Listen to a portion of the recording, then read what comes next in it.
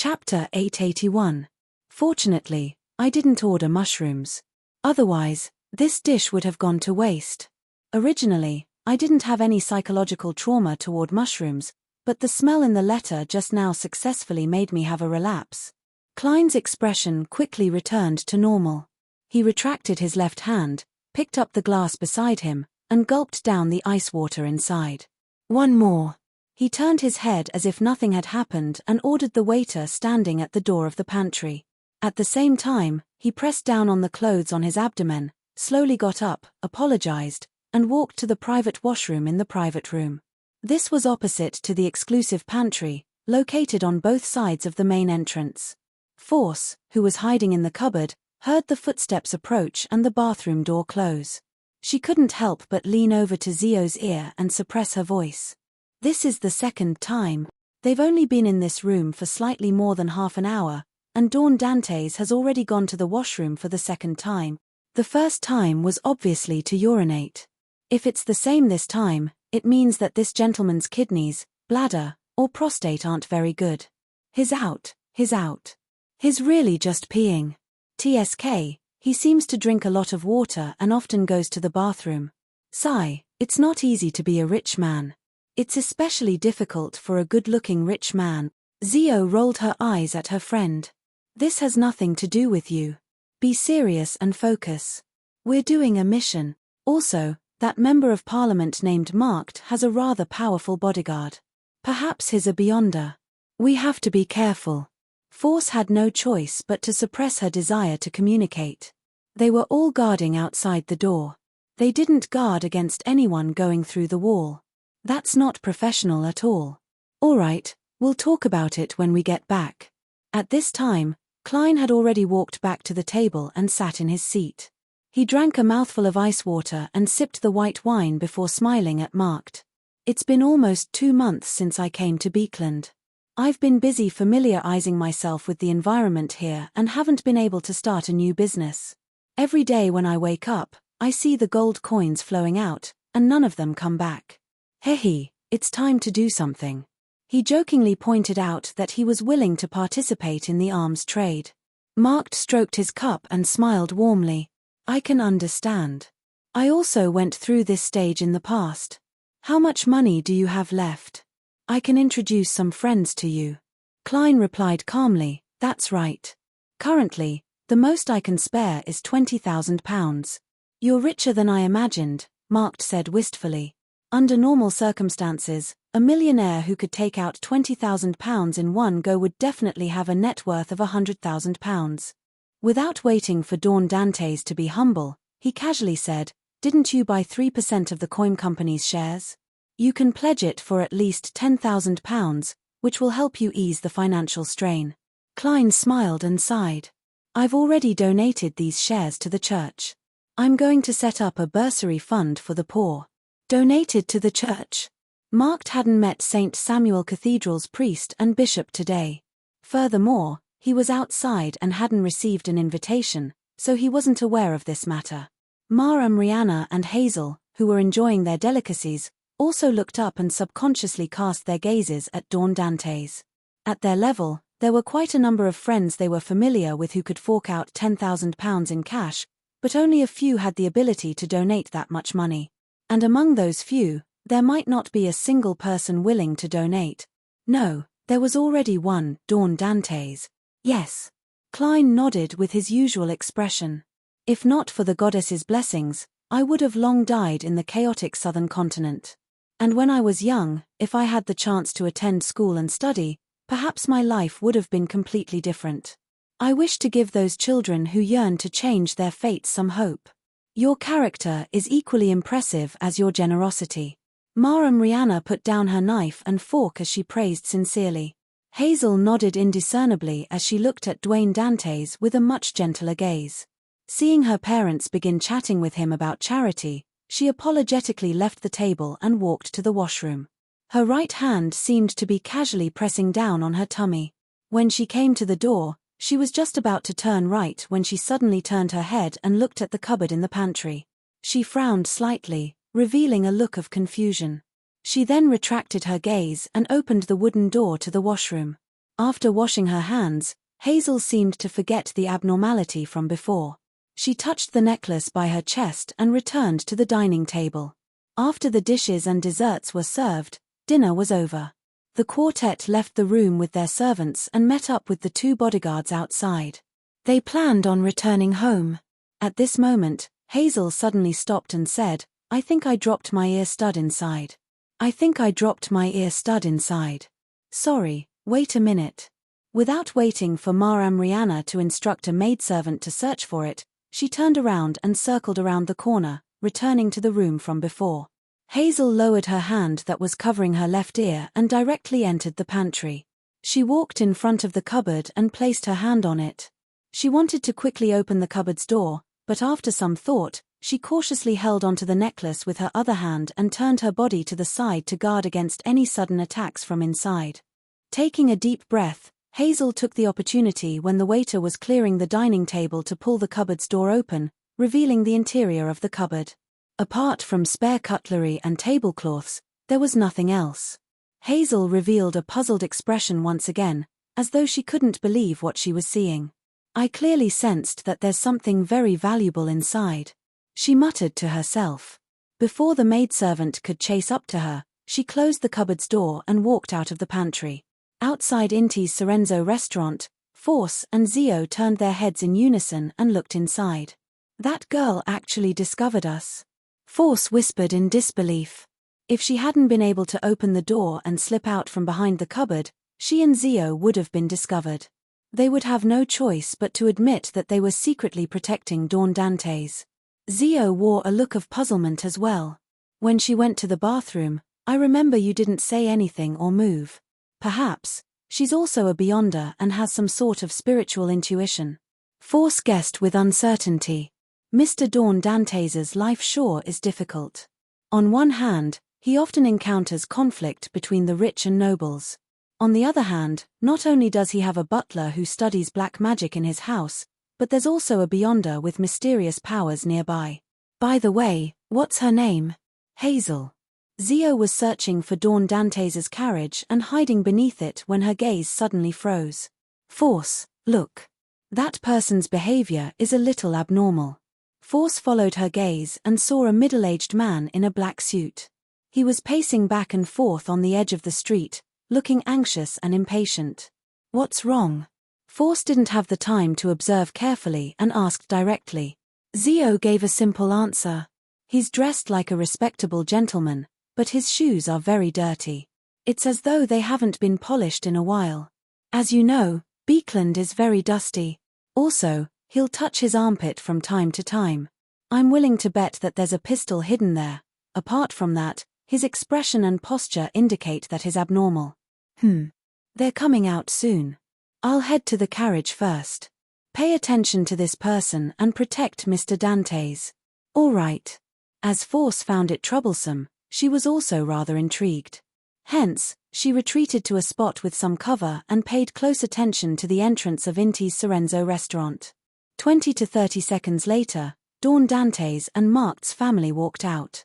They bade each other farewell and prepared to head to their respective carriages. At this moment, a 2-wheeled carriage charged over from the street at an extremely fast speed, as though it would topple at any moment. The horse that pulled the carriage had a crazed look in its eyes as though it had suffered a fright. In its panic, it slammed into the entrance of Inti's Sorenzo restaurant. One of Mark's bodyguards went forward in an attempt to subdue the startled horse, while the other protected the Member of Parliament, his wife, and his daughter as they retreated to the side. At this moment, the middle-aged man who had been pacing back and forth approached from behind. He took out a revolver and aimed it at Mark's head with a warped expression. Klein raised his right hand indiscernibly before retracting it. He didn't do anything. With a nimble leap, he dodged the startled horse. At the same time, Force, who was hiding to the side, gently clasped her hand and pulled it to the side. The attacker's feet suddenly went limp as though he had tripped over something. He fell to the ground and didn't have the time to fire. In his anxiety, he propped himself up with his hand and leaped up. He was about to fire wildly without aiming. However, he didn't touch anything when he pulled the trigger. His revolver had already fallen to the ground beside Hazel's feet, Following that, he and the startled horse were subdued by the bodyguards. "Why did you attack me?" Mark held back his tumultuous emotions as he took a step forward and asked in a deep voice.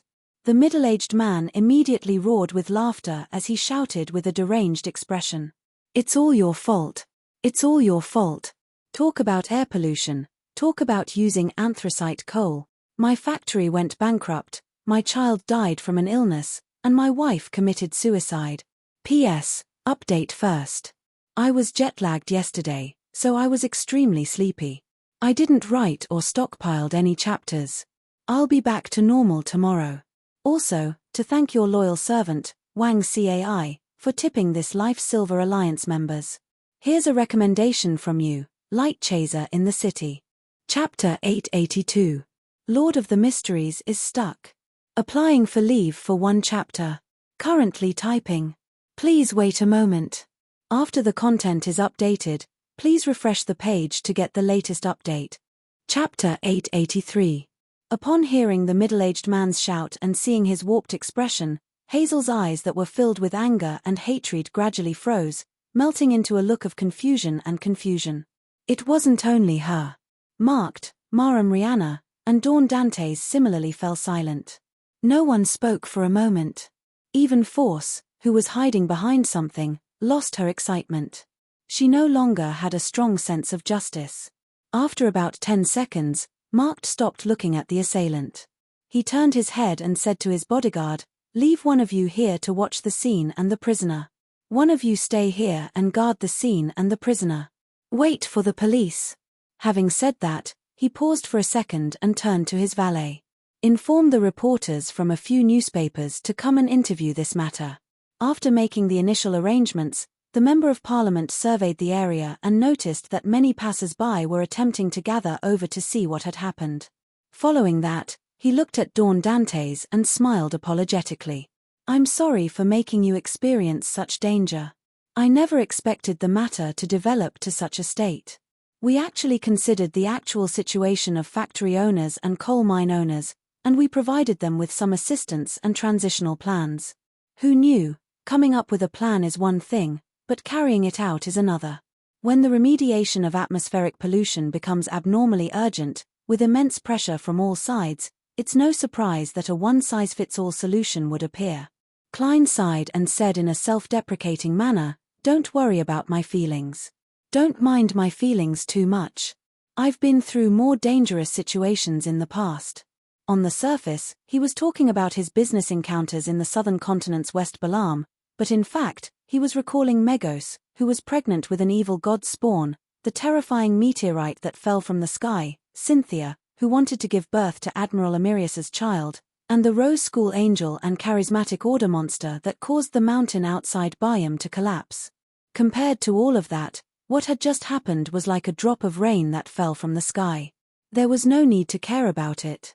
In consideration of Zio, Miss Magician's 2 bodyguards, and Hazel's existence, Klein didn't even take action. All he did was dodge as an experienced person would. What he paid attention to was if there would be a storm. Marked sighed and nodded. "I can tell that you're very calm. I used to doubt what you said, but now I really believe it. All right, Dwayne, let's go back.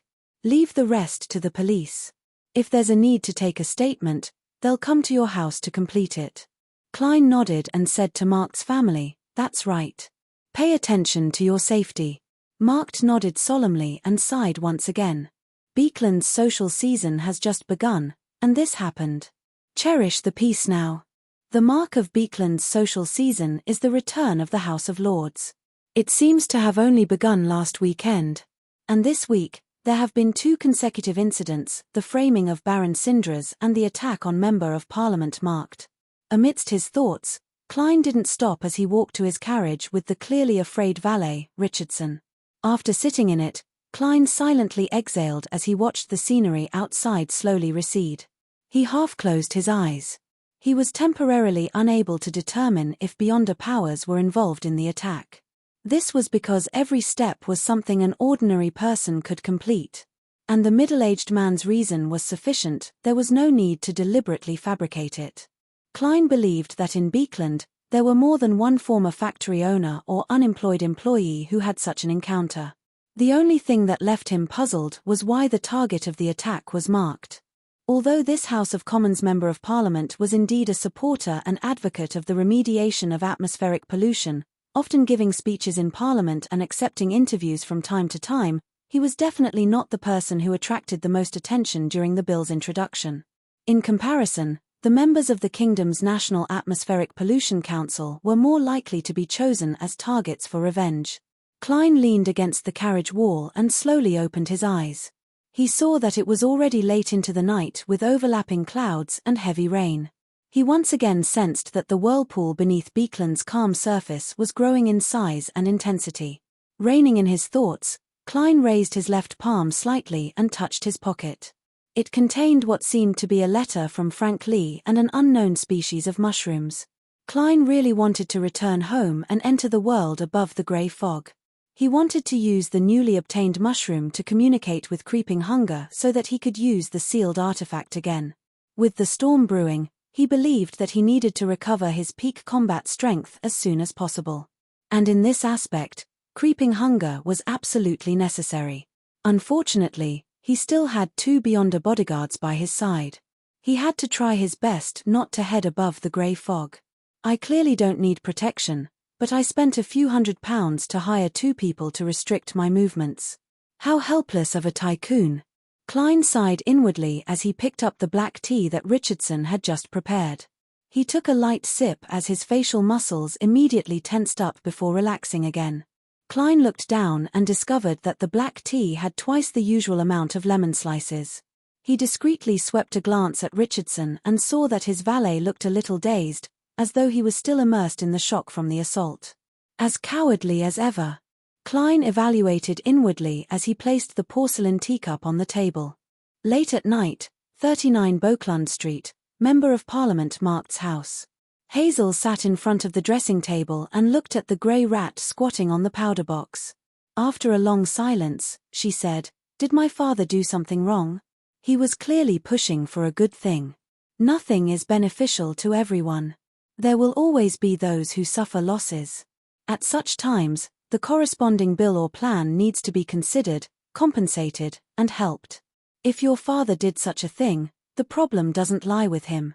On the contrary, it only means that he's cold and cruel," the rat said in a perfunctory manner. Hazel thought carefully for a few seconds before her expression relaxed.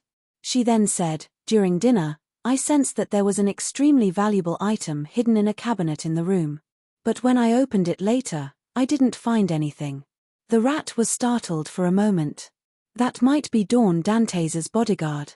He was recently involved in a suicide case, and it's said to involve Baron Sindras. It's normal for him to hire bodyguards to protect him in secret. The bodyguard in the cupboard might also possess supernatural powers and carry a mystical item, so you sensed it. Hazel nodded gently and accepted the explanation. She subconsciously muttered to herself, "I wonder what kind of supernatural powers those bodyguards have." After saying that, she cast a puzzled glance at the grey rat. "How did you know that Dawn Dantes was involved in a troublesome case?" The mouse squeaked and said, "My current state is perfect for eavesdropping on other people's discussions." As it spoke, it looked in the direction of 160 Beauclund Street as its eyes shimmered. Force, who was taking turns sleeping, felt herself floating into an ancient and majestic palace. It was filled with all sorts of Beyonder ingredients and mystical items, and there were even 2 blurry tarot cards. However, she wasn't able to take any of them away. These items were sealed by an invisible force. Force looked around in a bid to find a way to remove the seal. Finally, she saw a complicated symbol engraved on the dome. This was a symbol formed from the combination of fate and concealment. "Find an item with this symbol engraved on it, and I'll be able to open the seal on a treasure trove." Force immediately came to this realization as she jolted awake. She realized that she was curled up on the carpet in the room, covered by a thin silk blanket. She and Zio didn't dare sleep in the reclining chair, afraid that Dawn Dantes, who often sat there, would notice that something was amiss. Rubbing her temples, Force sat up and saw Zio leaning against the wall that led to the master bedroom. She was seriously monitoring her surroundings. I feel like there's a secret hidden here. I had a strange dream. I dreamed of exaggerated treasures and complicated symbols, Force said with a frown as she walked towards Zio. As an astrologer, her intuition told her that there was something wrong with the dream. Zio suppressed her doubts when she saw Force's serious expression. After some thought, she said, "Perhaps there really is a secret. I once heard a proverb that belongs to the mysterious world. It goes like this: when a beyonder element is discovered somewhere, there's bound to be a second one." Ignoring the butler who still can't determine if there's any beyonder powers, that Miss Hazel is the first beyonder element. Nearby her, or rather, this street, there should be a second one. Force nodded gently and said with a smile, "However, this has nothing to do with us. Tomorrow evening, we'll be able to collect our payment, end our bodyguard mission, and leave this place. The most pitiful one is ultimately Dawn Dantes. He's innocent and ordinary, but he has no choice but to interact with troublesome matters and beyonder elements." Having said that, Force looked at Zio and joked, "Quick, say it. Quickly say it. May the goddess bless him. I'm a believer of steam and machinery." "I can't do that." Zio seriously considered it for 2 seconds before drawing the crimson moon on her chest. She piously whispered, "May the goddess bless Mr. Dawn Dantes." Force had completely shaken off her drowsiness. She covered her mouth and yawned. "I'll walk around the house and patrol it. Wait 15 minutes before sleeping." "All right." Zio was clearly more energetic than Force. Force immediately turned to the door, reached out her hand to press on the wall, and arrived at the corridor. Just as she was about to walk to the stairs, she suddenly sensed a slight commotion coming from the room where Dawn Dantes' valet slept.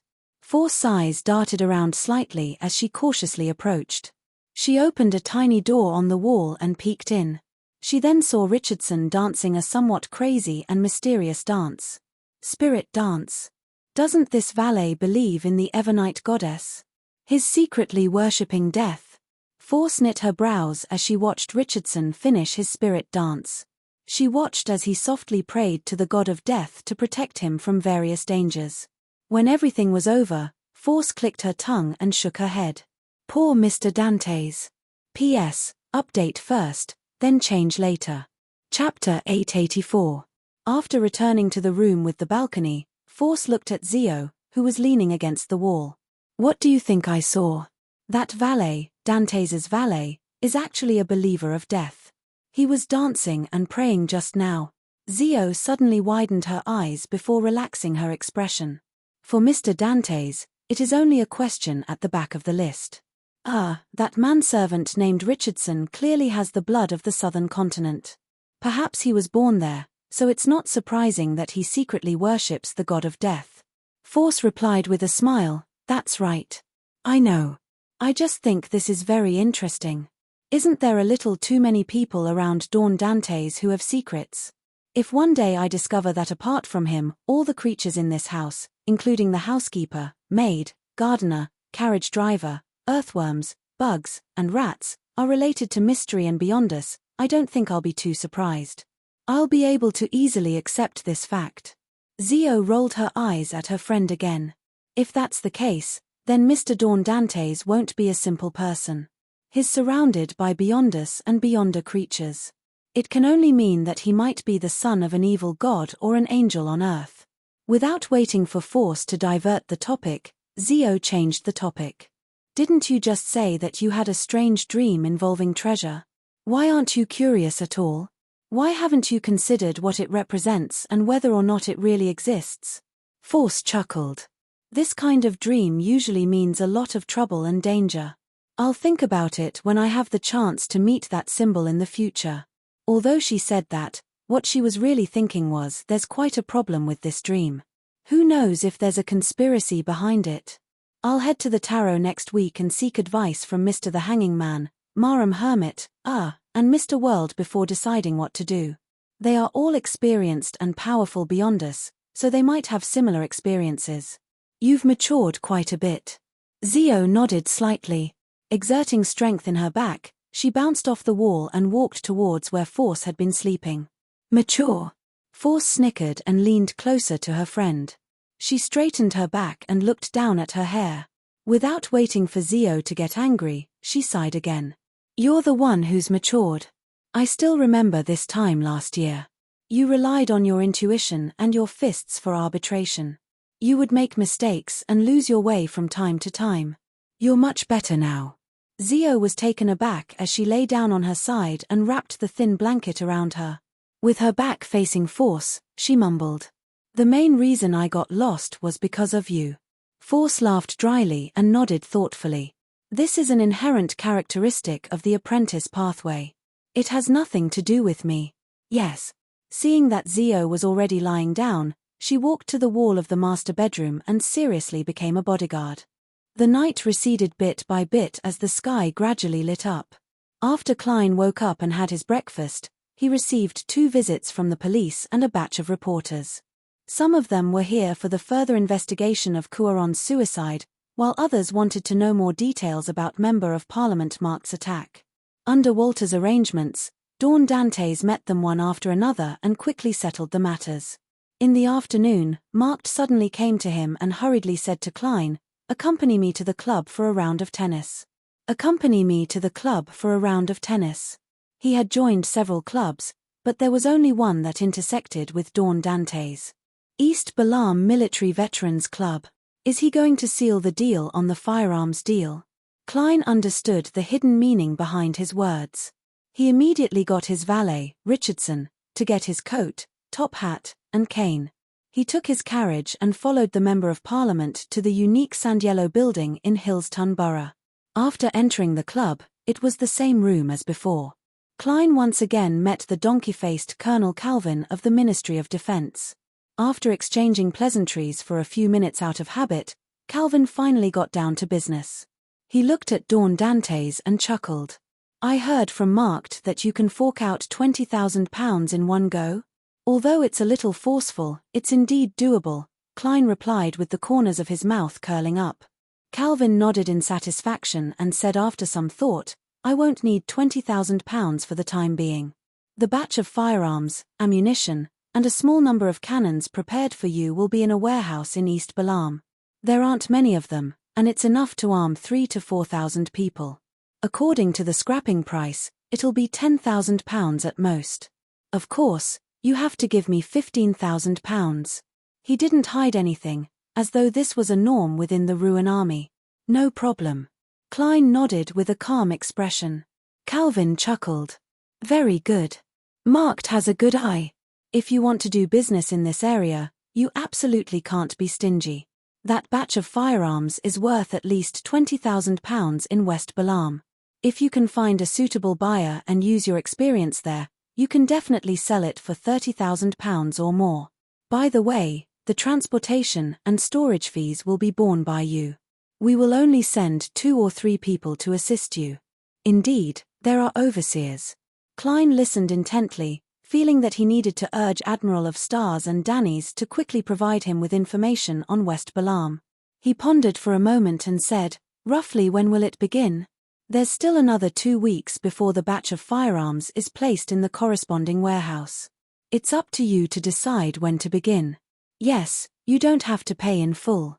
Pay £8,000 to £10,000 first, and you can pay the rest when the matter is over. Calvin put on a look as though he was very amicable. 2 weeks later. It's almost the end of the month. I definitely have to attend the Snake of Fate's birth banquet before leaving. I'm still waiting for his umbilical cord blood. Klein's thoughts raced. I need to make some preparations. I'll probably head to the southern continent in early July. After Calvin and Marked exchanged looks, they rubbed their palms together. No problem. Outside East Balam Military Veterans Clubhouse, Zio and Force were hiding on the roof of a nearby building, monitoring the people around them. Zio knew very well that there were quite a number of Beyonders in the club, so she didn't dare let Force sneak in with her to provide close-range protection for Dawn Dantes. All she could do was wait outside. Thankfully, this is Beekland. Even if there's no fog in this season, there won't be a lack of clouds. The sun isn't too strong, otherwise, my skin would definitely turn red from the sun, Force mumbled as she hid in the shadows. Just as Zio was about to say something, she suddenly saw a carriage drive to the club's back door. It was brown in color and had a symbolic coat of arms. The coat of arms' main body was a flower and a ring. Viscount Stratford's carriage. Zio silently muttered to herself as she hurriedly widened her eyes and focused her attention. She then saw the familiar yet unfamiliar figure alight the carriage and enter the East Balam Military Veterans Clubhouse under the escort of a few bodyguards. What's wrong? Force sensed her friend's abnormality. Zio didn't hide it as she frankly said, I saw Viscount Stratford. I saw Viscount Stratford. He also came to this club. That captain of the Royal Guards? Force asked in surprise. Yes. Zio nodded heavily. Force turned agape, wishing to say something, but she didn't know what to say. All she could do was look around and pretend to monitor the abnormality. After a while, they saw Dawn Dantes walk out. In the afternoon, 160 Beauclund Street had another visitor. This time, it was the Coim Company's major shareholder, Madame Mary. I'm very sorry that my request has embroiled you in this trouble. I never expected Baron Sindras to do such a thing. Poor Cuaron. He's planning on bringing his family to Winter County for the summer, Mary Short said apologetically and angrily.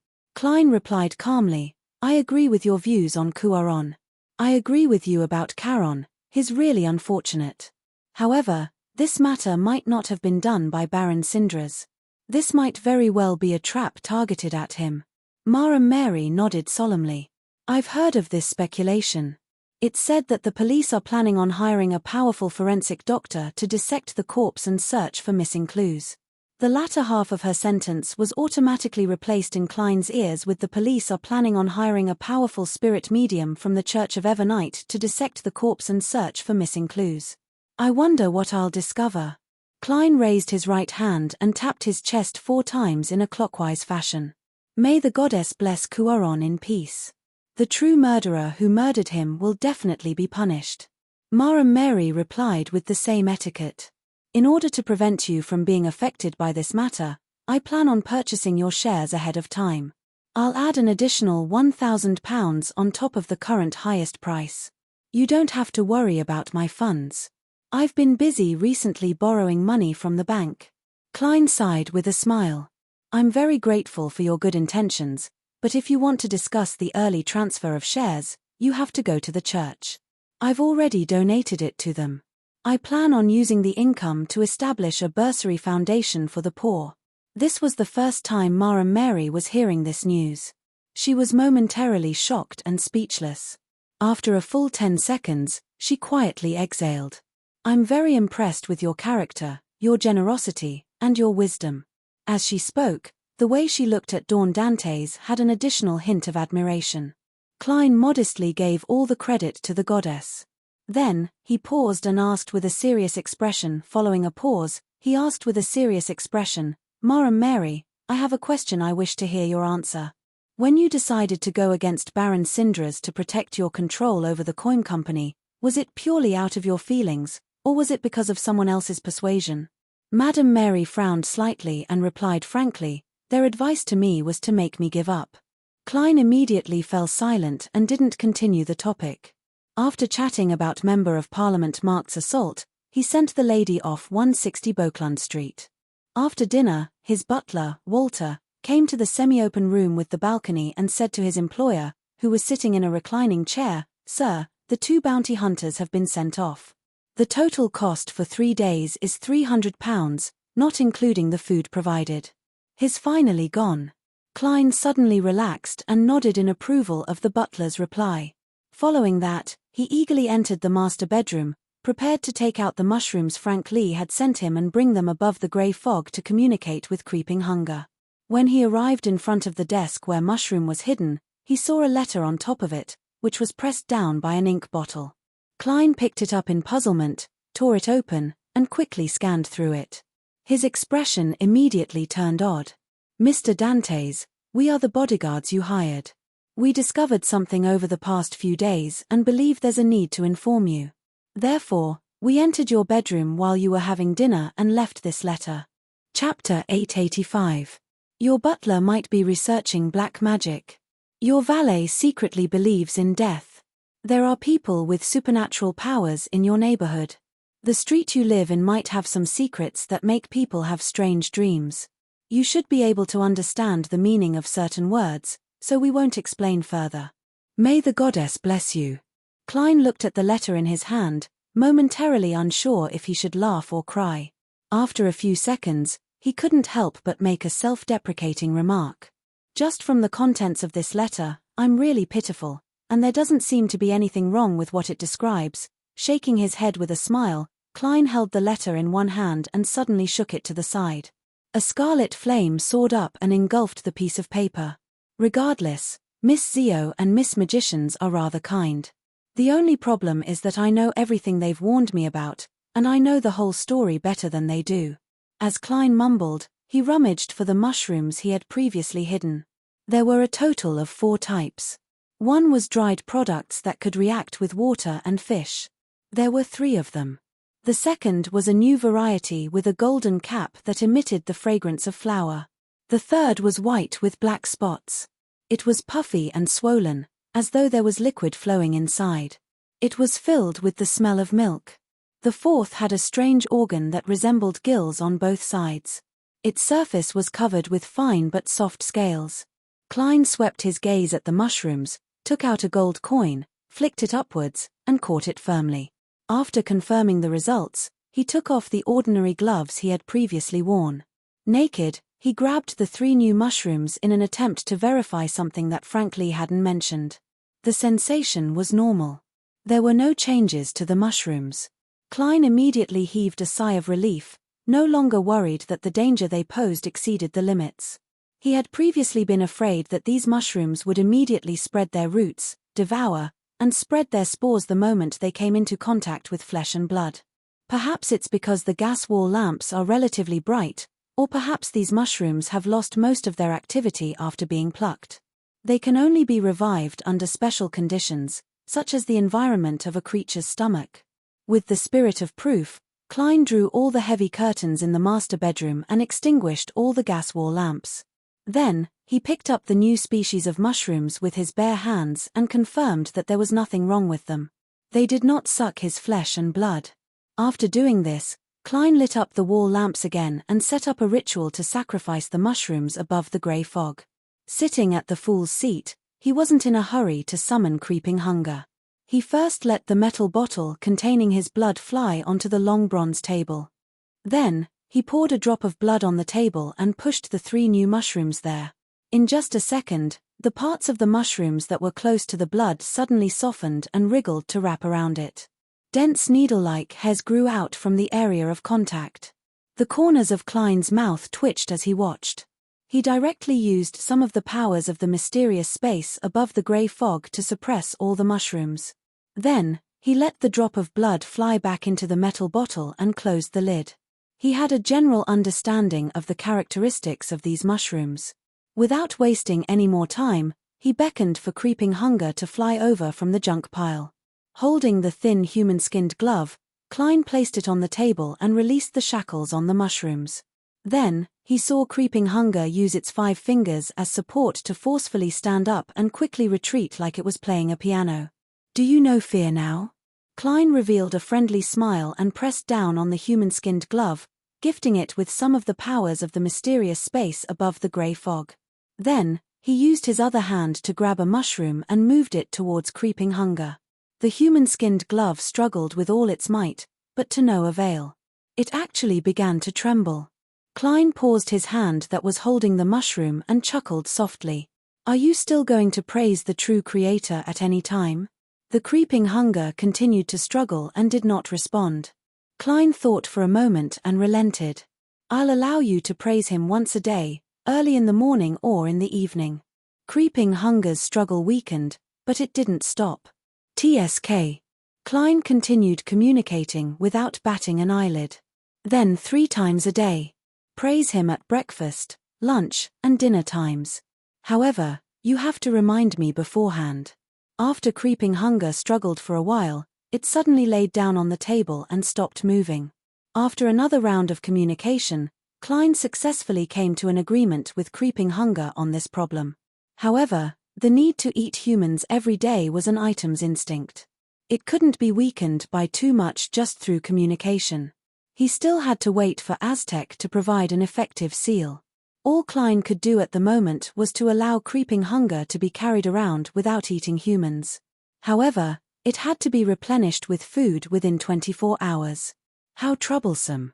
Thankfully, after creeping hunger fused with Mr. A and mushrooms, its living characteristics have been enhanced. Otherwise, there's really no way for me to communicate in such detail. Klein sighed as he did the corresponding divination on recent events and came to the conclusion that he wasn't in any danger. He also preliminarily confirmed that Cuaron's suicide had a beyonder influence. After busying himself, he left the world above the grey fog and returned to the real world to continue waiting for Mr. Aztec's reply. On Saturday night, the formally dressed Klein arrived at St. Samuel Cathedral with his valet, Richardson, in a carriage to participate in the charity gala held by the Church of Evernite. After passing through the main entrance, he was led to a hall by the side by the priest. There was a shrine with the sacred emblem that represented the Evernite goddess inside. There were a few small crystal chandeliers hanging down from above. In front of them were slender candles, as well as metal round lids that were placed upside down and filled with wax. At that moment, they had all been ignited, illuminating the hall in a bright and clean manner. It had a sense of holiness to it. Klein looked over and saw neatly arranged chairs and guests dressed in extraordinary attire. Among them, women were mainly divided into two types. One was dressed in either bright or dark clothes.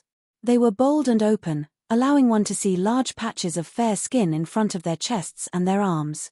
The other was dressed in fresh colors and rather conservative clothes. Even their collarbones could be vaguely seen, and some were even covered. According to what Klein knew, in the Kingdom of Ruin, this meant the difference between married and unmarried.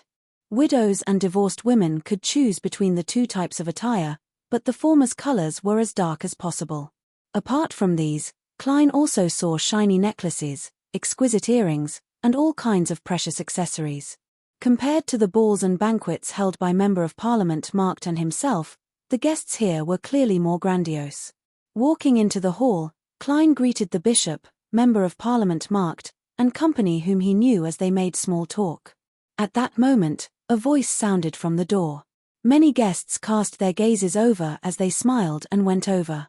Klein looked over as his eyes lit up before they froze. At the entrance of the hall, the most eye-catching person was a girl with lustrous blonde hair that gently draped over her shoulders. Her green eyes were as beautiful as gems, but they also seemed to hide a whirlpool on the surface of the sea. It made it impossible for anyone to look away. Her facial features were beautiful, and she had an outstanding bearing. Her looks were flawless, making it difficult for the men and women present to notice what style of dress she was wearing or whose accessories she wore. However, Klein had noticed her collarbone necklace. A round and flawless pearl happened to be embedded at the intersection of her two collarbones. It softened the contours of her neck, giving her a pure and charming feeling. Klein had seen her before and knew her. She was Miss Justice of Tarot. Back then, with the help of the magic mirror divination, Klein had seen her. Suddenly, Klein looked away, not daring to take another look. This was an instinctive reaction. The main reason was that he knew that Miss Justice was a beyonder of the spectator pathway. If he garnered her attention, it was very easy for her to read his true thoughts and hidden secrets from his changes in expression, body language, and aura. As these thoughts raced through his mind, Klein forcefully turned his head back and continued casting his gaze at Miss Justice's face. He realized that the problem with his avoidance was even bigger and more obvious. How could a gentleman who liked women of different styles not take a few more looks at such an abnormally beautiful girl when he encountered her? At the same time, Audrey sensed the abnormality of a particular gentleman. His sideburns are already a little white. His looks and bearing aren't bad.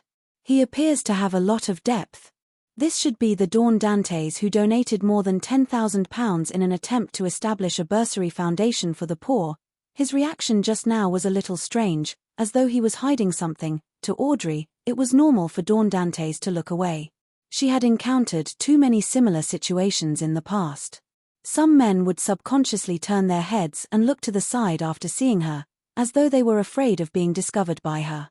They were afraid of making eye contact with her, afraid of exposing the moment of intoxication that surfaced. Therefore, what was strange about Dawn Dantes wasn't that he had moved his gaze away, but that he had turned his gaze back. In addition, Audrey felt that the most problematic point was that this gentleman wasn't astonished, but surprised. What is he surprised about? What is he hiding? With this question and a faint smile on her face, Audrey followed her parents and brother to greet the people who crowded over. Seeing that Miss Justice wasn't paying attention to him, Klein secretly heaved a sigh of relief as he thought, I have to be careful later. I have to act the role of Dawn Dantes well. I can't let the spectator notice anything amiss. Regardless of whether Miss Justice noticed it or not, I have to think of a good reason for my abnormal reaction just now. Miss Justice is indeed a young lady from a powerful noble family. I wonder what her name is. I'll ask Marked or Bishop Electra later. Amidst his thoughts, Klein frowned slightly, having a nagging feeling that he was being watched. He hurriedly followed his spiritual intuition and swept his gaze to the door.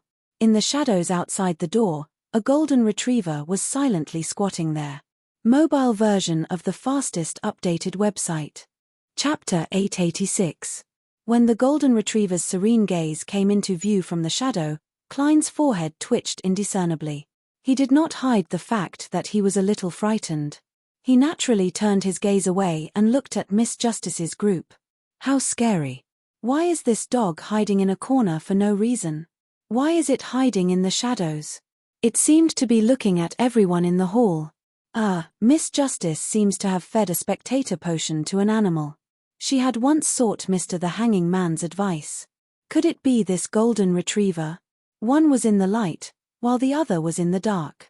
Which actor would be able to handle it? In high society, the spectators aren't limited to Miss Justice and company. She joined the psychological alchemy under the guidance of other nobles. I think she's the sister of Madame Duke of Negan. As Klein lampooned and analyzed, he walked towards Mark's family and asked in a seemingly casual manner, those who came in just now seem to be very noble.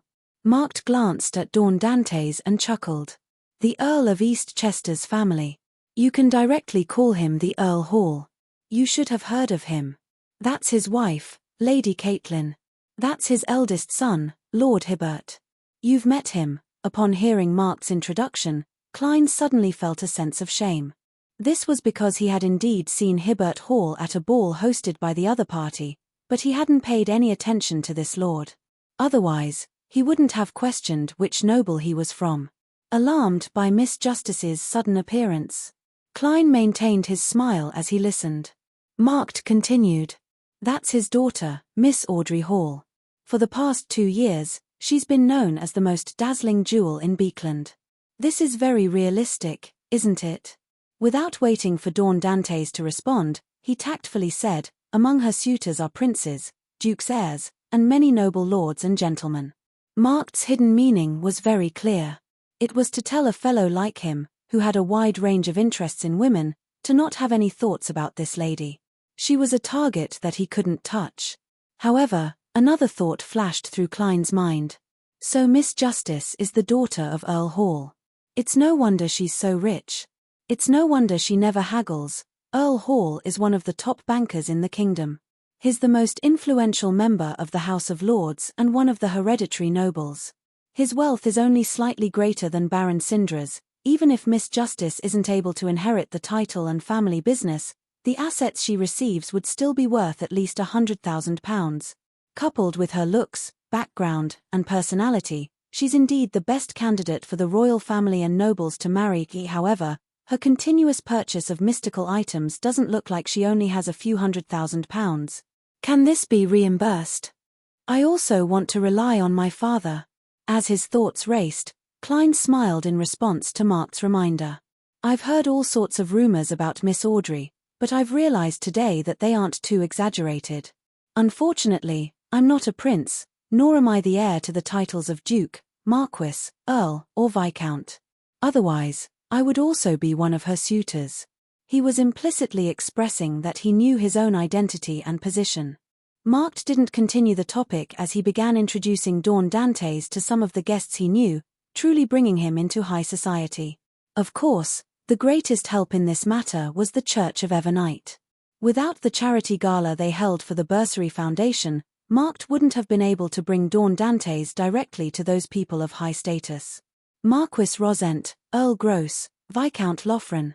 The aristocratic believers of the goddess exchanged a few pleasantries with Dawn Dantes, all of them in a rather cordial manner. Before Mark finished his introductions, an elder walked in. He wore a black clergyman robe with red accents. On his chest were 5 dark sacred emblems. His face was clean without a beard, and his eyes were deep, dark, and serene. Including Earl Hall, everyone turned to face the elder and bowed respectfully. "Good evening, Your Excellency Saint Anthony." This elder was one of the 13 archbishops of the Church of Evernight, Saint Anthony Stevenson. He was the person in charge of the Beekland diocese, a member of the upper echelons of the church in the truest sense of the word. The moment Klein saw the archbishop, his body and mind involuntarily trembled. He couldn't help but find it hard to hide it. It was as though he had returned to his youth, walking on a village path without any street lamps. He swept his gaze and saw that the other guests didn't have such an intense reaction. He immediately understood that the horror Saint Anthony brought about was something that could be sensed more clearly the stronger one's spirituality was. He hurriedly entered cogitation in an attempt to converge it. When he managed to control his trembling, Saint Anthony had already revealed a smile. He surveyed the area and tapped his chest 4 times in a clockwise fashion. "Praise the Lady! Praise the Lady!" All the guests participating in the charity gala responded. With the arrival of the archbishop, Mark stopped introducing the remaining guests to Klein because the gala had officially begun. According to the usual practice, everyone first sat in their seats and piously prayed to the goddess for 3 minutes. Following that, the cathedral's choir walked to the front of the altar and used an ethereal and orderly song that could cleanse one's soul to praise the goddess. After the religious ritual ended, Bishop Electra was instructed by Saint Anthony to come to the side where the choir had been standing. There was a wooden platform with all sorts of books placed on it. "Thank you for coming. Your character is like the resplendent stars in the silent night." Bishop Electra said a few polite words before saying, "Our establishment of a bursary foundation for the poor stemmed from Mr. Dawn Dantes' suggestion. He is a true noble gentleman. His piety and character are impeccable, making him a role model. Let's invite Mr. Dawn Dantes to give us a short speech." Although Klein was already prepared, he still gasped when he heard the last sentence. This wasn't like usual. There were 2 or even more spectators. It wasn't a place where he could brag as he wished. The content of the speech had to be sufficiently real to prevent anyone from noticing that he was lying or using fake examples. Pressing down on the clothes at his abdomen, he quickly stood up and walked to the wooden platform while buttoning his suit. After coming to the back of the wooden platform, he found his footing and surveyed the nobles, members of parliament, clergymen, and high-ranking government employees. He smiled and said, "I'm a little nervous. This is the first time I'm being looked at by so many people of high status. I was once active in the areas where the poor gathered and the chaotic southern continent. Because of that, I saw many things. There was a little girl who started helping her mother make matchboxes from the age of 6. If she didn't do that, her family wouldn't even have the money to buy rye bread after they paid their rent. The rye bread they ate had a lot of wheat bran. Occasionally, they would bite on gravel and pebbles. They were so hard that they could use them as sticks to attack others. As this young lady gradually grew up, although she was very tired every day and her family didn't have any extra money, she still yearned for the night school organized by the church. She hoped to learn how to read and grasp knowledge, because she knew that only by doing so could she not continue her present life. Only then could she not starve, wear clothes that could truly withstand the cold, and not go to a factory with terrible conditions, dying in her 20s. Klein selected the experiences of the poor children he had seen, combined them together, and spoke with sincerity. He could clearly see that the ladies more or less revealed looks of pity. Some of the girls' eyes even shimmered, such as Audrey Hall. "What an easily moved child. My performance comes from the bottom of my heart. I can even move myself, much less the audience." However, most of the gentlemen weren't moved much. Some likely already understand the situation of the poor, while others don't care about people of low status. Klein swept his gaze and continued, our industry is developing. Our industry is developing, and will definitely need more literate workers in the future. Our election conditions are being relaxed, and those who are eligible to vote in the future will definitely include the majority of educated people. Out of pity for these poor children and my expectations for the kingdom's future, I've decided to donate all of my Coin Company shares to the church to establish a scholarship fund for the poor, allowing them to have a chance to enter the true temple of knowledge after attending the free night school. Earl Hall, who had a beautiful mustache, nodded when he heard that. He was the first to raise his hands and clap gently. Amidst the warm applause, Klein returned to his seat. Bishop Electra went forward and announced, Mr. Dawn Dantes' donated shares are worth £15,000. The shares that Mr. Dwayne Dantes donated are worth £15,000. We will use it to establish a Lund Charity Bursary Foundation. Ladies and gentlemen, if you agree with his ideas and sympathize with children who yearn for knowledge, you can participate in this foundation. As he spoke, he pointed to the donation box beside him. Audrey retracted her gaze, pressed the corner of her eyes, and turned her head to her father. Dad, I plan on donating £1,000. What about you? As she spoke, she quickly summarized the situation she had just observed in her mind. Dawn Dantes likely led a life at the bottom of society. His sympathy, pity, and speech are all very real. Those poor children are really pitiful. When the bishop mentioned that the shares are worth £15,000, the corners of his mouth curled up unnaturally. It's obvious that his heart aches for the money. However, the sincerity of his donation doesn't seem fake. This can only mean that he's a gentleman who loves money, but he also loves kindness. What was the reason for his surprise and attempt to hide it when he saw me? He's seen me somewhere, but he doesn't know who I am. But there's no need to hide it. He recognized my necklace as a mystical item, so he was surprised. Later on, he tried to hide it. If that's the case, it means that he's definitely a beyonder. Furthermore, his sequence isn't too low. I'll ask Susie when I get back.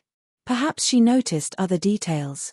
She's hiding in the dark and won't be guarded against, allowing her to discover more. Amidst her thoughts, Audrey saw her father, Earl Hall, take out a checkbook and a fountain pen with a smile. The amount he wrote was £10,000. Mobile version of the fastest updated website. Chapter 887. £10,000. Audrey blinked as she expressed her surprise with a subtle change in expression. Without needing her to ask, Earl of Hall sensed her puzzlement and chuckled. He's a very knowledgeable person. Some of his ideas have inspired me and resonated with me. Besides, we can't ignore suffering just because it's an objective existence that can't be resolved for a long period of time. Audrey vaguely understood her father's words, but she felt that she didn't understand it clearly enough.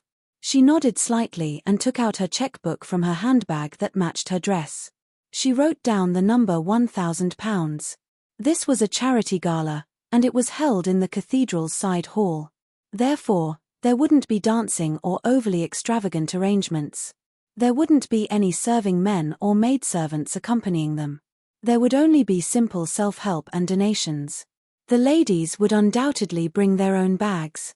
After the guests placed their checks into the donation box, they went to the two long tables on the two sides to get alcohol or simple food. They walked around the hall and conversed with others without sitting down. This was closer to a buffet. Klein followed Bishop Electra to St. Anthony's side and was introduced to the upper echelon of the Church of Evernite. St. Anthony smiled in response to Dawn Dantes' greeting and sized him up. Very good. We are proud to have a believer like you. The goddess teaches us that character is more important than status. Therefore, you are a sufficiently noble gentleman. To be frank, when facing this saint, Klein's heart was pounding. This was because any deity or beyonder that was related to the fate domain could possibly see the grey fog aura on him. For example, all members of the monster pathway, or the Evernite goddess who wielded misfortune. And if Saint Anthony was a high-sequence beyonder of the sleepless pathway and had grasped beyonder powers related to misfortune, then it had to be said that there was a certain chance that he could tell that there was something wrong with Dawn Dantes. For this reason, Klein had gone above the grey fog for a divination before attending the charity gala, and he had obtained an answer that was risk-free. Since the goddess didn't say anything, her archbishop would probably pretend not to see anything even if her archbishop noticed something amiss. Klein replied with a warm smile. Recently, I've often come to the cathedral to pray and listen to Bishop Electra's sermons. I feel like my heart has been baptized, and even my soul seems to have been purified to a certain extent. That's why I can follow the teachings of the goddess and pass on beauty and hope to others. Saint Anthony nodded and said, yes. In front of the goddess, all believers are only distinguished by their character, whether they are nobles or commoners, men or women, they are all the same. May those who live in a bad place be free from fear and find peace. Praise the goddess. Klein and Electra then tapped their chests 4 times in a clockwise fashion. Praise the goddess. Seeing that Saint Anthony had turned to another believer, Klein prepared to go to the long table and get a glass of champagne to quench his thirst. At that moment he saw a gentleman approaching. This gentleman's skin was a little loose, and his tummy was clearly bulging. However, one could tell that he was rather handsome in his youth. Even now, his blue eyes that had a smile in them and his beautiful mustache didn't make him look ugly. Klein had heard Mark's introduction and knew that he was Earl Hall, a member of the House of Lords and a powerful banker. Of course, to him, this noble's most important identity was Miss Justice's father. And Audrey happened to be by his side, her bright eyes focused on Dawn Dantes as she waited for the interaction between gentlemen. This made Klein a little uncomfortable. I have to act in line with Dawn Dantes's persona. A person of ordinary birth who has worked hard to squeeze into high society would definitely be a little nervous and uneasy at this moment. A gentleman who loves beauties would inevitably be nervous and uneasy when faced with the most dazzling gem in Beekland. However, he would subconsciously reveal his own knowledge, his charm, and his desire to express himself. Yes, a tycoon who has rich experiences and walked out of chaos definitely has a hidden pride, confidence, and confidence. Regardless of how he feels inside, he will try his best to remain calm on the surface. He will be respectful but not humble. Klein's thoughts raced as a smile suffused his face. He bowed to the approaching Earl of Hall. Honorable Count, I just happened to see your check. I admire your kindness and your benevolence, but you never flaunt them or tell others how much you have donated. Earl of Hall chuckled. No, I'm not as good as you, because the price I've paid is far inferior to yours.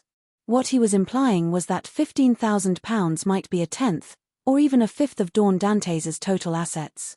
£10,000 was only a thousandth or less to him. Clearly, the former had paid a higher price, and his willingness to pay was purer.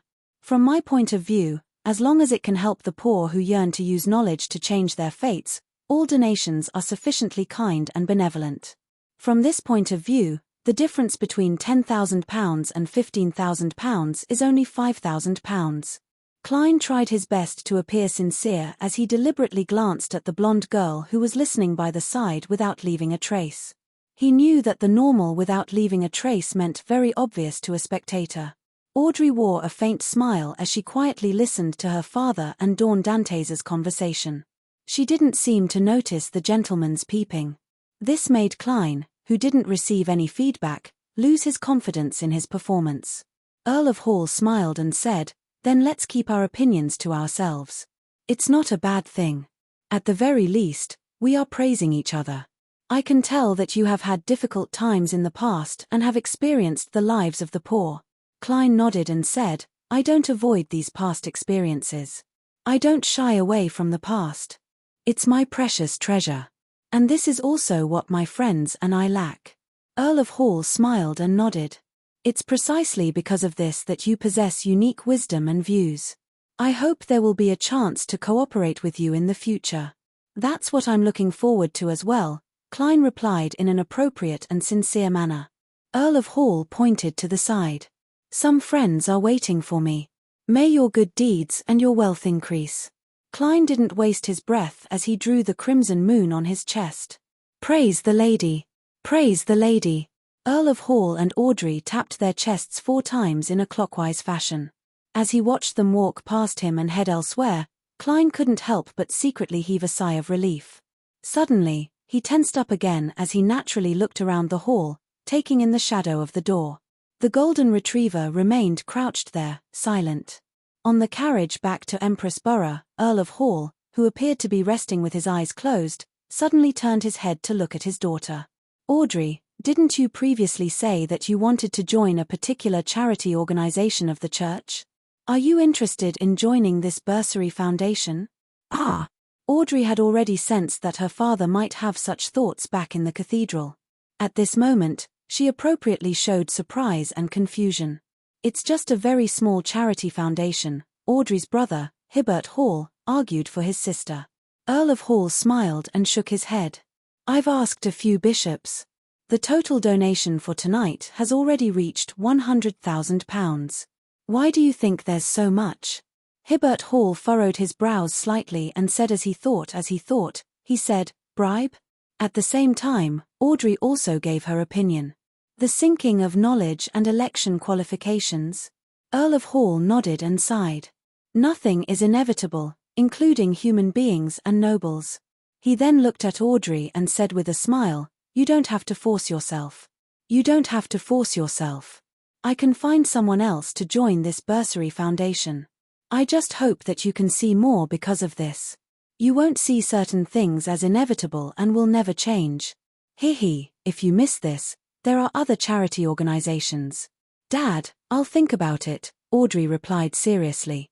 After hearing Dawn Dantes recount the stories of the poor, she already had the intention of joining the Bursary Foundation to raise donations, contact the government, and organize events. She was hesitant because she felt that there was something wrong with the middle-aged gentleman. After returning home, Audrey immediately got Susie and closed the door. "What do you think of Mr. Dawn Dantes?" Audrey asked directly. The golden retriever sat opposite her and thought for a moment before saying, "He seems to know you or something on you. He seems to recognize you or something on you. Also, he is acting most of the time. There are certain traces. He seems to be on guard against me. He is very sharp.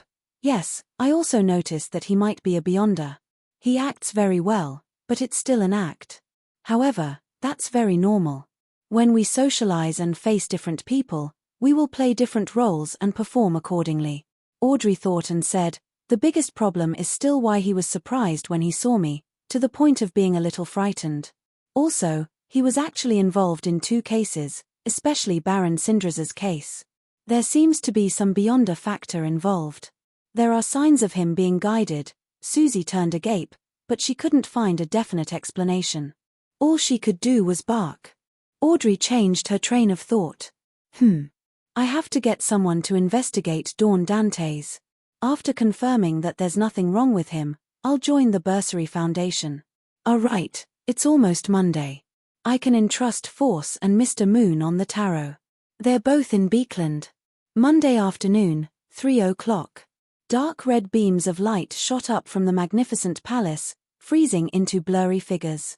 Audrey quickly surveyed the area and looked at the end of the long bronze table. She smiled and bowed. "Good afternoon, Mr. Fooltilda." Chapter 888. Upon hearing Miss Justice's greeting, the Fool Klein suddenly felt a strong sense of emotion. After knowing her identity, status, looks, and situation, he had a deeper understanding of Justice Audrey's relaxed, cheerful, and radiant tone. He understood where their essence originated from. However, Klein didn't feel envious or jealous because of this, believing that she lacked the tempering of hardship. Instead, he felt that it was really good to have such a lady exist in a world where the underlying rules were filled with chaos, distortion, and madness. A smile suffused his face as he nodded slightly in response to Miss Justice's greeting. After the tarot members finished greeting each other, Catlear nudged her glasses, turned her body, and bowed at the blurry figure shrouded in grey fog at the end of the long bronze table. "Honorable Mr. Fool, there are 3 diary pages this time. Queen Mystic is finally online again." Klein lampooned and said with a smile, "That's right. Very good." A few seconds later, Catlear, who had obtained permission, conjured the diary pages and watched them jump into Mr. Fool's palm. Klein casually glanced at it and suddenly exclaimed in his heart, He discovered that the diary provided by Queen Mystic seemed to belong to the early days of Roselle the Great. It didn't seem like there was any important information. Normally speaking, in a situation where it's impossible to determine the importance of a diary, one would definitely prioritize the later diary entries. That way, the mystery of Roselle the Great's assassination can be maximized. I believe that Queen Mystic has the intelligence. As Klein wondered inwardly, he seriously read the first diary page. On the 21st of September, I arrived at St. Millom and officially began my first visit with the group. Faysac's weather is really a little cold. It's not even October, but it looks like it's going to snow soon. It's no wonder the specialties here are all kinds of coats and winter clothing. There's also strong alcohol. Damn, the height of the people here is really ridiculous. As expected of the country of the descendants of the giants. However, I still want to say that I hate it when people look down on me. Tonight, I'm going to a tavern to get drunk with a beauty from Faysac. Upon seeing this, Klein suddenly suspected that Queen Mystic Bernadette had provided these diary pages to ask if she had an elder or younger brother of Faysac descent. Klein held back the clicking of his tongue in his heart and looked at the second diary entry. September 22nd, I think I blacked out. What happened last night? Where's my Faysac beauty? I've never drunk from her. The people from the embassy told me that the girls here can drink more than the guys. I'll have to control myself when I go to the tavern in the future. It'll be bad if some auntie picks up my corpse. The alcohol here is really strong. I've had a headache for the whole day. Fortunately, it's not my butt. Sleep early. We'll visit the Twilight Temple tomorrow. The 23rd of September.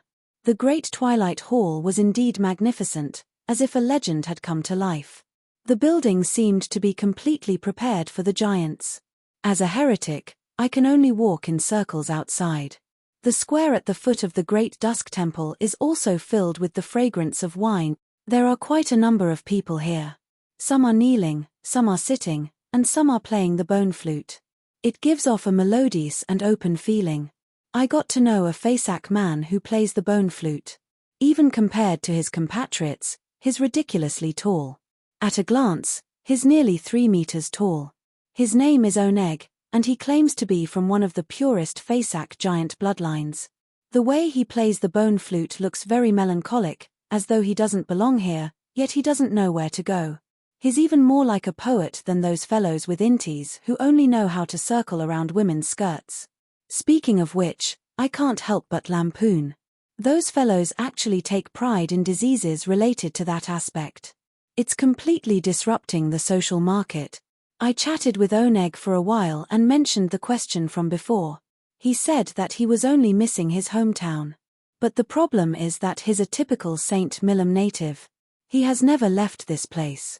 Oneg didn't immediately answer me. He played the bone flute for a few more minutes before saying that what he missed was the source of the giant bloodline, the giant king's court in myths and legends. He told me that he and his fellow Faysac people often dream of tall mountains, huge city walls that are built upon them, palaces, towers, and all sorts of buildings that are forever bathed in the light of dusk. This is very similar to the Great Twilight Hall, but it's even more unbelievable.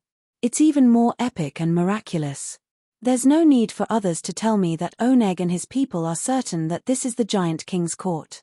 Towards the end of the conversation, Oneg slowly stood up and thanked me for listening. He wanted to leave Faysac in search of the giant king's court, the homeland of his mind and soul. He believes that the easternmost region of the Sonia Sea might hide the path that leads to the giant king's court. He said that after thousands of years, the giants have never forgotten their homeland. Now, it's his turn to follow in the footsteps of his ancestors. This path will never stop unless it reaches the end. He played the bone flute again, gradually departing amidst the melodious but sorrowful melody. Hometown, hometown. Upon reading this, Klein felt that he had 100% resonance with the Emperor's feelings for the first time. Although Roselle only wrote 3 words that seemed to repeat himself and didn't elaborate on his thoughts, Klein completely understood the Emperor's emotions at that moment. This was because he and Roselle were like Oneg. They had a homeland of the mind and soul. With a sigh inwardly, Klein flipped to the second page of the diary. The 10th of January. Visited Sonia Island. This place is also known as the ancient Elven Island. It has a large number of elven ruins and traditions. I was alarmed on the first day. The elves actually know how to make blood curd. They actually like to eat animal organs and are good at using spices. They even invented chopsticks. Thinking about the elves on the murals, apart from a portion of them with blue hair, the rest of their outlines, hair color, and eyes are similar to the Asians on Earth. Could they be from my hometown? Yes, I had such suspicions back then. However, thinking about it, it's impossible for so many people to transmigrate in one go. They're almost a race. I wonder if I'm overthinking things. It doesn't make sense that the lifestyle and food cutlery that can appear on Earth can't be produced here.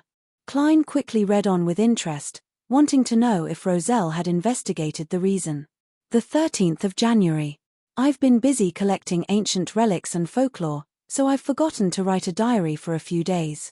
Although many things have long been taken away by the various churches, I still obtained some valuable things. In all sorts of legends, there are records of elf king Sennayathrim inventing chopsticks and using animal organs and blood to cook delicacies. There are stories of this ancient god being good at distinguishing spices. They all believe that he is the ancestor, the first elf. Due to certain reasons, he brought his race from the western continent, which only existed in legends, to the northern continent. Could it be that this is my hometown, the first transmigrator? Then, he produced a race. There's nothing an ancient god can't do, including having children. He seems to have a wife who's also an elf. I'm deep in thought. The 16th of January. Further investigations indicate that the elves might really have nothing to do with transmigrators. At the very least, they didn't leave behind any symbols related to Chinese or English. From the beginning to the end, they should have been using Elvish. This doesn't give me any sense of familiarity. Furthermore, those commonly seen inventions didn't appear before my arrival. It's the same for many famous sayings. What exists are only proverbs and fables with similar meanings and examples. At present, all the items and legends don't support my guess. This makes me a little disappointed, but I'm also relieved. If I were to encounter another or other transmigrator, I really wouldn't know how to deal with them. The 17th of January. I dreamed of a hometown that I had almost forgotten. As expected, the Emperor has given up on that guess.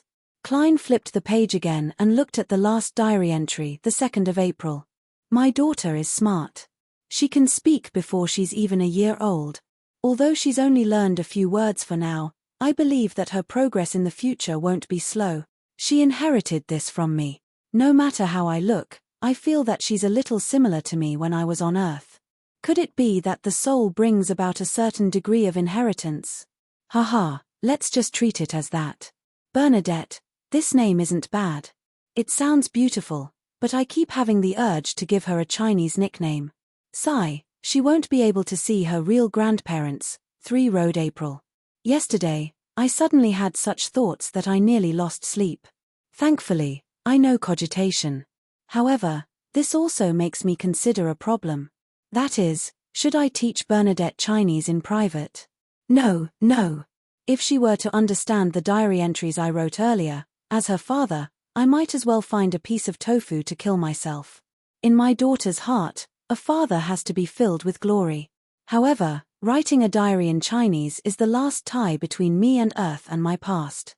My daughter should inherit this tie to a certain extent. The 6th of April. After a few days of consideration, I've decided to teach Bernadette 2 Chinese characters as special symbols. I'll tell her that this is a protective incantation her father gave her, and that she should remember it forever. She doesn't need to understand the corresponding meaning. All she needs to do is remember it. These 2 Chinese characters are hometown. Home. Klein repeated the word again, his eyes even burning a little. He finally understood why Queen Mystic Bernadette had chosen these 3 diary pages. It was because there were protective symbols her father had left behind for her. Hometown. At that moment, Klein seemed to see a river of emotions. It flowed silently on the surface, but there were countless turbulent currents beneath it as they tumbled endlessly. Klein retracted his gaze and made the diary disappear. He looked up at Cat Lear. What's your question? Chapter 889. When he looked at the hermit Catlear, Klein had already expected her to make a request. He sighed inwardly and was certain. How does Mr. Fool know that I'm going to ask a question and not make a request? As expected of Mr. Fool. Catlear's thoughts raced as she respectfully said, Honorable Mr. Fool, may I know the meaning of these two symbols? After receiving permission, she conjured two Chinese characters, hometown and hometown. After receiving permission, she conjured two Chinese characters, hometown and hometown. As expected. Klein sighed silently. Together, they mean hometown, the home of one's heart and spirit. Together. The home of one's heart and spirit. Catlear focused on the latter half of the sentence because she knew very well where Queen Mystic's hometown was. She didn't believe that there was anything special about it. Audrey, the hanging man Alger, and the other members of the Tarot took the opportunity to learn the new Roselle language, forcefully memorizing the two symbols' appearance and meaning, with the exception of Sunday. The fool Klein didn't speak further as he leaned back in his chair. You may begin. The hanging man Alger immediately turned his head and looked at World German Sparrow, who was sitting at the end of the long bronze table. Your mystical item is almost done. I'll give it to you this week. He was referring to the mystical item corresponding to the ocean songster's Beyonder characteristic. The artisan had previously completed Miss Justice's glove, so the world's request had been pushed back to this week. Without Mr. Aztec's reply, and with the seal of creeping hunger unable to recover, this mystical item came at the right time. Klein controlled the fake world and made him nod slightly. Not too slow. Not too slow. If it were delayed for another 2 to 3 weeks or a month, wouldn't you have to teleport over to visit me? The hanging man, Alger thought, inexplicably wary. As his initial plan was to obtain the cataclysmic Interra potion from the Church of the Storm, and he had just begun digesting the ocean songster, he didn't purchase the corresponding Beyonder ingredients. He resumed his silence and watched the transactions of the other members. To Alger, the most important thing at the moment was to obtain another 1 or 2 mystical items to pair with the Whip of Mind. After all, although mystical items had to be refined rather than numerous, with the negative effects stacked on top of each other as much as possible, it was still rather embarrassing for a Sequence 5 quasi-powerhouse to only have one. Under normal circumstances, it was best for a Sequence 5 Beyonder to have 2 or 3 mystical items with negative effects that didn't reinforce each other. Of course, Alger had already reserved one. Once the artisan completed the item for the World German Sparrow, it would be his 6-winged gargoyle core crystal. For this, he needed to spend £1,000. Together with the fees he had paid for the world, his already small amount of cash was reduced by £2,000, leaving him with £1,800, of which £500 were the commission he earned from Miss Justice's glove. Seeing that no one spoke for a moment, Emlyn cast his gaze at the sun and deliberated. He asked, I need a Sequence 5 artificial vampire Beyonder characteristic. What do you want? During this period of time, he had already asked around among the sanguine and knew that there was a way to remove the mental corruption of a Beyonder characteristic, but he had to make sufficient contributions to apply for it. Therefore, Emlyn wanted to first obtain the main potion ingredient needed for his advancement before considering other problems. According to his observations, such a Sequence 5 artificial vampire Beyonder characteristic was worth about £8,000. After all, that was the price set by Mr. World.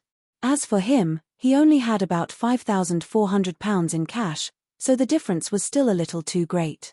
According to Emlyn's original thoughts and habits, he definitely needed to save up £8,000 before requesting a trade with the Sun. He wasn't a sanguine who liked to spend in advance or borrow money. Even the latest and best dolls didn't make him thick-skinned enough to borrow money from others. He would only save more and work harder. However, he quickly realized a problem. The Sun didn't accept cash at all. To the residents of the City of Silver, Ruan's gold pounds were no different from waste paper. Therefore, Emlyn believed that the Sun would make a request regarding the item. The earlier he knew, the earlier he could make preparations. Besides, the Sun isn't aware of the market situation outside. Perhaps what he wants is only worth £5,000. Emlyn raised his chin slightly and looked at the son beside him with the mentality of waiting for a pleasant surprise.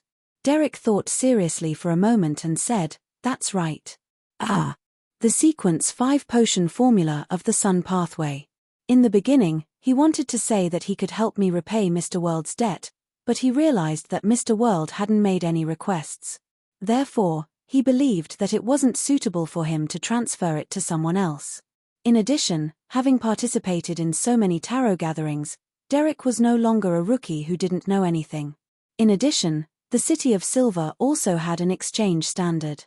He knew very well that the difference between a sequence 6 notary potion formula and a sequence 5 beyond a characteristic was huge. Using the debt from the former to offset the latter was a very disadvantageous matter. Therefore, he changed his request to a sequence 5 potion formula. A sequence 5 potion formula is very difficult to buy.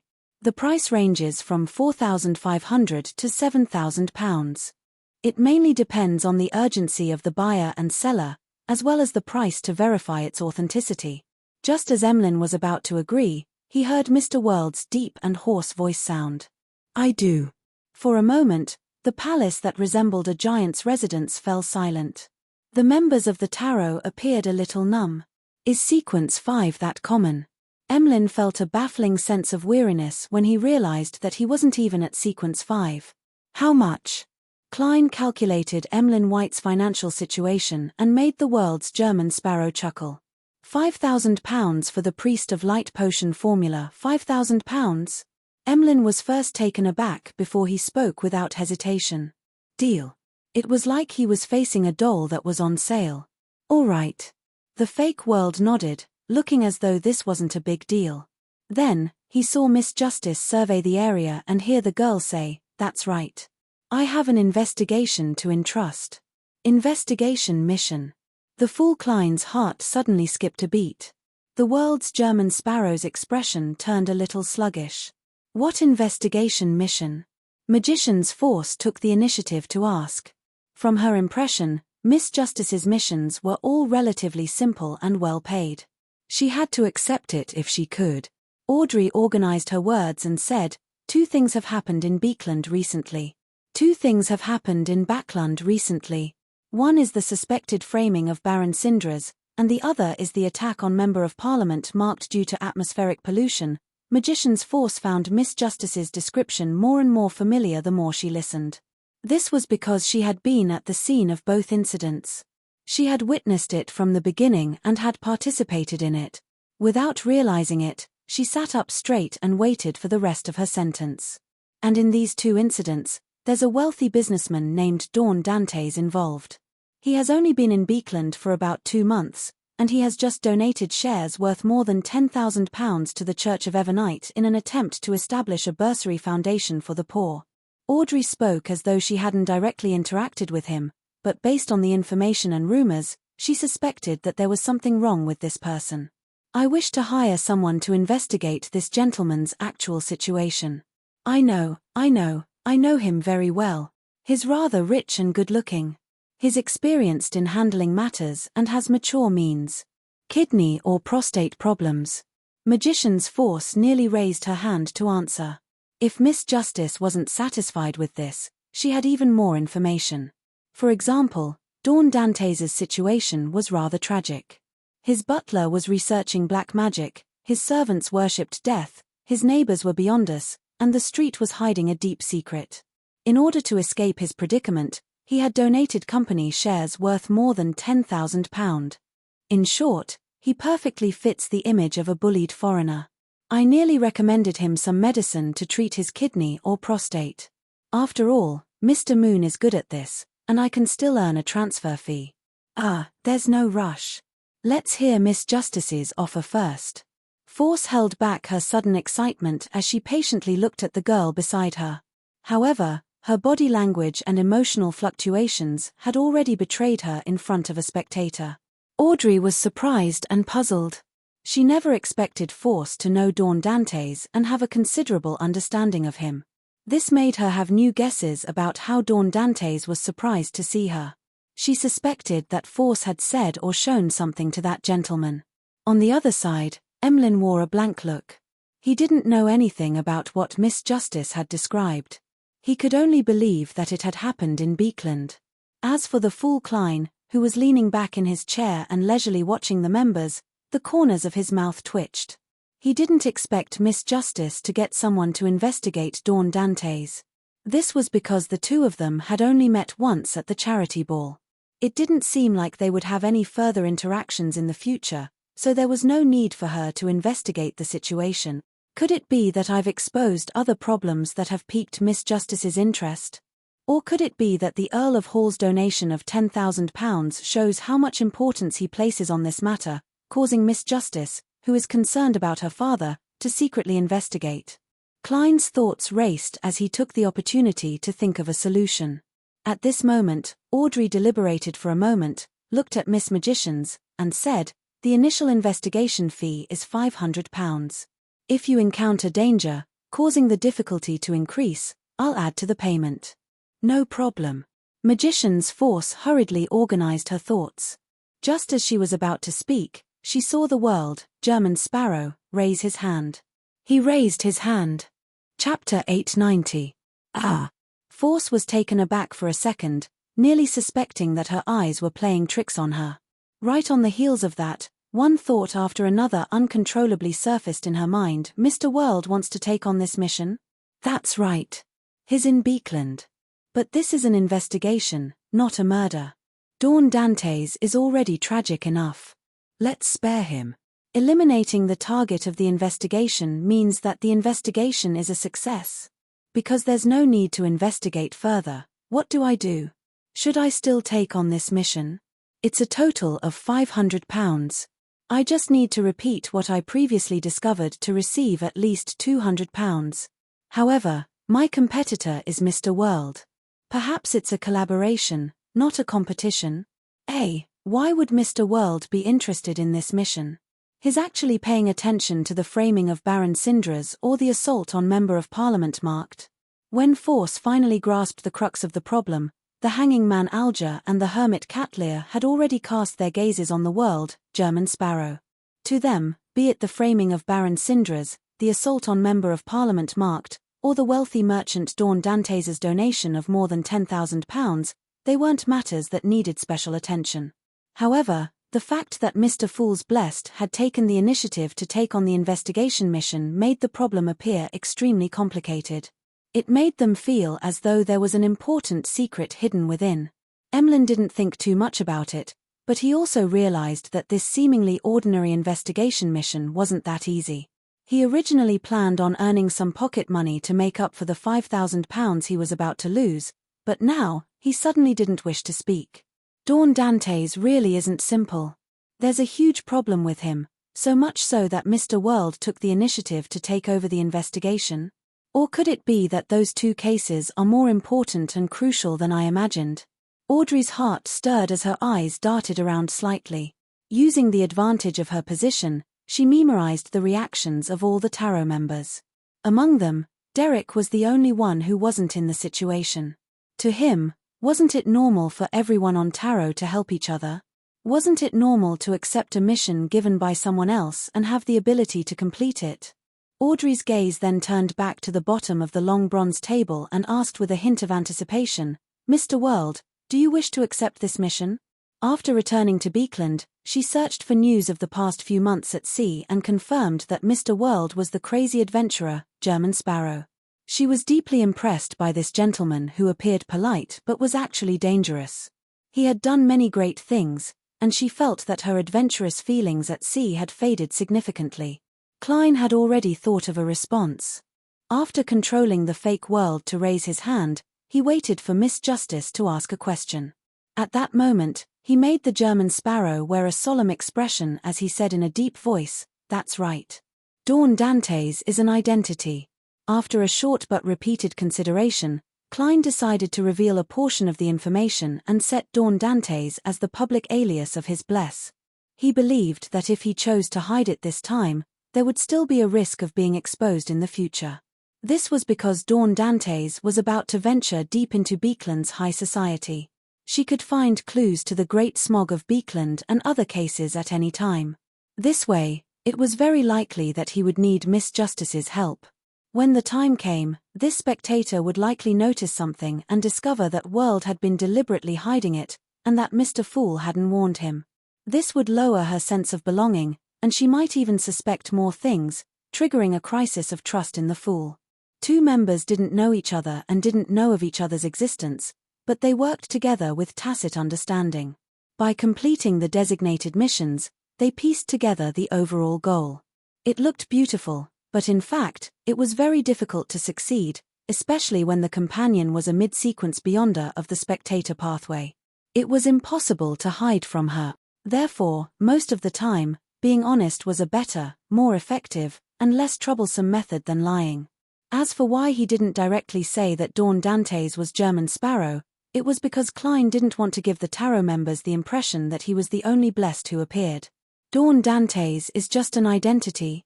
Audrey acutely read the hidden meaning in this sentence and had a vague guess. Then, she heard the World German Sparrow simply say, "I share an identity with my companion. I occasionally disguise myself as him. I occasionally disguise myself as him." At this point, he swept his emotionless gaze at the magicians. Shared identity. Occasionally disguise myself as him. That tragic Dawn Dantes is the World German Sparrow? That wealthy businessman with kidney or prostate problems is the World German Sparrow? Magician's Force felt as though she had been struck by lightning as her entire body stiffened. As her brain went numb, she felt a baffling sense of lingering fear. She subconsciously felt that Zio's unintentional words made sense. When a person's butler, valet, neighbors, and surroundings all had problems, the chances of him being normal wasn't high. No, it's not that the street where Dawn Dantes lives or the butler he hired happened to have a secret, but because they had a secret, they were chosen by Dawn Dantes and German Sparrow. The one who was pitiful and miserable wasn't Dawn Dantes, but the things around him that were related to the Beyonders. I was wrong. I shouldn't have asked Zio to pray for the goddess to bless him. This is more like a curse to the World German Sparrow. Force suddenly shuddered, glad that she hadn't suggested to Dawn Dantes to seek treatment for kidney or prostate problems. Otherwise, she suspected that she wouldn't be able to participate in this tarot gathering, or that she would be attending in the form of a Beyonder characteristic and be sold to the other members by the World. Typically speaking, Mr. World shouldn't know that I'm a magician's, but I had Leymano's travels with me back then. He had used this spellbook and added demigod-level Beyonder powers to it. He must have secretly observed me, memorized my looks, and evaluated my value. The lingering fear in Force's heart surged like a raging sea as her expression was filled with bitterness. At this moment, she saw Mr. World sweep his cold gaze at her. Her regret instantly intensified into extreme regret. Thankfully, I didn't rush to answer. I didn't mention my impression of Dawn Dantes. When Force gradually calmed down from her horror, she couldn't help but think of another question. Were we protecting Dawn Dantes during the bodyguard mission, or was Dawn Dantes protecting us? Should I return the money to Mr. German Sparrow? At times, Dawn Dantes is equivalent to Mr. World. Audrey was first alarmed before she felt that all her questions had been answered. Force did know Dawn Dantes, but she didn't know that he was Mr. World. Her clearly shocked reaction proved this point. The reason why Dawn Dantes was more surprised to see me was because he recognized Lai. Although this mystical item had changed its appearance, it originated from the Beyonder characteristic provided by Mr. World. Perhaps it has some sort of connection with this crazy adventurer. After all, German Sparrow can also disguise himself as anyone and has the ability to change his appearance. Although I've only asked Mr. the Hanging Man about what happens when an animal consumes the potion, the ingredients I've gathered are usually double. Mr. World might have guessed that there's another spectator beside me, so he's wary of Susie who's observing the hall from the shadows. Others might not suspect animals, but Mr. World is experienced. He must have come into contact with Beyonder creatures, so it's very normal for him to be wary of such matters. That is to say, Dawn Dantes, no, Mr. World German Sparrow already knew that I was Justice, but he didn't choose to make contact or communicate with me. Yes, there's nothing wrong with his handling of the situation. Under such circumstances, unless he directly said it, it would be very difficult for me to guess or believe him. And to say something related to tarot in St. Samuel Cathedral. That's just too crazy. After a brief moment of shock and astonishment, most of Audrey's emotions quickly calmed down, leaving only excitement. Apart from Magician's Force, whom she had introduced to the club, this was the first time she was meeting the other members of Tarot in real life. It feels like history is being written at this moment. Mr. World, as well as Mr. Fool's other blessed. They should also be considered world. Why did they create the identity of Dawn Dantes? What are they trying to do? The matter of Baron Syndra's being framed, Member of Parliament marked being attacked, and the matter of them donating to establish a bursary foundation are really more complicated and important than I imagined. Why do I suddenly feel like the upper echelons of the kingdom aren't calm? I had this feeling when the great smog of Prince Edisac's death happened. It's even more intense today. Now that I know of Dawn Dantes' identity, I might be able to participate and cooperate from the side to reduce the risk of Mom and Dad being implicated, as well as the risk of the innocent dying. Amidst her thoughts, Audrey quickly made a decision. It was to agree to her father's request to join the Ruin Charity Bursary Foundation. Then, she mumbled inwardly, "Isn't it reasonable for Mr. Tarot World's Charity Bursary Foundation to have Tarot's Justice join?" The Hanging Man Alger and the Hermit Catlear weren't too surprised that Dawn Dantes was the world, an amalgamation of Mr. Fool's blessed. The most common thought that flashed through their minds was something major is about to happen in Beekland. P.S. There's a Gold League Alliance update today.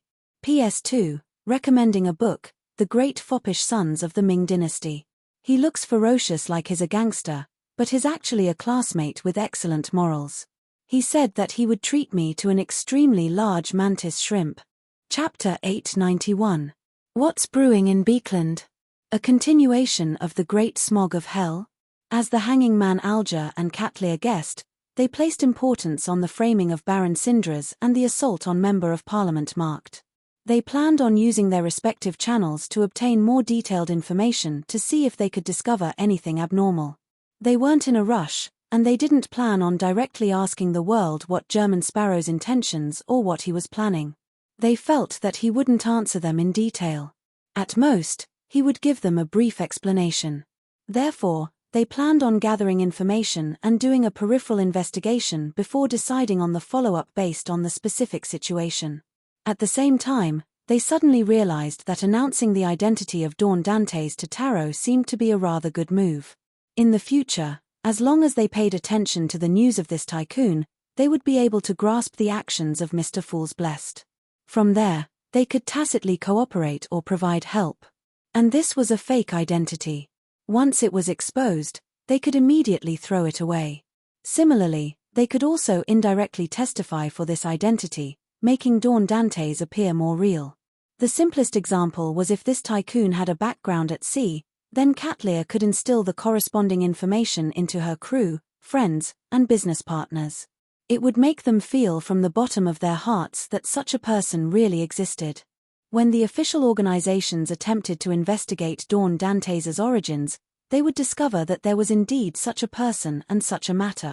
After a brief silence, Audrey was just about to respond to Mr. World's words when she saw Mr. Moon sit up straight and look at the end of the long bronze table. He took the initiative to ask, "What's the use of this public identity? Is there a deeper problem with the Baron's framing and the assault on a Member of Parliament that Miss Justice mentioned?" As a resident of Beekland, Emlyn was rather concerned about his living environment. "Why don't you investigate it yourself when you're asking so many questions? In order not to be embroiled in the maelstrom, I've already taken the initiative to jump out." Klein lampooned Emlyn White as he made the world chuckle. "Of course. Pending investigation." His succinct answer could be translated into detailed words. "There must be a deeper problem with the two cases, but it's a secret. I'm not going to tell you." Similarly, don't ask about the public identity of Dawn Dantes. Although Emlyn had low emotional intelligence at times, he could still tell the hidden meaning behind World's words. He laughed dryly and leaned back, pretending to be very satisfied with his answer. Upon seeing this, Audrey took a second to stop the corners of her mouth from curling up. Then, she said to the world, "German Sparrow, all right, I understand. Thank you for the information." At this moment, The more she thought about it, the more she felt that joining the Ruin Charity Bursary Foundation was a good thing. In the future, if she were to encounter any danger or something she couldn't handle, she could inform Mr. World ahead of time.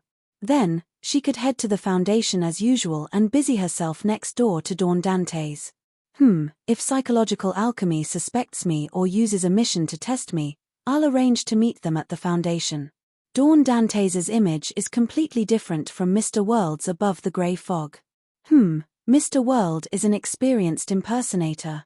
Also, Dawn Dante's is a public identity. It's not equivalent to German Sparrow at all times. It's no wonder there are rumors that he has a wide range of preferences when it comes to women. A crazy killer and adventurer like German Sparrow is definitely suitable for pure and innocent girls. As a spectator, Audrey couldn't help but make some connections. Upon hearing her answer, Klein couldn't help but lampoon. What do you mean by thanking me for the information? Shouldn't I be paying £500 for the investigation? Are you treating this as a sharing between internal members? He made the World German Sparrow nod and didn't speak further about En Dante's. He turned to look at Little Sunday. He turned to look at Little Sun and said, "Do you have Bizarro Bane?" The World paused for a moment before adding, "Perhaps you use other names to call it. In short, it's good at disguising itself, and its abilities are bizarre. It's nearly at the level of a demigod, and it has a main eye that gathers characteristics." He deliberately pointed out that it was nearly at the level of a demigod, not to show off, but to remind Little Sun that it was a very dangerous monster. However, the hermit Catlear and the hanging man Alger didn't pay too much attention to this. This was because the World represented Mr. Fool's Blessed, so it was very normal for him to purchase demigod-level ingredients for his companions. Besides, even if he was preparing it for himself, it wouldn't be too surprising. German Sparrow was already a Sequence 5, so it was normal for him to gather ingredients ahead of time. Vaguely, they felt that it was a good thing for Mr. World to quickly leave the level of Sequence 5. Son Derek thought for a moment and said, "It's not among the commonly seen monsters, but perhaps someone has encountered it before. It's not in the list of commonly seen monsters, but someone might have encountered it before. I'll search for information or help you ask." The dummy, the World, hummed in acknowledgement and returned to silence. After Magician's Force failed to purchase the ancient Wraith's cursed item and remnant spirituality, the transaction came to an end. Before Mr. the Hanging Man could ask about Sun, Force stole a glance at the World's German Sparrow and said, "I recently had a strange dream. I had a strange dream recently. In the dream, there were treasures that were almost real, including..." She described the scene in the dream in detail and said, "I'm sorry." Finally, she said, "It's a complicated symbol that combines fate and concealment." Just as Force was about to turn to the end of the long bronze table and request Mr. Fool to conjure it, the World's German Sparrow suddenly said, "Are you talking about such a symbol?" The fake World first made a request before showing a badge. This badge was only the size of an eyeball, and on its surface was a combination of the symbols of fate and concealment. It came from Lenivus and was the proof of entry to the Hermits of Fate's gathering. However, Klein had never tried it even once. "Ah! Magicians," Force took a look and stammered, yes, that's it." After answering, she realized that Mr. World had not only restored the symbol, but he had also given her an item. Suddenly, she had an epiphany. Dawn Dante's choice to stay on Beauclund Street was a targeted action. Just as she had this thought, she heard the World's German Sparrow's hoarse voice. "That treasure is a trap. He really does know. Fortunately, I understand that I have to consult someone with rich experience." Magician's Force heaved a sigh of relief and forced a smile. "Thank you for your reminder." Audrey asked curiously, "What's going on? Mr. World, what does this symbol represent? Why did you say it was a trap?" Klein controlled the World and answered simply, "That's right. It represents a group of thieves who call themselves the Hermits of Fate." Hermits of Fate? Thieves? The Hanging Man Alger and the Hermit Catlear memorized these two terms in thought. Based on their own knowledge, they made certain guesses. The former suspected that it was an organization established by a group of thieves, while the latter believed that an ancient family from the Fourth Epoch was involved. After careful recall, Emlyn White confirmed that he had never heard of such an organization. He planned on consulting the Sanguine's upper echelons. As for Klein, he was thinking of another problem. The Marauder pathway demigod that was once sealed deep in the Source hasn't left Boklund Street after all. It's very likely that he's hiding in Hazel's house. Furthermore, this demigod isn't content at all. He's actually using a dream to influence Miss Magicians. No, I can't let him continue like this. I have to eliminate this latent danger as soon as possible. I'll find my poet classmate and warn him. The grandpa in him won't be uninterested in a demigod of the same sequence. With this in mind, Mr. Fool, who was leisurely looking at his members, smiled. Audrey vaguely sensed the change in Mr. Fool's emotions as she mumbled inwardly. That group of thieves who call themselves the Hermits of Fate are related to one of Mr. Fool's old friends. The topic of the dream treasure quickly came to an end. Cat Lear recalled something and said to the world, German Sparrow, the information you want will be given to you this week. I'll give you the information you want this week. At that moment, she was a little curious as to why he wanted information regarding West Balam. However, she wasn't the sun, nor was she the moon. She would immediately ask if there was anything she didn't understand. She was more used to gathering clues herself. All right. The fake world nodded. Klein sighed inwardly. With such a secret organization, many things were indeed much simpler. Seeing that he didn't say anything else, the hanging man Alger turned his head and said to son Derek, "Have you figured out the matter regarding the former chief's mausoleum?" Son Derek said in shame, "I didn't have anything else to say." "Have you figured out the matter regarding the former chief's mausoleum?" "I've only made 2 friends."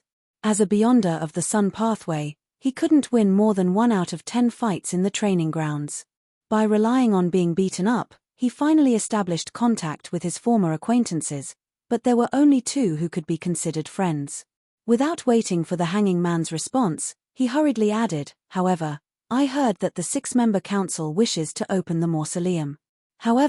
I heard that the 6-member council wants to open the mausoleum. No matter what, they have to at least retrieve the characteristics." In the City of Silver, no one felt that such behavior was wrong. This was because to them, wasting was a crime. The hanging man Alger nodded slightly and changed his lecturing words. "Well done. It doesn't have to be a friend to provide help. When you establish contact with enough people, you will naturally obtain a certain amount of information. P.S. Update first before making changes. I originally had a draft, but I ended up sleeping all the way into the afternoon. I didn't hear the alarm at all. Perhaps it's because I've been writing at night during my previous travels, so I wasn't completely jet-lagged and lacked sleep. Yes, I'll keep my word. I'll update in the wee hours of the morning, and I'll make up for the draft tomorrow." Chapter 892. Sun, who had been acknowledged, was taken aback for 2 seconds. The shame in him faded as he said in embarrassment, "I'll get to the bottom of this matter. I'll try my best to make 1 friend before the next tarot gathering. I'll try my best to make 1 friend before the next tarot gathering." Derek quickly set another goal in his heart. Upon seeing this, Klein made World German Sparrow say in a low and hoarse voice, "If it involves the domain of death, you can seek my advice. If it involves the domain of death, you can seek my advice. And I can seek Mr. Aztec's advice," he silently added inwardly. As for Frank Lee's new mushrooms, he temporarily didn't plan on handing them over to Little Sunday. This was because it was only a half-finished product. The final fruit would be filled with poison and madness. "Thank you, Mr. World," Sun replied gratefully. After discussing other matters, the tarot entered the learning phase until the end. After returning to the real world, Klein immediately began to resolve the matter regarding the Marauder demigod. However, he realized that his plan had just begun when he encountered a problem. He had no idea where to find Leonard Mitchell and the grandpa parasitized in his body. St. Samuel Cathedral? There's a high chance that Leonard is underground, but I have no way of entering. He only goes to the cathedral to pray once or twice a week, and the time isn't fixed. It's impossible for me to go there 3 times a day, 7 days a week, just to meet him once. What kind of plot is this? Could it be the so-called waiting by the tree stump? Even if I really do that, it might not be effective. As a red glove, he might very well have already left Beekland. As Klein lampooned, he deeply regretted that he had placed too much emphasis on his words. He was too focused on hoodwinking Leonard Mitchell that he had forgotten to ask how to contact him. Back then, I should have told Leonard, I'll inform Klein Moretti of my identity being exposed. If he has anything to say, I'll convey it on his behalf. That way, we can set up a private method of contact. Klein slowly exhaled and could only use his last resort. That was to ask the magic mirror. After drawing the symbol that was a combination of prying and concealment on the paper, Klein turned his gaze to the full-body mirror. He saw that the aqueous light was rippling as white rune words appeared one after another. Great and exalted master, your puny, humble, and terrified servant, Rhodes, has come to answer your summons. Before I answer the question, let me say I was wrong. I was wrong. Klein raised his eyebrows. Why did you suddenly admit your mistake? On the surface of the mirror, the pale rune text wriggled and changed into a new one. In short, I was wrong. After a series of ellipses, the pale words trembled as they took shape. Recently, many people have been asking about your situation. They know about your current identity, so, the image of Dawn Dantes being a flirtatious man who could accept anything as long as he was beautiful has already spread. Even Miss Justice knows about it. Thankfully, the explanation I used is a public avatar. More than one blessed is playing the role of Dawn Dantes, so having a wide range of hobbies is completely explainable. Look, I made the mirror pale in fright. Klein came to a realization as he chuckled inwardly. It's your turn to ask. On the full-body mirror, the words were still pale, forming a new sentence. Do you forgive me? No, I mean, are you willing to see my subsequent performance? This attitude. Klein clicked his tongue in his heart, but on the surface, he said solemnly, then work hard. Yes, great master. On the surface of the mirror, the pale words glowed with silver light. Did you summon me here because you have a question to test me? Klein nodded. Yes. Where will Leonard Mitchell be staying for the next few days? The silver-white traces twisted and formed new words. 7 Pinster Street. Under the words, the aqueous light on the mirror rippled, forming an image. It was a terraced house with unit number 7. It was a black-haired, green-eyed youth who was fishing for his key. It's still the same place. It hasn't changed at all. If I were to visit Leonard directly, it would ruin his image of Dwayne Dantes in his mind and lower my standards. Let Emlyn White go. Anyway, my dear poet should have already found out that this vampire has ties with Sherlock Moriarty, who is also Klein Moretti. The problem now is that it's hard to determine that grandpa's stance. Without being able to determine his true motives, giving him a huge gift in his present state might not be appropriate. It might bring great danger to Leonard. As it doesn't involve me, divining above the grey fog might not be effective. As it doesn't involve me, I might not receive any effective revelations. Klein's mind stirred as he thought of changing his plans. Compared to directly informing the grandpa in Leonard of the marauder demigod's existence, using Palez Zoroast or Amon's name to warn the target and make him stay away from this street is a gentler way of dealing with problems that have lesser latent risk. Of course, the premise is that I don't expose myself. Klein pondered for a few seconds before asking again, where is the demigod beside Hazel marked hiding? On the surface of the mirror, ripples of light spread out like waves as the scene changed. On the thick carpet embroidered with gorgeous patterns, there was a small leather sofa. On the surface of the single sofa, there was a cushion covered with pure white fur. In the middle of the cushion, there was a grey mouse. Compared to its peers, its eyes were closer to a dark red. Rat. That marauder demigod has parasitized a rat's body. Furthermore, he's openly sleeping in Hazel's room and even got himself an expensive-looking cushion. Is it because I disrupted his plans that he has no choice but to become like this? Klein was first surprised before he felt like laughing. The scene stabilized as a line of silver words appeared. Great Master, do you have any other instructions? Very sharp. Klein tersely acknowledged. Use the mirror in the room to warn that demigod. Tell him that there's a marauder pathway angel who doesn't have any good intentions lingering around this street. Furthermore, blasphemer Amon might come at any time. All right, master. I'll do it immediately. The words on the mirror glowed. In Hazel's bedroom, the grey rat's spiritual perception was triggered as it abruptly stood up and cast its gaze at the full-body mirror in the room. On the surface of the full-body mirror, words that seemed to be written in blood that had yet to coagulate appeared. Stay away from this street. The grey rat's gaze froze for a second. Why? The words that seemed to be flowing with blood slowly dissolved and formed new words. There's a marauder pathway angel in the surrounding area that's in urgent need of replenishment. The natural enemy of all high-sequence beyonders of this pathway, blasphemer Amorn, is on his way.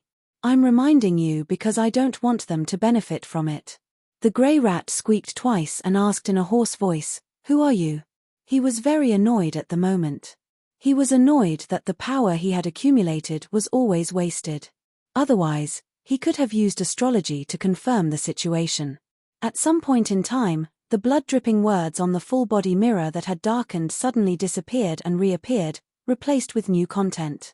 I've answered one of your questions. According to the principle of reciprocity, it's my turn to ask a question. Right on the heels of that, a new line of blood-red text appeared below. After you hastily parasitized a rat's body, you should have been affected by this body's structure and hormones. Now, the target that will make you feel the desire to mate is human female, human male, female rat, or all of them. Please answer. At this moment, Hazel opened the door a crack, and for some reason, the grey rat inside didn't notice it. The door opened a little more, and Hazel discovered that the demigod who claimed to live in legend was staring blankly at the mirror, as though he was intoxicated by his present appearance, a grey rat. Ah! Hazel frowned slightly as she subconsciously paused in her actions of opening the door. Then, she saw the grey rat tremble as its red eyes revealed a clear, ferocious glint. Don't joke with me, the grey rat roared hoarsely. He turned his head and was about to leave the room when invisible shackles suddenly bound his rat body. He wasn't afraid of such power when he was in perfect condition, but now, his accumulated power had been expended time and time again. The most recent time was when he appeared in a dream of the Beyonder bodyguard hired by Dawn Dantes. Pa! A thick, silvery-white bolt of lightning descended out of nowhere and struck the grey rat's head. Hazel's eyes first lit up, and she couldn't see anything else. Following that, she regained her vision and saw the grey rat with charred fur lying on the ground. Its 4 legs were twitching. P.S. Update first before making changes. Chapter 893. What happened? The sudden change left Hazel, who lacked experience, momentarily at a loss as to how to deal with it. She was stunned for a few seconds before she pushed the door open and rushed in. When she came to the side of the charred rat, the self-proclaimed demigod had already flipped over and stood up. You forgot to close the door.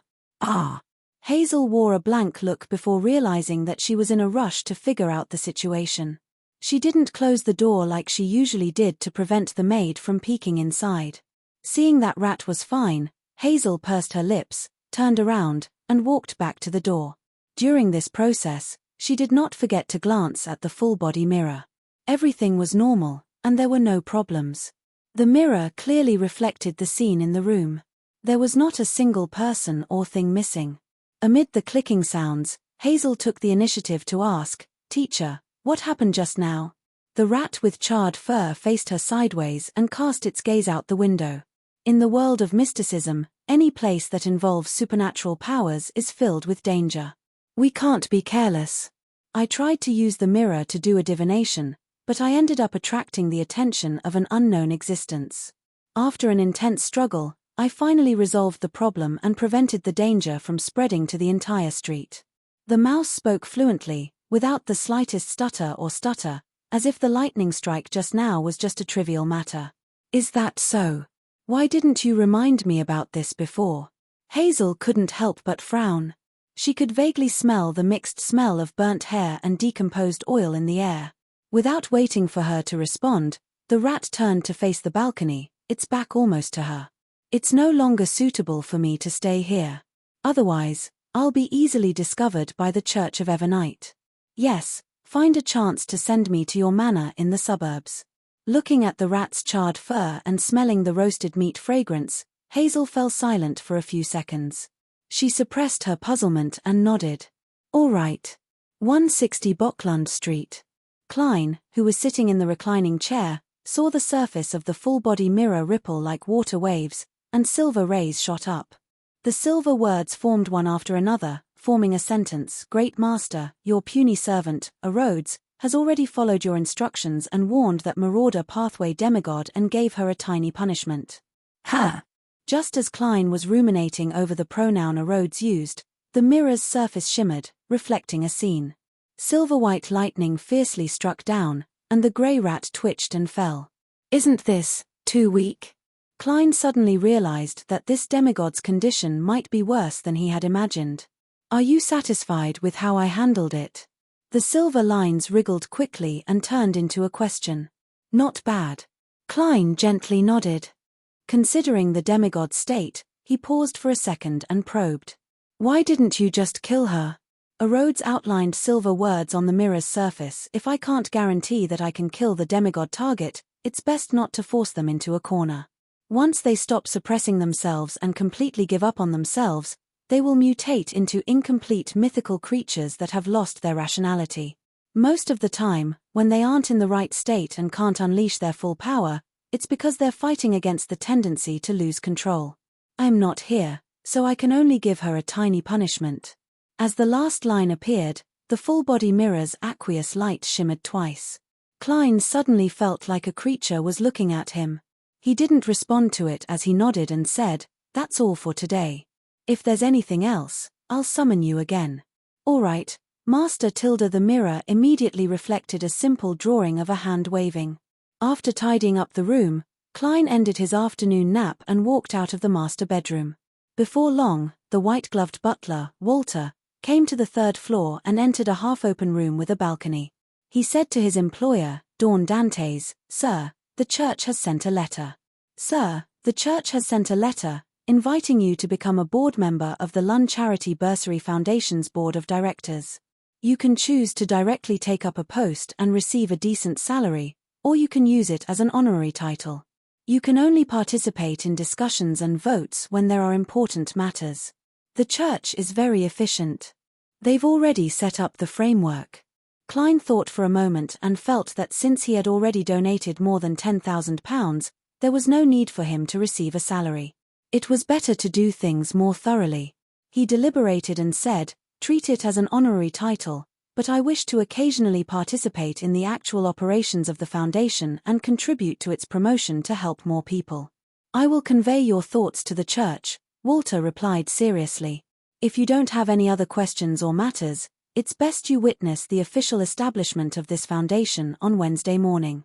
Klein raised his porcelain cup and drank the black tea. "All right."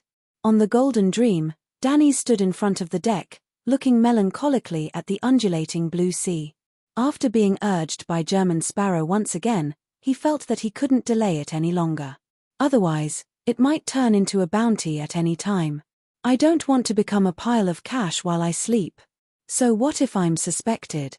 Danny's grimaced for a moment before mustering his courage and heading straight for the captain's cabin through the hatch. Since he wasn't able to find Anderson Hood in a short period of time, he could only face Vice Admiral Iceberg Edwards. After arriving at his destination, Danny's took 3 deep breaths before raising his right hand to knock on the door. At this moment, Vice Admiral Iceberg's voice sounded from inside. "Please come in." Danny's paused his right hand, forced a smile, and opened the door. He then saw his captain sitting behind a desk, holding a dark red fountain pen and writing something. "Captain, I have something to ask you." Danny's leaned over, bowed slightly, and said with a smile. Edwina put down her fountain pen and tugged at her sleeves with a lace bow tie that resembled a flower. She glanced at Danny's. "You wish to ask about West Balam?" "Huh." Danny's expression turned sluggish. "The captain already knows. It must be Ironhide, dogshit, those bastards. They must have told the captain. I knew it. On this ship, no secret can be kept, even more so for the captain." After cursing in his heart, Danny's put on a smile again. "Yes, you know, I'm very interested in history and geography." Edwina's limpid eyes darted about as she looked out the window. "This is international politics. Without waiting for the suddenly stiff Danitz to find another excuse, she continued, "Don't worry. In West Balam, there are cities managed by Ruan, valleys belonging to Intis, native generals supported by Ruan, tribes that follow Intis's orders, and there are relatively independent first-level factions that rely on the balance between the two major countries.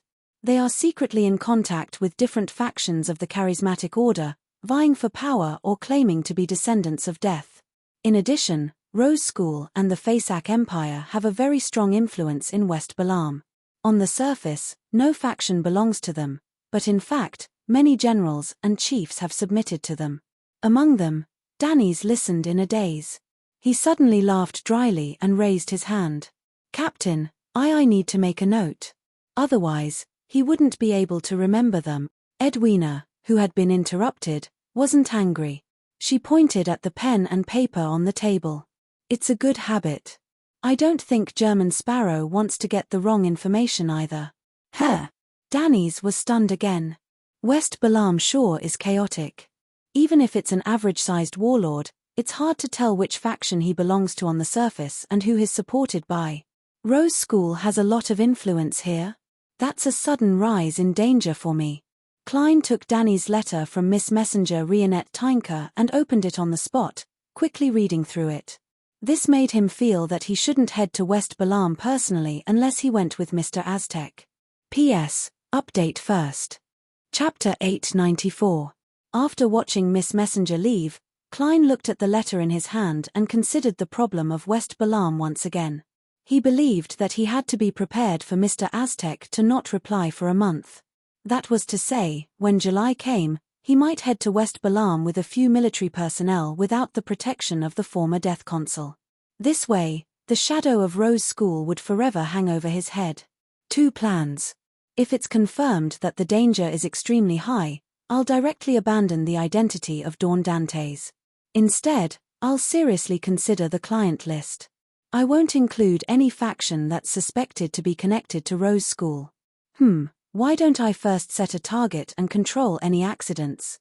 The intelligence provided by Danny's likely came from Vice Admiral Iceberg. There are 2 native generals that appear rather unique. Any other faction, regardless of what, will be labeled as being closer to Ruan, Intis, Faisak, or Fainapota. Perhaps there are many factions that have their own inclinations to achieve a balance. Only they don't have any foreign countries in their annotations. They only have the support of the charismatic order. Klein read the contents of the letter from the beginning and vaguely grasped something.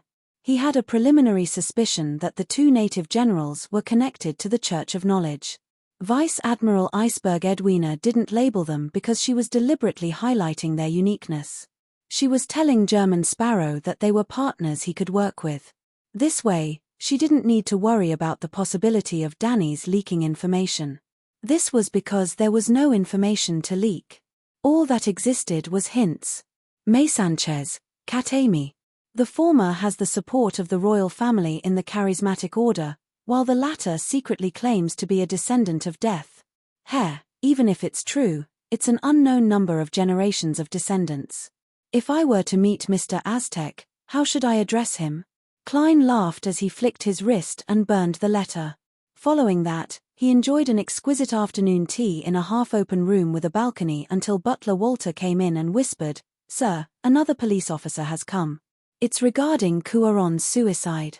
On the surface, the clues pointed to Dawn Dantes. Therefore, even with Baron Syndra's handling the aftermath, the police still had to visit from time to time. Otherwise, the reporters would definitely accuse them of malfeasance. As for Member of Parliament Mark's assault, as Dawn Dantes was only a relatively important eyewitness, he wasn't disturbed after his statement was recorded. Invite them to the living room on the 2nd floor by the garden. Klein put the half-eaten light cream sponge cake back on the tray and took a sip of black tea. As the master, he didn't have to worry about wasting the afternoon tea because the rest belonged to the serving men and maids. If he ate it all or asked for it to be just right every time, his reputation of being stingy would spread among the servants on this block and enter the ears of the ladies and gentlemen. Walter's expression didn't change much as he replied, "They want to invite you to the police station because today is the day that Cuaron's family identifies the suspect." They said that they were very sorry, but this is a necessary procedure and can't be missing. Klein slowly stood up. I understand. Richardson, get my coat, hat, and cane. Since he had already jumped out, he was rather willing to see what Cuaron and his family had encountered from a bystander's point of view. He wanted to know how the matter would turn against Baron Sindras. Northborough Police Station. In a spacious room. Through a glass wall, Klein saw Cuaron's family. There was an old man, an old granny, a lady in her 40s, a 15-year-old boy, and a girl who wasn't even 10. Their gazes swept across the suspects behind the glass wall and simultaneously landed on Dawn Dantes' face. It's him. It's him. The boy shouted loudly as his eyes turned red. He clenched his fists and attempted to charge at the glass wall. It's him, officer. It's him. The lady in her 40s suddenly wept as she looked at Dawn Dantes with eyes filled with hatred and animosity. The girl she was holding cried out loudly, "Daddy! Return me, Daddy!" The two elders wiped their tears. One forced himself to remain calm, while the other nearly fainted from sobbing. A sorrowful atmosphere instantly spread. However, Klein had never even seen them before. Memories were implanted into them. He frowned slightly as he sighed and guessed at what Cuaron's family had encountered. At the same time, in the underground morgue of the police station, Daily Simone picked up a pencil and began sketching with her body trembling slightly. As she was here to help out at the police station, there was a possibility of encountering newspaper reporters. Therefore, she didn't wear her usual spirit medium robe. Instead, she changed into a black and white checkered female police uniform. She had a top, skirt, and knee-high leather boots. At that moment, her palm moved uncontrollably. Soon, a desk, oriel window, an ink bottle, a revolver, and other items appeared on the surface of the paper. A silhouette was reflected in the oriel window. The figure's hair was neatly combed back, a mixture of silver and black. He had a wide forehead, high cheekbones, and many wrinkles. He was none other than Baron Sindras. Pa. The pencil in Daly's hand dropped onto the paper. She looked up and said to Leonard Mitchell, who had taken the initiative to help, and the two inspectors in charge of communications. The second Cuaron committed suicide. There was a rather strong resistance in his heart. In other words, his suicide was hinted and guided. This isn't a simple psychological problem. It definitely involves high-level beyonder powers. And this contradiction and resistance caused his emotions to break down and his spirituality to explode. To a certain extent, he was restored to his true self before his death. This is the scene that was fixed in his eyes. The high-ranking inspector by the side frowned. Madame Simone, are you implying that the final person Cuaron saw was the real murderer? Baron Sindras is really the real murderer? Leonard Mitchell immediately scoffed. What the eyes see might not be the truth. You might not understand the illusion I'm talking about, but if I were the murderer, I could have found someone who looked like Baron Sindras to appear in the room before Cuaron committed suicide. The two inspectors were very satisfied with this explanation as they heaved a sigh of relief. We'll immediately arrange for Cuaron's family to come over. I'll have to trouble the two of you to obtain more realistic clues without harming them. All right. Daly rubbed the corner of her eyes and said, I'll head to the washroom first. This time, she didn't wear the strange eyeshadow or blush. Apart from her pale skin, she didn't look bewitching at all. Furthermore, she appeared much younger. She went from being in her 30s to being in her 20s. She had bright eyes and beautiful facial features. Realizing that he would be busy for a long period of time, Leonard Mitchell also left the morgue and headed for the washroom on the upper floor. Just as the two finished walking down the stairs and rounded a corner, they suddenly saw a gentleman with white sideburns appear at the other end of the corridor. He was walking towards the police station's entrance with a manservant. This gentleman was mature and elegant. He had a pair of eyes that were as deep as a lake under the moon. It was none other than Dawn Dantes. Daily Simone was in a daze for a moment. She turned her head thoughtfully and looked at Leonard Mitchell. She realized that the black-haired, green-eyed poet was also staring at Dawn Dantes. Why did you suddenly apply to help me? That member of the charismatic order should be locked down soon. You don't lack things to do. Daly didn't give Leonard a chance to find an excuse. She paused for a second and asked directly, "Do you think there's something wrong with that gentleman?" Leonard retracted his gaze and was silent for 2 seconds. "Dawn Dantes greets your grace." He deliberately didn't confirm or deny it. He only mentioned St. Anthony in a seemingly irrelevant answer. In other words, the Archbishop didn't say that there was something wrong with Dawn Dantes. As for whether he didn't realize it or simply didn't say it, no one knew. Daly nodded gently and turned her gaze towards the washroom.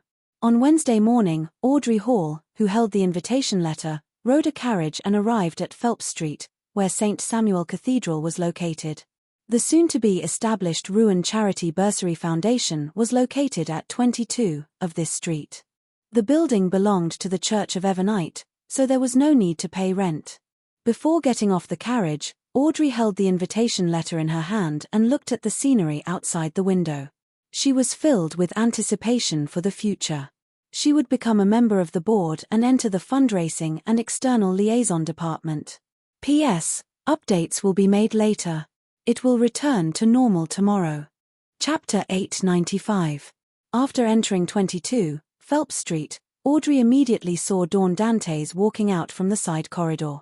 This good-looking gentleman was wearing a black formal suit and holding a gold-inlaid cane. He was conversing with the foundation staff beside him. As though sensing Audrey's gaze, Dawn Dantes naturally turned his head and looked at the door. Then, his eyes lit up as though he had seen a treasure. Following that, he smiled and nodded slightly as a form of greeting. Audrey responded with a smile that was flawless in terms of etiquette. She nodded and followed the staff of the Ruin Charity Bursary Foundation, who welcomed her up the stairs to the second floor.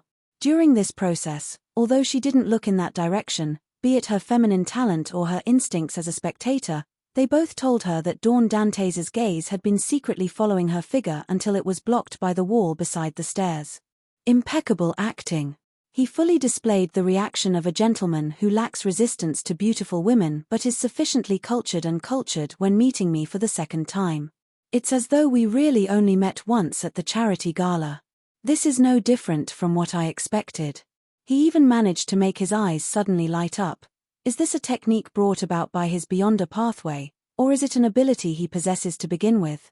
I have to say that German Sparrow, I should say Mr. German Sparrow, is really a professional, an excellent actor. Furthermore, he's not overly exaggerated like those theatrical performers. Audrey thought approvingly. Then, she saw a few newspaper reporters waiting on the second floor to interview the establishment of the Ruin Charity Bursary Foundation. She wasn't a noble lady who liked to have her photo appear in the newspapers. As she communicated with the manservant who had followed her and informed them that they couldn't take photos in the name of Earl of Hall, she led her personal maid, Annie, into the VIP lounge. Earl Hall was friends with the owners of several newspapers and had made corresponding investments, so he had a lot of shares. If Audrey was willing, she could totally exchange some of the assets she had received for a sizable newspaper. In the VIP lounge, Audrey, who felt that it was not appropriate to bring a dog on such an occasion, greeted the children of the nobles, the children of the rich, and the relatives of the clergy of the church. Out of habit, she found a place where she could see the whole audience and sat down, waiting for the formal beginning of the ceremony and the first meeting of the board of directors. She looked around and said to the female worker in charge of receiving her, "Loveshaw, this is my first time participating in the actual operation of a charity organization. I really want to know what we should do." The lady known as Loveshaw was less than 30 years old. She also had a head of blonde hair, and her skin looked rather rough with many sunburn spots. However, her smile was very sunny, and she was rather amiable. Upon hearing Audrey's question, Loveshaw introduced without reservation. The current preliminary plan is to not be in a rush to expand. With Beekland as the main focus, we will go deep into public elementary schools, Sunday schools, and night schools to promote the foundation to all students. This will allow those who need to apply to us. After we receive the application, we will immediately organize personnel to do a detailed review. Not only do we have to confirm the basic situation through the government, but we also have to understand the applicant's situation on the spot. Once the review is approved, We will distribute a bursary fund to help the poor who yearn to change their fates with knowledge. Lovesir had just said that when a magnetic male voice interrupted, that's right. I have 2 suggestions. First, organize personnel to go to the various Sunday schools, night schools, and public elementary schools today to promote the foundation. This is because June is the examination season, a critical period to enter higher level schools. If we aren't efficient enough, there will definitely be many students from poor families who give up on the examination due to financial reasons. Even if they later learn of the existence of the bursary fund, they won't be able to afford the loss of a year of neglect. As a result, they will lose the opportunity to change their fates. What we are doing may seem simple, but it affects the lives of one child after another. Therefore, we have to start as soon as possible. We can't waste time. The person who spoke was none other than Dawn Dantes, who had just entered the lounge upstairs. His expression was gentle but serious as he expressed his thoughts. Right, June is the examination season. Be it entering a grammar school to prepare for university, or going to various technical schools to gain professional experience, this is a critical period. Once they give up on the corresponding entrance examinations, they will have to wait until next June. I completely forgot about this matter. Maram Loveshaw and the other members of the foundation seem to have neglected this problem as well. Mr. Dawn Dantes actually noticed this detail and considered the children who are on the verge of giving up on their dreams. He's actually a very gentle person at heart, right? Audrey suddenly gained a new understanding of Dawn Dantes and German Sparrow. This was what a spectator had just learned. A cold-looking assassin and adventurer actually has a gentle heart? Unfortunately, the information I have on German Sparrow is only the description of his madness. There's no way to verify it. Audrey blinked as she listened attentively to Dawn Dantes' explanation. My second suggestion is that it's best to place the scholarship funds in a corresponding bank account. When paying the tuition fees, bring the documents to us to withdraw it. There's no need to go through so much trouble if it's a small amount of food or lodging expenses. It can be withdrawn once a month or once a week, with a fixed amount. This is to prevent the applicant's parents, siblings, or siblings from spending the money. To a poor family, this is an irresistible temptation. Similarly, one account for one person. Regardless of the withdrawal method, there has to be a person present. This can effectively prevent everyone from being tested by the devil of greed. When Klein said that, he pressed his hand to his chest and said to Audrey and Loveshaw, "My apologies. Forgive me for rashly joining your conversation." Audrey smiled and said, "Mr. Dantes, your suggestion is excellent. Mr. Dantes, your suggestion is very good.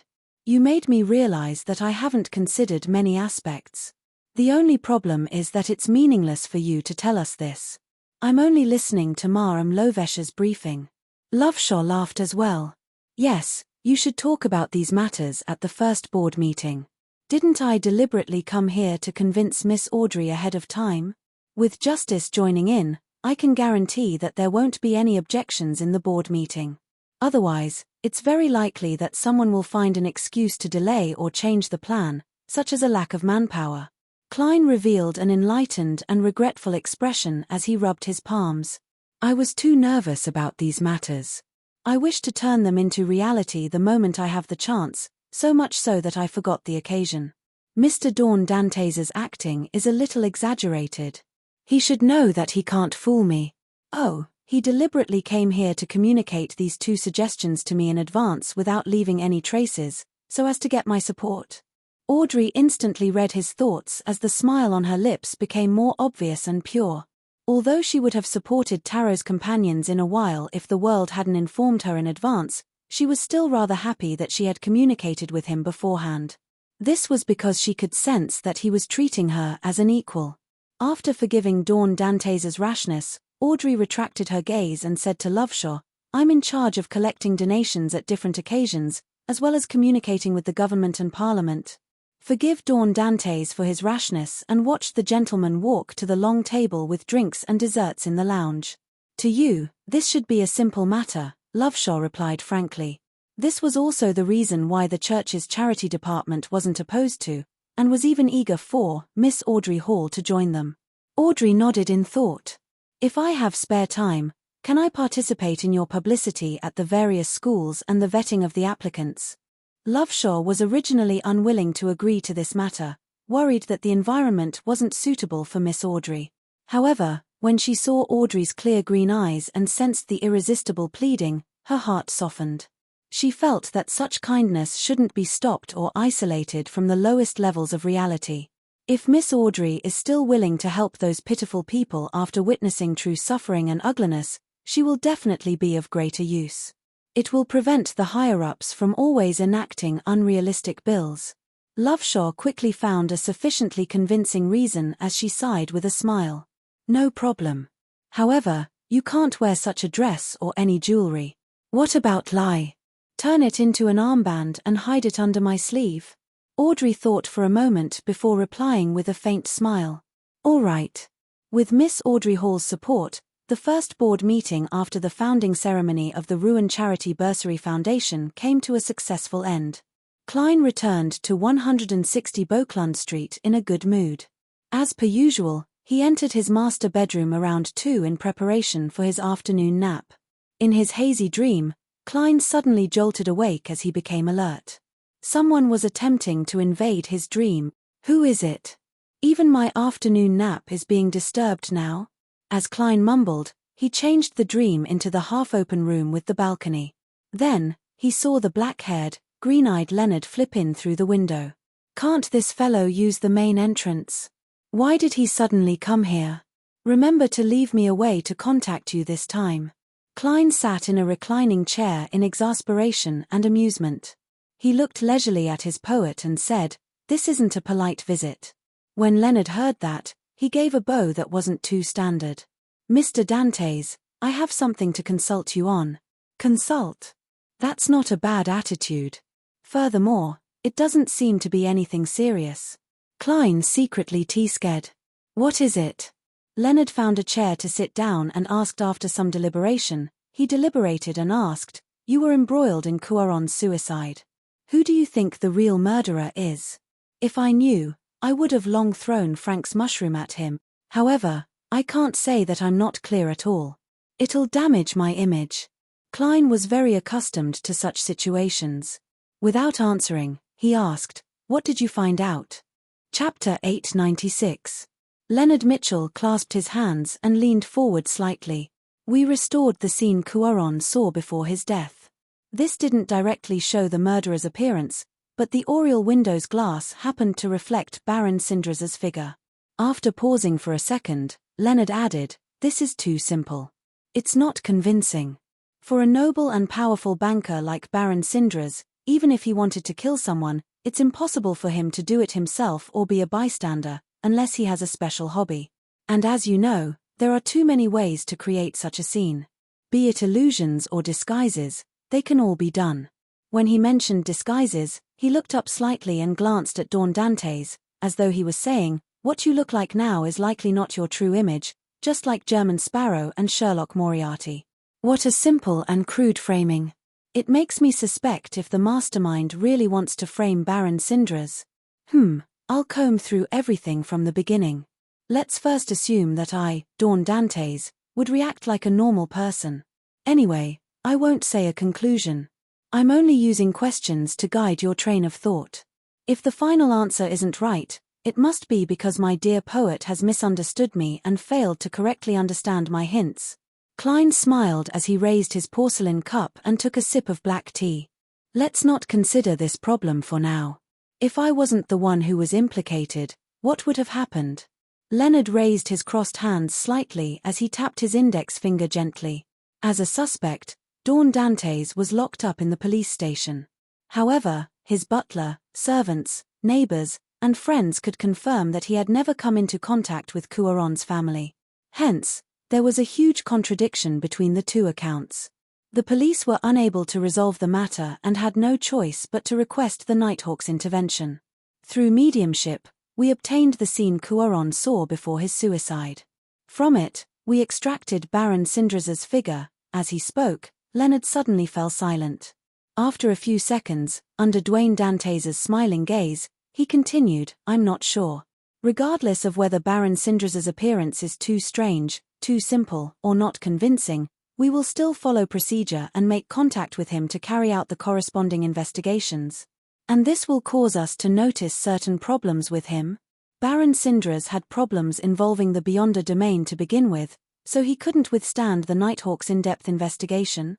The more Leonard spoke, the more certain he became. He seemed to have grasped the mastermind's train of thought. He, or they, didn't care if their trap would be seen through. As long as the Nighthawks did a routine investigation on Syndra's, their goal would be achieved. This was because Baron Syndra's hid a rather serious problem that could be easily discovered. Yes, that's what I'm thinking as well. This is actually closer to a report, but it's gentler. It looks like a trap, forcing the Nighthawks to investigate and hide their existence. Of course, I won't directly confirm your guess. Wouldn't it be awkward if I'm wrong? Klein lifted his right foot and placed it on his left leg as he smiled. With the vigilant Baron Syndra's, there should be no problems now. Leonard slowly nodded and explained to himself, this Baron's experiences are rather legendary. He was on the brink of bankruptcy several times, but he managed to pull himself back and climb to new heights. Perhaps, one of those times, he was in despair and had no other choice. Therefore, he sold his soul to an evil god, devil, or other hidden existence. That's quite a reasonable story. Klein didn't say if Leonard's guess was right or wrong. Instead, he asked, on the other hand, how would you view the real murderer that caused Cuaron to commit suicide? Leonard temporarily cast aside his previous judgment and said, based on the premise of normal development, the trap setup was too crude. The cues, guidance, and memory implantation weren't subtle or gentle enough, making it easy for others to discover the problem. Therefore, it's unlikely to be done by a mid-sequence or high-sequence Beyonder of the spectator pathway. It's more likely that Beyonders of other pathways used the corresponding mystical items to disguise their actions. Before he finished his sentence, Leonard fell into silence once again. It was unknown what he had in mind. Klein maintained a faint smile as he calmly looked at him, as though everything was under his control. However, I won't say it. It all depends on how much you understand it. This matches what Old Man said previously. Was it really done by a mid-sequence or high-sequence Beyonder of the spectator? His seemingly rash and crude setup that was filled with loopholes had actually accurately considered everyone's reactions. He had considered the human nature of following procedures, but he had miscalculated Dawn Dantes' experience and wisdom. Leonard felt that he had figured out the situation. He straightened his body and coughed lightly. Thank you for your guidance. Klein immediately chuckled. I didn't say anything. Without waiting for Leonard's response, he took the initiative to speak. Your former colleague wants me to ask you how he should inform you if he discovers any traces of Tranquil. Leonard, who was about to stand up to bid farewell, raised his buttocks and sat back down. With a complicated expression, he remained silent for more than 10 seconds. Send the message in the form of a letter to 7, Pinster Street. Does that mean you won't be leaving Beekland for a long time? Or could it be that even if you went somewhere else to carry out your mission, you still have a way to monitor 7, Pinster Street and read the contents of the letter remotely? It's more likely to be the latter guess. An angel of the Marauder pathway definitely has many strange mystic techniques, and there's no lack of them that Leonard can use. I can't ask. Once I do, it will lower Dawn Dantes' level and ruin my persona. Klein put on an unperturbed look as he smiled. I'll tell him. Leonard didn't leave immediately. If I want to contact him, what should I do? When he asked this question, his green eyes were deep and reserved. Klein was prepared. He smiled and said, a spirit that wanders the unfounded, a friendly creature that can be controlled, a messenger that belongs solely to the German sparrow. If you aren't sure about the exact ritual, you can consult Palez. Leonard knew that the German sparrow was Sherlock Moriarty, who was also Klein Moretti. He nodded indiscernibly and stood up. Thank you for informing me. Please forgive me for my sudden visit. With that said, he retreated to the door, opened it, and left the dream. Hey, you're leaving just like that. As a nightmare, or rather, a former nightmare, aren't you going to consider the flaws in your memories? You can remember it just by hearing it once. Isn't that too little? As Klein watched Leonard's back disappear, he couldn't help but lampoon. He shook his head in exasperation, ended his afternoon nap, and busied himself with West Balam's matters. On the Golden Dream, Danny's, who had finally completed his mission, was drinking iced beer due to the recent hot weather. If it wasn't for the fact that producing ice required beyonder powers and there wasn't much of it, he felt that he could finish half a bucket in one go. This is enjoyment. Danny's gulped down the remaining liquid in the cup. At that moment, a greyish-white fog emanated in front of him as German Sparrow's voice echoed in his ears.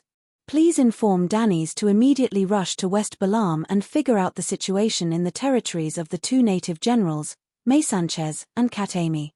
He needs to pay special attention to any signs of Rose School activity. Go to West Balam? Danny's held his cup as he repeated German Sparrow's request with a stutter. He had once gone there with the crew of the Golden Dream in search of treasure. He had also obtained rather detailed information from Captain Iceberg Edwina, so he knew how chaotic and dangerous West Balam was. Furthermore, I'm going alone this time. Danny's pursed his lips, feeling that his future was bleak. In his mind, scenes of primitive forests that hid all sorts of terrifying creatures, native tribes that believed in death but had their own oddities, roads filled with bandits and the resistance, villages frequented by wraiths and shadows, and cities where gunfights and beyonder battles would erupt from time to time. No, I have to reject German Sparrow. Reject. At the very least, he has to send me an assistant.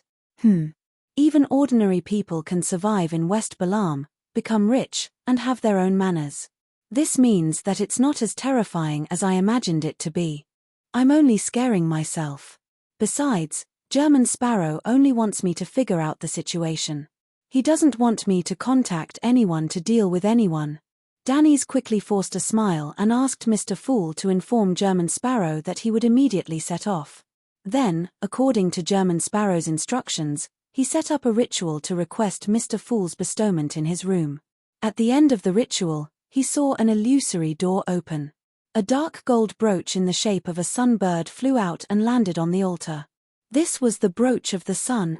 In the southern continent, in the kingdom ruled by death, the sun pathway was one of the most useful beyonder pathways. He directly gave me such a valuable item. It's not bad working for German Sparrow. However, I think he said borrow. Danny's picked up the brooch and felt the heat and humidity around him intensify. After assigning tasks to Danny's, Klein was just about to open the door to instruct his valet, Richardson, to prepare a cup of ice water when his spiritual perception was triggered. Following that, he secretly activated his spirit vision and saw Miss Messenger Rionette Tynker walk out of the void. In her hand was a blonde, red-eyed head that was biting on a thin letter. Chapter 897. 7. Pinster Street. Leonard Mitchell walked to his desk and spread out a piece of paper. He then picked up a fountain pen and lowered his wrist in preparation to write. However, just as he produced a dark blue dot, the fountain pen paused. He attempted to move his wrist a few times, but everything returned to normal.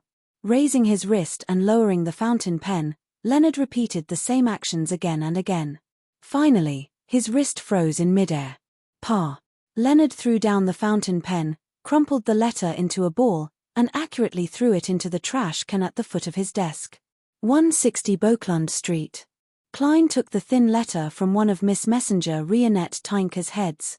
He weighed it in his hand, and only when his spiritual intuition didn't give him any warning did he open the seal and take out the piece of paper inside. There was only one page of paper, and on it were 2 lines of words written in beautiful handwriting. I have something that I wish to receive your help with. We can discuss the details in person. Sharon. So it's a letter from Miss Sharon. Klein resolved his puzzlement as he took out a gold coin and did a simple divination in front of Rionette Tynker. Then, he took out another piece of paper and wrote a single word, tonight. He folded the piece of paper and handed it to Miss Messenger. He asked, "Can you still locate the sender?" If not, he would give Sharon's address 126 Guard Street, Hillston Borough, Mrs. Mariam. Sure. One of Rionette Tynker's blonde, red-eyed heads gave a response. She then opened her mouth and bit down on the folded piece of paper.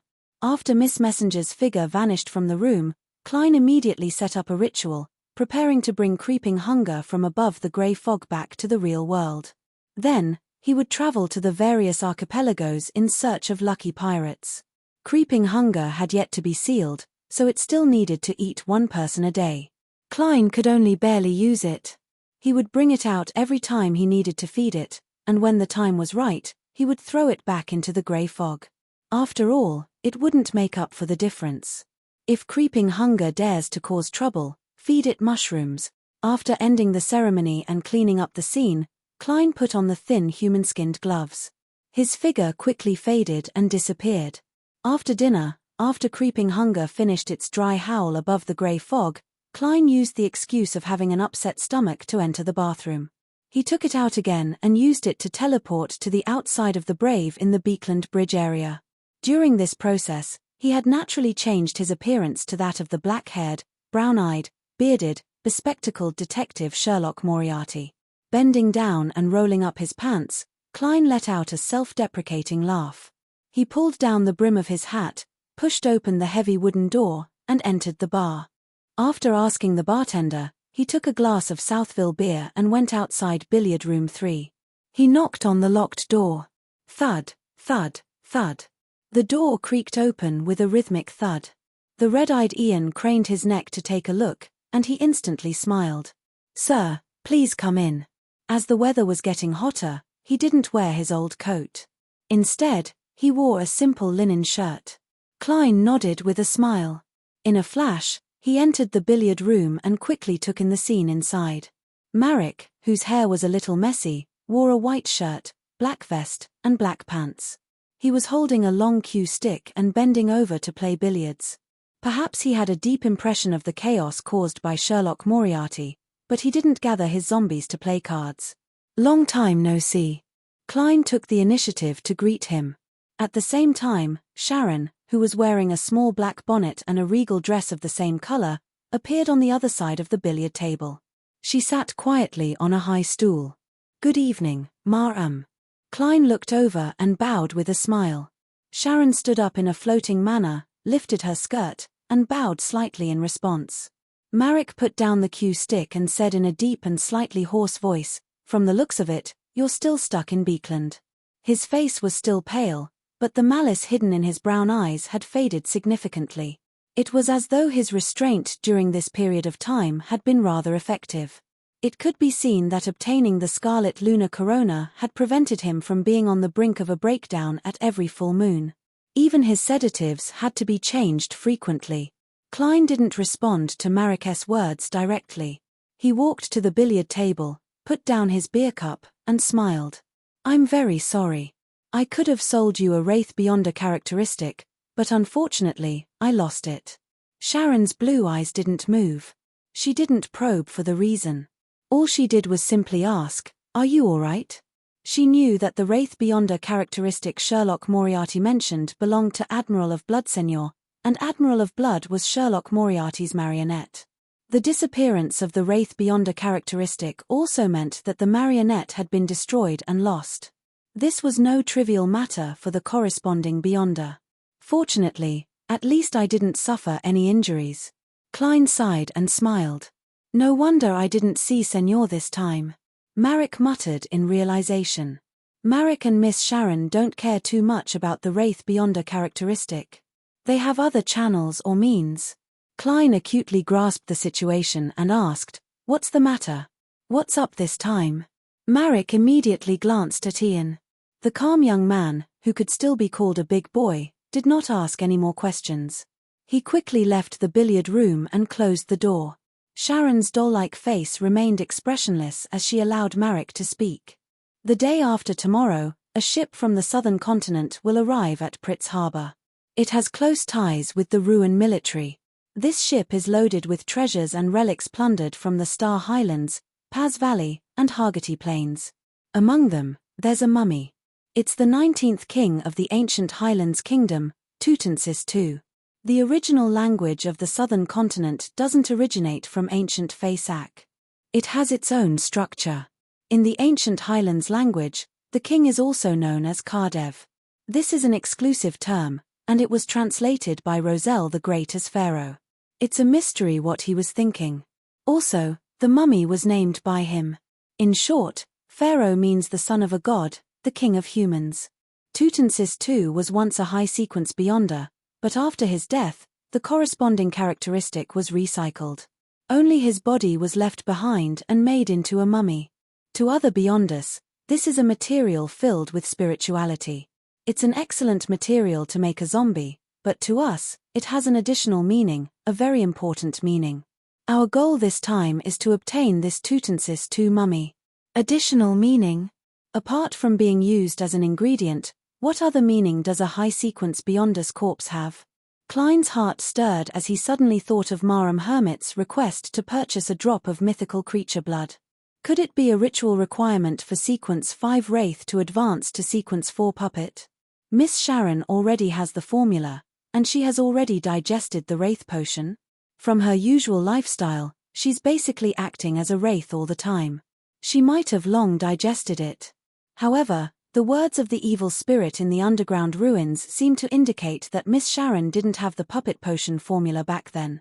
Yes, everyone has their own circles. It's not too strange for Miss Sharon to have the means to obtain it. Klein swept a glance at Sharon in thought, but he didn't discover any obvious changes from before. She still resembled a puppet more than a living person, but there weren't any signs of her becoming more sinister. Sharon sat there silently, focused on Sherlock Moriarty and Marek, listening to their conversation. If it's just a high-sequence beyonder mummy without any beyonder characteristics, the level of protection wouldn't be too high. Even if it's just the two of you, it shouldn't be too difficult to steal it, Klein pondered and raised a question. From his point of view, a Sequence 5 beyonder was already considered a quasi-powerhouse. Unless the ship had a demigod watching over it, it would be very difficult for someone at the same level to effectively stop Miss Sharon when her target was only a mummy. After all, the beyonders in charge had too many important items to protect. Furthermore, they could be scattered in different cabins due to the different ways they were stored. This time, it was Sharon who gave the explanation. She was as succinct as ever.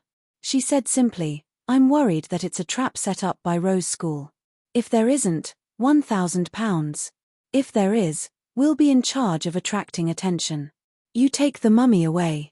Depending on the danger, £5,000 to £10,000 will be paid." "Is that so?" Klein didn't immediately respond. After some thought, he asked,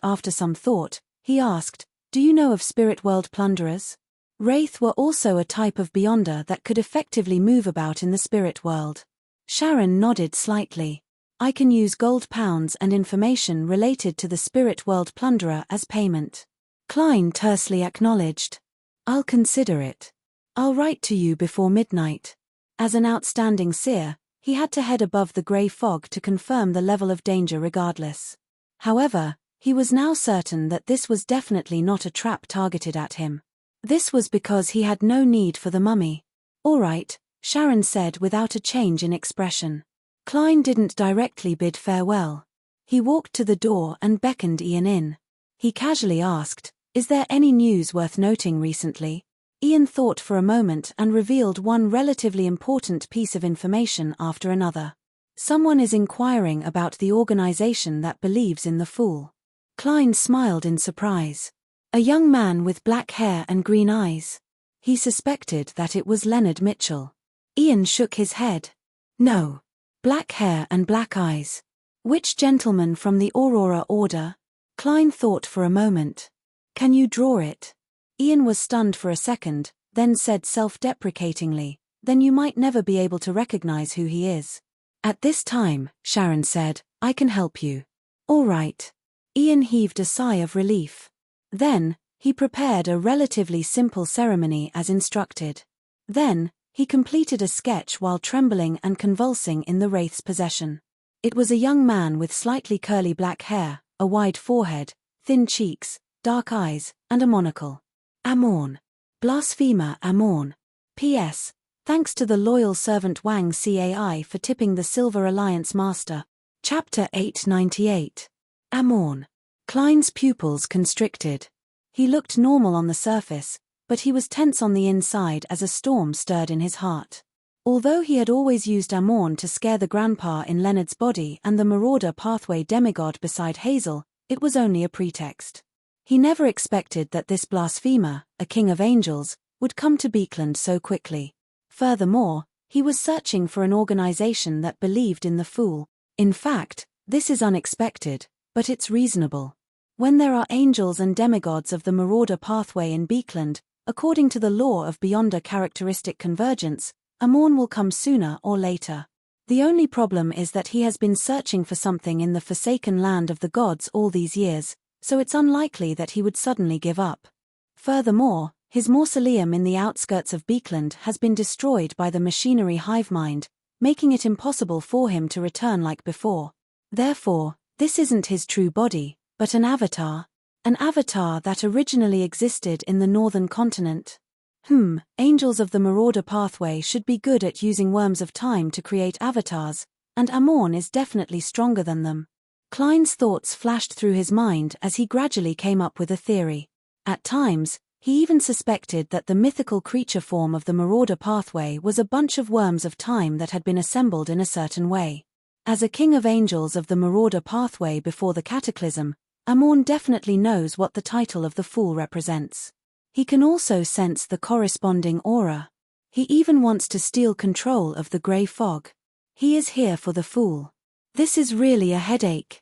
After the initial shock, Klein gradually calmed down. What he was most afraid of now was that due to the law of beyonder characteristic convergence, he would encounter blasphemer Amorn when he was out. Furthermore, Amorn was clearly able to sense his uniqueness. When the time came, there might not be any commotion, and the so-called fool would have to consider if there was a chance of resurrection. After all, he was a king of angels, an existence second only to a true god. Furthermore, the marauder pathway was always known for its deceit and concealment abilities. Even in Beekland, it wasn't necessarily true that he wouldn't dare to take action. Secretly stealing the lives of others might be Amorn's forte. From the looks of it, temporarily leaving Beekland and heading to West Balam isn't necessarily a bad thing. In short, the biggest problem lies with me. If I had advanced and become a bizarro sorcerer, I would be able to hide the grey fog's aura. Even if I were to encounter Amorn, I wouldn't have to worry about exposing myself. Klein silently drew a breath as he once again felt a sense of urgency. He had to push open the door to Sequence 4 as soon as possible, change his life form, and become a demigod. For this, be it getting marionettes, deepening his acting, speeding up his digestion, or gathering the corresponding beyonder ingredients, he had to work harder. Phew. Beekland is truly a terrifying place. If Ouroboros hasn't left or has already returned, then just from what I know, there are 5 angels here, including 2 kings of angel. This doesn't include the royal family and military that have Beekland as their base. I also don't include the underground evil spirit that has gone somewhere, the amalgamation of the former king of angels and the will of 2 angels. If Rose School's abomination Swar also comes here because he's pursuing German Sparrow, that would really be a commotion. Compared to this, the demigod battle outside Bayam Back then can only be considered a child's play. Klein looked at the sketch drawn by Ian as he shook his head in confusion. Yes, I got it. To Ian and Marek, his shake of the head was because he didn't know the man wearing the monocle, but in fact, he was expressing his helplessness. Gentlemen, I have to leave. I'll reply to you before midnight. Klein took off his hat, bowed, and slowly walked out of the billiard room. He teleported back to 160 Boklund Street from a secluded alley outside the Brave. Inside the master bedroom, the first thing he considered wasn't Miss Sharon and Marek's request, but how to deal with the latent problems brought about by Amorn. Having some experience in this aspect, he quickly came up with an idea. Find something for Amorn to do to divert his attention. As for what it was obviously something he couldn't resist or be uninterested in. For example, the angel of the marauder pathway, Palez Zoroast. This might be the key to whether or not Amorn could become a Sequence 0 true god. It was more important than finding an organization that believed in the fool. Of course, Klein wouldn't directly betray Leonard's grandpa, because he hadn't shown any ill intent up to this point. His idea was very simple. It was to inform Palez Zoroast of Amorn's arrival in Beekland. He wanted to see how the angel that had survived since the 4th epoch would respond. Then, He would decide what to do based on the situation. If that grandpa still couldn't do a thing to Amorn, who might very well be an avatar, he could only get Leonard to use a mission as an excuse to leave Beekland to hide from Amorn. Then, I'll head to West Balam ahead of time and say that I'm rebuilding my network. I'll wait for Snake of Fate Will or Septin to be born before secretly teleporting back to retrieve the umbilical cord blood. Klein suddenly made up his mind. He took out a piece of paper and wrote, Amorn has arrived. After folding the letter and putting it into an envelope, Klein took out the adventurer's harmonica and blew into it. At the same time Rionette Tynker appeared, he took out a gold coin from his pocket and pressed it on the letter. This was one of the 10 gold coins he had gotten his valet, Richardson, to exchange for. In order to maintain the image of Dawn Dantes being on the same level as Palez Zoroast, Klein didn't mention that he needed a gold coin to send and receive a letter when he gave Leonard Mitchell his contact details. From this, it can be seen that face is bought with money. As Klein sighed, he said to Miss Messenger, who was dressed in a dark and complicated dress, "Send the letter to 7, Pinster Street." "Yes, put it directly into the mailbox. There's no need to hand it to the recipient." As he wasn't sure of Palez Zoroast's true intentions and character, Klein wished to hide more of his trump cards from him. Therefore, before Leonard took the initiative to write to Klein Moretti, he didn't plan on letting the poet meet Miss Messenger directly. The golden-haired, red-eyed head in Rionette Tynker's left hand raised up as she sucked the envelope and gold coin into her mouth. However, she didn't immediately vanish. Instead, she floated on the spot as her 8 eyes looked at Klein in silence. "What's going on?" Klein was taken aback for a second before he had a guess. He asked with an odd expression, "You don't know where 7, Pinster Street is?" Only then did he recall that a messenger relied on a location in the sense of mysticism. It was the location of the contractor and the sender's aura. Therefore, once the latter moved beyond the range of her senses, the messenger wouldn't be able to find him.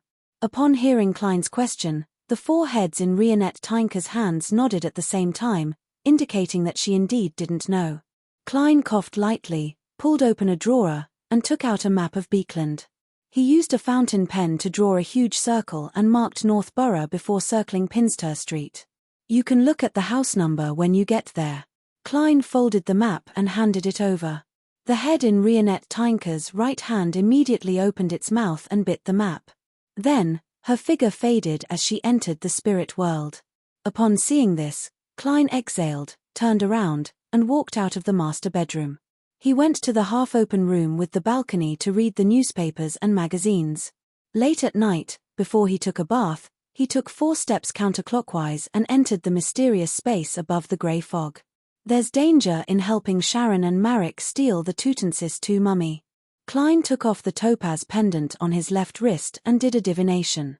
This time, the spirit pendulum spun clockwise. The amplitude wasn't huge, and the speed was rather slow. This means that the danger isn't high.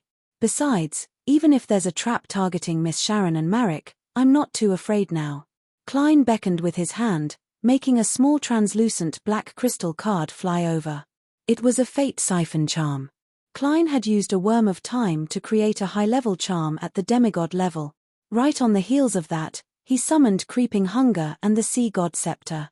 He wore the former and picked up the latter to record Lightning Storm and Tornado.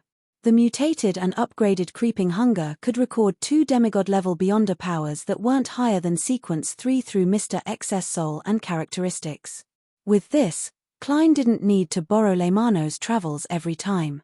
Furthermore, it was more convenient. After all, flipping through the spellbook would affect Death Knell and the Fate Siphon Charm unless he grew another 2 hands. After making the preparations, Klein returned to the real world.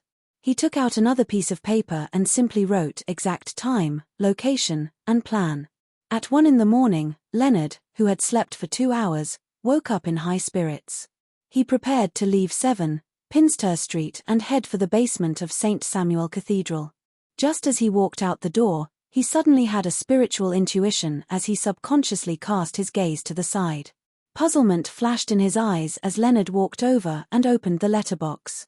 During dinner, he had already emptied it of newspapers, bills, and letters. Normally, There wouldn't be anything in the letterbox before daybreak because the postman would have returned home. However, at this moment, a thin letter was lying silently at the bottom. "Old man, you didn't warn me that there was a new letter," Leonard whispered as he picked up the letter. In his mind, the slightly aged voice replied, "No one came in. No one came in." Leonard knew that old man's perception was limited to his body. Without another word, he tore open the seal, took out the letter, and shook it open. The letter was mostly blank except for a short sentence, "Amorn has arrived." Amorn has arrived. Leonard's pupils dilated. At the same time, he heard the parasite's breath for the first time. Chapter 899. Leonard actually didn't have a direct impression of Amorn. He only knew that he was the enemy the parasite feared the most, the murderer who had injured the mysterious and powerful old man to such an extent. Therefore, his emotions quickly calmed down as he suppressed his voice and asked, "What should I do now?" In his mind, the slightly aged voice echoed 2 to 3 seconds later. "It's likely not Amorn's true body, but his avatar. Indeed, blasphemer Amorn is an angel. He might even be a sequence 1 angel. After all, old man is suspected to be a grounded angel." As Leonard absorbed the information and confirmed his theory, he listened to Palez Zoroast continue. "If Amorn's true body dares to appear in Beekland, it might very well trigger a divine descent." A divine descent. How many years has it been since something like this happened? Since the 5th epoch, this was a legend recorded in the books. It had never appeared in public. Does this mean that even among sequence ones, Amorn is one of the top existences? It's no wonder he's called blasphemer. In just a few sentences, Leonard gained a deeper understanding of how terrifying the angel named Amorn was. As he stood in front of the letterbox, his thoughts drifted. Suddenly, he had an idea. He hurriedly whispered, "Since Amorn is so highly regarded by the deities, can we think of a way to inform the church of his appearance in Beekland? From Leonard's point of view, the churches of Evernight and Storm, which were born in an earlier epoch and spanned the entire 4th epoch, likely had rich experience in dealing with angels. They were the best candidates to deal with Amorn." In his mind, Palez Zoroast chuckled and said, "It's useless. It's useless. This might even be Amorn's goal. To him, losing an avatar is only a waste of some strength. He won't suffer any actual damage. And he can use the death of his avatar to see the corresponding changes in fate. From there, he can find the source of the disturbance or wave. Although this can't directly lock onto you and me, it can greatly reduce the range and create the conditions for his true body to deliver a fatal blow. Besides, don't tell me you think that Amorn only has 1 avatar in Beekland. Based on his habits and style, there might only be one who doesn't hide his existence, but in fact, there are a few, a dozen, or even 100 avatars surrounding this lighthouse. When we try to get rid of that conspicuous guy, it's very likely that we'll be watched by a few, a dozen, or even hundreds of Amorns from different angles. He can be a passerby, a bird on the roof, an ant on the ground, an insect in the wood, or a tiny creature in the air. If you're not a demigod, even if his clone invades your body, you won't notice it at all." Listening to the old man's detailed description, Leonard felt a chill down his spine. He suddenly felt as if there were countless Amorns lurking in the air around him. Scared? Palez Zoroast chuckled. "If you knew that Amorn could steal your fate without any abnormalities, you would be even more afraid." "What do you mean by stealing destiny?" Leonard asked cautiously and suspiciously. Palez's aged voice sighed and said, "He will follow you home. Then, you will realize that your parents will treat him as a son, your wife will treat him as a husband, and your children will treat him as a father. Your friends, everyone you know, will think that him is you. As for you, you will become the unluckiest. You will lose all connection with the real world and slowly die. Will this kind of theft last forever?" Leonard couldn't help but draw a gasp. Palez Zoroast chuckled. "Before a thief is caught, will he take the initiative to return the stolen items? Unless he has had enough fun." Leonard fell silent. He felt that an enemy at Amorn's level was no longer something he could resist, but something he couldn't imagine. After a few seconds, he couldn't hide his hoarse voice. "Then what should we do?" He didn't take the initiative to share his thoughts because it was highly unlikely to be realistic. After a moment of silence, Palez Zoroast said, "Let's take another look." Inside the Bravehearts bar, Marek was already waiting in billiard room 3 according to the agreement. Since Sherlock Moriarty had agreed to help, a face-to-face discussion of the details of the operation was a crucial segment. This was something that couldn't be explained clearly through letters alone. After gulping down a mouthful of beer, Marek raised his hand to comb his hair. His pale face was devoid of any color, and the faint madness he exuded was much fainter than before. At this moment, his heart stirred as he looked up to the side. He saw a figure in a top hat and suit quickly outline himself. It was none other than Sherlock Moriarty. Teleportation? Marek's heart palpitated as his pupils constricted. He instinctively raised his guard. It wasn't that he didn't trust Sherlock Moriarty, but it was a natural reaction when a creature was facing an existence at the top of the food chain. At the same time, he caught a glimpse of Sharon's doll-like figure on the high stool through the corner of his eye. Klein pressed down on his hat and bowed at the two of them. He then smiled. "What I'm most concerned about is how much intelligence do you have? The more sufficient the intelligence, the higher the chances of success and the lower the danger. It's a very simple example. Can you confirm that the Tutensis II mummy isn't problematic? Can you confirm which coffin it's in? If it's possible, I'll directly teleport over before the guards react and bring it to the spirit world. That way, the problem will be resolved."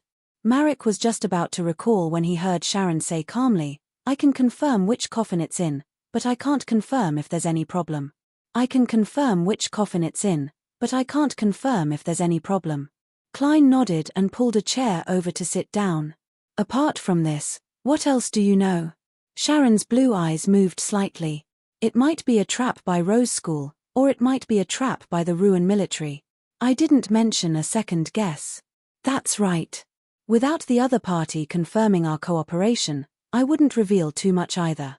Klein pondered and asked in response to the latter point, "A trap prepared for Rose School?" This time, it was Marek who answered. He explained in detail, in the ancient Highlands Kingdom, the creation of mummies was a custom prepared for nobles. It was very sacred, and the pharaoh's mummies were not to be desecrated. Back then, before the Ruin, Intis, and Fena Potter armies conquered this country, the pharaoh's descendants had already moved the most important batch of mummies, including the remains of past pharaohs. This time, a secret base of the Highlands resistance was breached. The Ruin soldiers found Tutankhamun II's mummy at the lowest level and planned on sending it to Beekland to an unknown military organization for research. To the pharaoh's descendants, this is the greatest insult. They have sufficient motivation to snatch back Tutankhamun II's mummy. And among these descendants, there's a demigod named Mimosi. He's one of the main leaders of the resistance, as well as an important member of Rose School. He's a student of Abomination Soir. Klein nodded slightly. In other words, Tutankhamun II's mummy might be bait used by the Ruin army to lure Mimosi. Of course, we can't eliminate the possibility that Rose School deliberately sacrificed a pharaoh's remains to get rid of you. He originally wanted to say that there wasn't a need for Rose School to go to such an extent since one of them was a Sequence 6 and the other was a Sequence 5. But when he thought of how Rose School was led by the indulgent faction, and that they wouldn't have any restraint in their desire for revenge, he felt that he couldn't make a decision with the mindset of a normal person.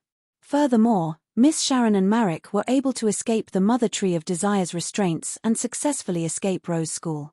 Apart from luck, there might also be secret support. If that's true, they're definitely targets that Rose School would focus on. Klein naturally had such thoughts, but he didn't say them out loud. Yes. Marek rubbed his temples. The large amount of words he said seemed to have stirred his mind and desires. Klein thought for a moment. If it's the former, things will be more troublesome than I expected. To deal with a demigod with accomplices, the Ruin military needs to have at least 2 Beyonders with combat strength at the same level as Mimosi lying in ambush. Apart from that, they definitely have to leave some room to prevent any accidents. For example, preparing a Grade 0 sealed artifact. In short, if it's not near Beekland, or if it's a joint operation with the 3 churches, They might not be able to easily complete such a trap. Sharon's chin moved slightly as she nodded, agreeing with Sherlock Moriarty's judgment. Klein didn't emphasize the difficulty as he said, "Therefore, we need to have more accurate and detailed information. Therefore, we need more accurate and detailed information so that we can make more targeted preparations. Only then will we be able to achieve our goal." Without waiting for Sharon and Marek to speak, he added, "I know of a secret existence that can do magic mirror divination. He strictly abides by the principle of equivalence. As long as one doesn't care about privacy or is able to withstand actions that bring about intense shame, one can obtain the answers to many questions from him. Are you willing to attempt it? I'll summon it. Whoever summoned it in black divination would bear the greatest risk. What if you refuse to expose your privacy or refuse to do such actions?" Marek narrowed his eyes. Klein answered sincerely, "You will be struck by lightning. He will be struck by lightning, which can cause quite a bit of damage." Lightning. Marek originally believed that with a zombie's toughness, it wouldn't be a problem to withstand direct damage, but he never expected it to be lightning that was rather effective against the undead. He hesitated for a moment and looked at Sharon. After receiving an affirmative nod, he exhaled. "All right." Klein didn't speak further. As he took out a pen and paper from his pocket, he instructed, "Prepare a mirror." Just as he said that, a palm-sized makeup mirror appeared on the billiard table. A palace-style makeup mirror. Klein glanced at it and drew the symbol that combined prying and concealment. A palace-style makeup mirror. Klein glanced at it and drew the symbol that was a combination of prying and concealment. Chapter 900. With Klein's final stroke, the light in billiard room 3 suddenly dimmed a little. On the surface of the delicate makeup mirror, wave-like patterns rippled out before finally turning dark and gloomy. Right on the heels of that, bloody words appeared, "Raise your questions." Such a scene was filled with a supernatural horror. Even though he was facing a wraith or a zombie, he seemed to be intimidated and momentarily didn't dare to speak. Only Klein maintained a smile, as though he was accustomed to all of this. He had already exhorted a Rhodes to not ask difficult or personal questions. He told it not to act like a servant.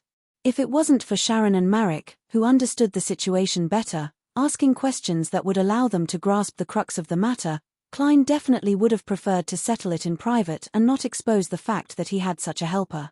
After a few seconds of silence, Marek took 2 steps forward and came in front of the billiard table. He opened his mouth. At this moment, Sharon's gentle but emotionless voice suddenly sounded. "Let me ask." Without waiting for Marek's response, she stood up and looked at the makeup mirror. "The Tutensis II mummy is a trap set up by the Ruin military to target Rose School, right?"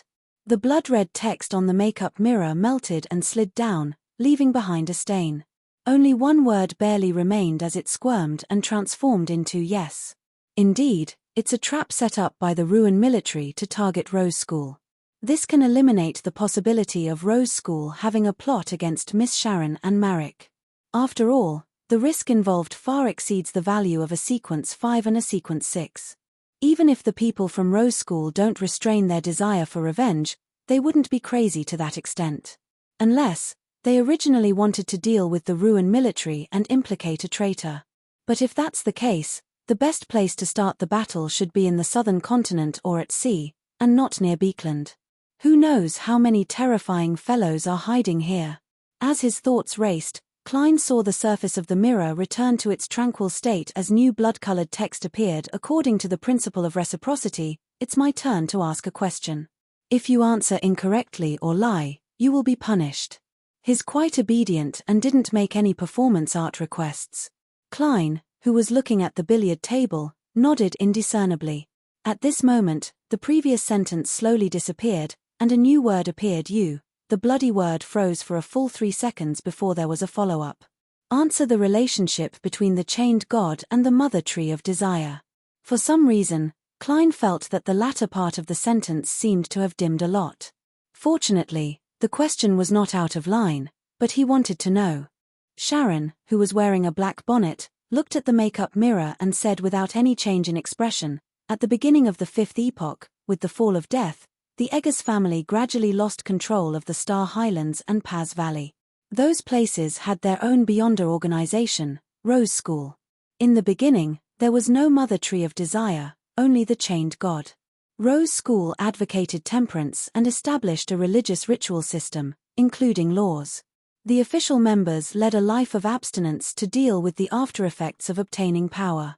Suddenly, one day, there was an addition of words like indulgence in the oracle. Many people slowly changed and restored the ancient and bloody sacrificial tradition. Later on, some of the upper echelons of the school of thought began to secretly claim that the chained god was the embodiment of the mother tree of desire. It sounds like the chained god has been corrupted or replaced by the mother tree of desire bit by bit. If this was once a sequence 0, then the mother tree of desire is truly terrifying. It's no wonder all the other deities view it as an enemy. However, the chained god might not be a sequence 0.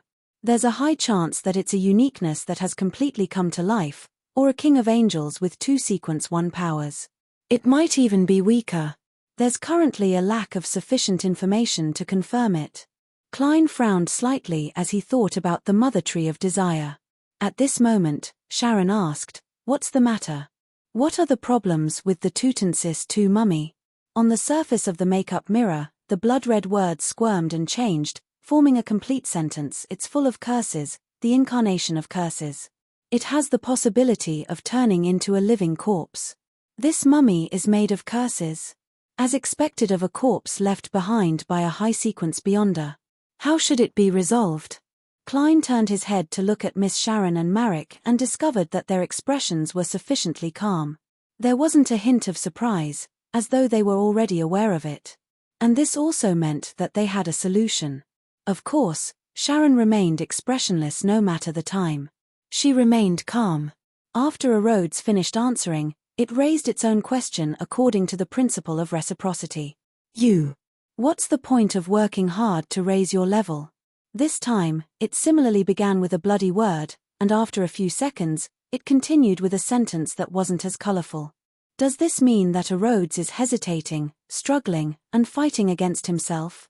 On the one hand, it can't control its instinctive desire to raise a question that's difficult to answer, but on the other hand, it has no choice but to restrain itself due to my instructions. Klein chuckled in thought. Sharon stood there in her complicated and exquisite dress. After a moment of silence, she said, "In the beginning, it was because I didn't want to be bullied by others. Now, it's because I have the ability to protect myself and my companions, as well as revenge, as well as spreading the concept of temperance. If everyone can control their desires, there won't be war, there won't be massacres, and there won't be so much suffering." Klein was somewhat surprised when he heard that. This was because, in his impression, Miss Sharon rarely spoke in such a manner. This wasn't to say that she didn't know how to give a long speech, but that even if she gave a long speech, she would be extremely restrained. She didn't describe too much, just like when she answered the first question. All she did was simply reconstruct what had happened. It seemed like she had said a lot, but she didn't say anything unnecessary or subjective. And now, the last sentence she added was clearly more long-winded compared to her style. This is a point she's been thinking about repeatedly, a point she hasn't expressed for a long time. The chaotic reality of the southern continent that was filled with conflict suddenly surfaced in Klein's mind.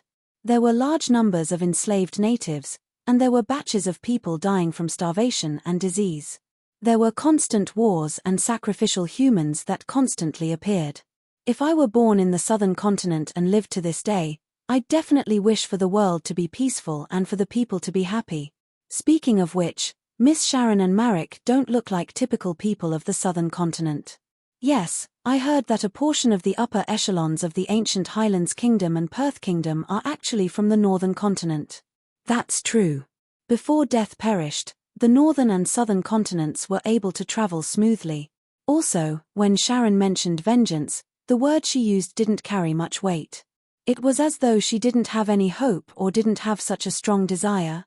Klein sighed in silence as he listened to Sharon raise detail after detail and answer question after question. After figuring out the situation regarding the Tutansis II mummy, Sharon asked again, "Apart from Mimosi, what other high-sequence Beyonders will appear in this trap?"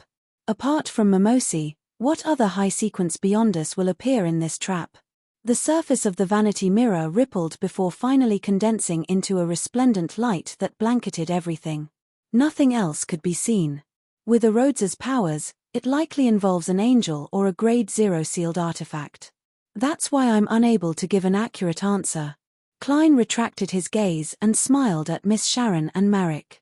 From the looks of it, it's as I expected. The Ruin military has left quite a bit of room for maneuver. Sharon nodded slightly as she continued looking at the vanity mirror, waiting for the hidden existence to answer his question. The blood-colored words squirmed and were no longer as intermittent as before. They appeared in one breath. What's your opinion of your teacher? Teacher. Miss Sharon still has a teacher. That's right. As someone who believes in temperance, to be able to remain unaffected in the Rose School that has long degenerated, there must be someone providing her with protection. This is also one of the reasons why she and Marek were able to escape. Klein was enlightened as he looked forward to Sharon's answer. Sharon pursed her lips and said, I worship him very much. Using him? Klein was so alarmed that he nearly couldn't maintain his smile. In the various Beyonder organizations, including the Orthodox churches, grounded angels were extremely rare. There were only one or two of them. He had imagined that Miss Sharon's teacher was a Sequence 4 or Sequence 3 saint, the strongest being like C. King John Cotman. To his surprise, he had used the honorific him. In Ruin, Ancient Fasak, and even Jotun and Elvish, him was clearly different from he, she, and it. After his shock, Klein suddenly sighed. Miss Sharon's current situation indicated that her teacher was probably no longer around. Her and Marek's escape was probably the final struggle of this temperance leader in Rose School. And to the Mother Tree of Desire, there was no other choice but to either infect or erase it to make it into a sealed artifact. The surface of the vanity mirror turned dark once again as the bright red words vanished. After a while, a new line of text appeared. Continue. I don't have any more questions. Thank you for your help, Sharon said slowly as she lifted the hem of her dress and bowed. As she said that, the vanity mirror suddenly returned to normal. The light in the billiard room was no longer dim. Sharon turned to look at Klein and said in a normal tone, Let's give up on this matter. Let's give up on this matter. Clearly, she also knew what the blob of light that appeared when the secret existence answered meant. Klein shook his head and smiled. There's no rush to make a decision. I'll ask you a few more things. Perhaps there's still a chance, one that doesn't require too much danger. At least, the results of my divination indicate that there's such a possibility, he added silently in his heart. What is it? Marek couldn't help but ask first. Chapter 901. Upon hearing Marek's words, Klein picked up the piece of paper with the incantation to summon a Rhodes and casually shook it. He held back his smile and said in a rather serious manner, Tell me the detailed process of the ancient Highland kingdom's mummification. As he spoke, the paper made a cracking sound. It was dyed with scarlet flames and turned into specks of ashes that drifted down. Marek glanced at Sharon and thought for a moment before replying, The first step is to leave it for 3 to 5 days. Use certain supplementary means to allow the Beyonder characteristic to naturally seep out and not fuse with any part of the pharaoh's body to form a sealed artifact. The second step is to perform a cleansing ritual and place the corpse on the altar.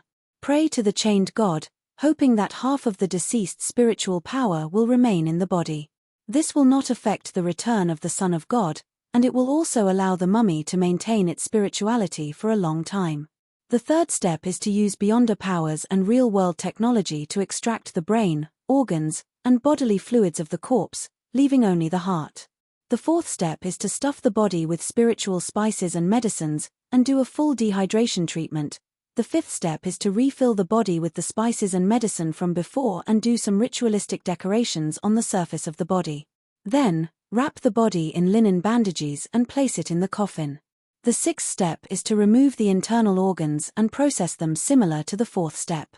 They will be used as materials for the ritual and placed in the 4 corners of the coffin. The brain and body fluids will be the same. The former will be mashed into a slurry and mixed with the latter. They will circulate through the reserved channels inside the coffin, mimicking the state of the deceased when they were alive. This can absorb and gather spirituality from the spiritual world. Even if the pharaoh mummy has been buried for thousands of years, it will still be a material rich in spirituality. It can be used to create a rather powerful zombie. It doesn't sound like it has anything to do with improving one's abilities. I wonder how an apothecary can turn something rotten into something magical. It's similar to the Egyptian mummification process on Earth, but it's also different. The meaning of mysticism is stronger. Klein listened attentively and quickly analyzed if there was anything that could be a part of his plan. No matter what, the Tutansis II mummy is an object of great research value. Unless there's no other way, no one is willing to destroy it. Klein pondered for a moment and turned to look at Sharon, who was sitting on the high stool again. What's the maximum effective range of your mirror flash? Sharon sat upright and replied without any hesitation, I'm not sure, 300 meters. That's pretty far. It's much more powerful than my flaming jump. However, that's normal. After all, a wraith's main characteristic is that it can come and go without a trace, while flaming jump is just a method to perform magic. That's not bad. I can use it. Klein couldn't help but sigh in his heart. Although he had once had a wraith marionette, he didn't know the limits of mirror blink. This was because even if it didn't reach its limits, it would escape his control. And once it did, the marionette would be a dead object, and the blink would fail midway. Klein asked a few more questions and gradually came up with a plan in his mind. He looked at Sharon and Marek respectively and said in a calm tone, we still have a chance of taking away the Tutansis II mummy. There's a certain level of risk, but it won't be huge. Yes, the prerequisite is that you have to listen to my arrangements and let me lead this operation. Of course, if you find it inappropriate, you can choose to stop and return at any time. That's your freedom. Just remember to pay me. If this were in the past, Marek definitely would have rejected it without a second thought. He and Sharon were considered experienced mid-sequence beyonders, so how could they listen to the arrangements of a newly advanced beyonder who had once sought their protection? However, during their previous cooperation, the intelligence, adaptability, and strange items that Sherlock Moriarty had displayed had left a deep impression on Marek. He subconsciously placed him on the same level as him. When news of German Sparrow reached Beekland, he was alarmed. He believed that he was one of the strongest beyonders below high-sequence beyonders. In mysticism and beyonder combat, he was an authority. Since it was an authority, he had to obey. He can even teleport. Marek recalled Sherlock Moriarty's appearance and had a baffling feeling that he had immense confidence. Perhaps, he could really find a chance of success. He turned his head and exchanged looks with Sharon. The two nodded in unison. Okay, Sharon replied. There was no hesitation in her blue eyes. Klein immediately smiled. As for the exact details, I'll tell you based on the scene. He had deliberately appeared in the form of traveling to provide a secret presence to obtain intelligence. Apart from explaining the problem and gaining a more accurate understanding of the situation, it was also to establish his image and elevate his standing so that he could be in control. As a marionettist, even if he didn't have a marionette, he had to control others to complete a predetermined performance. To Klein, on the one hand, this operation was to help Sharon and Marek, and on the other hand, he hoped to use the grand scene and the puppet show he was in charge of to quickly digest the potion.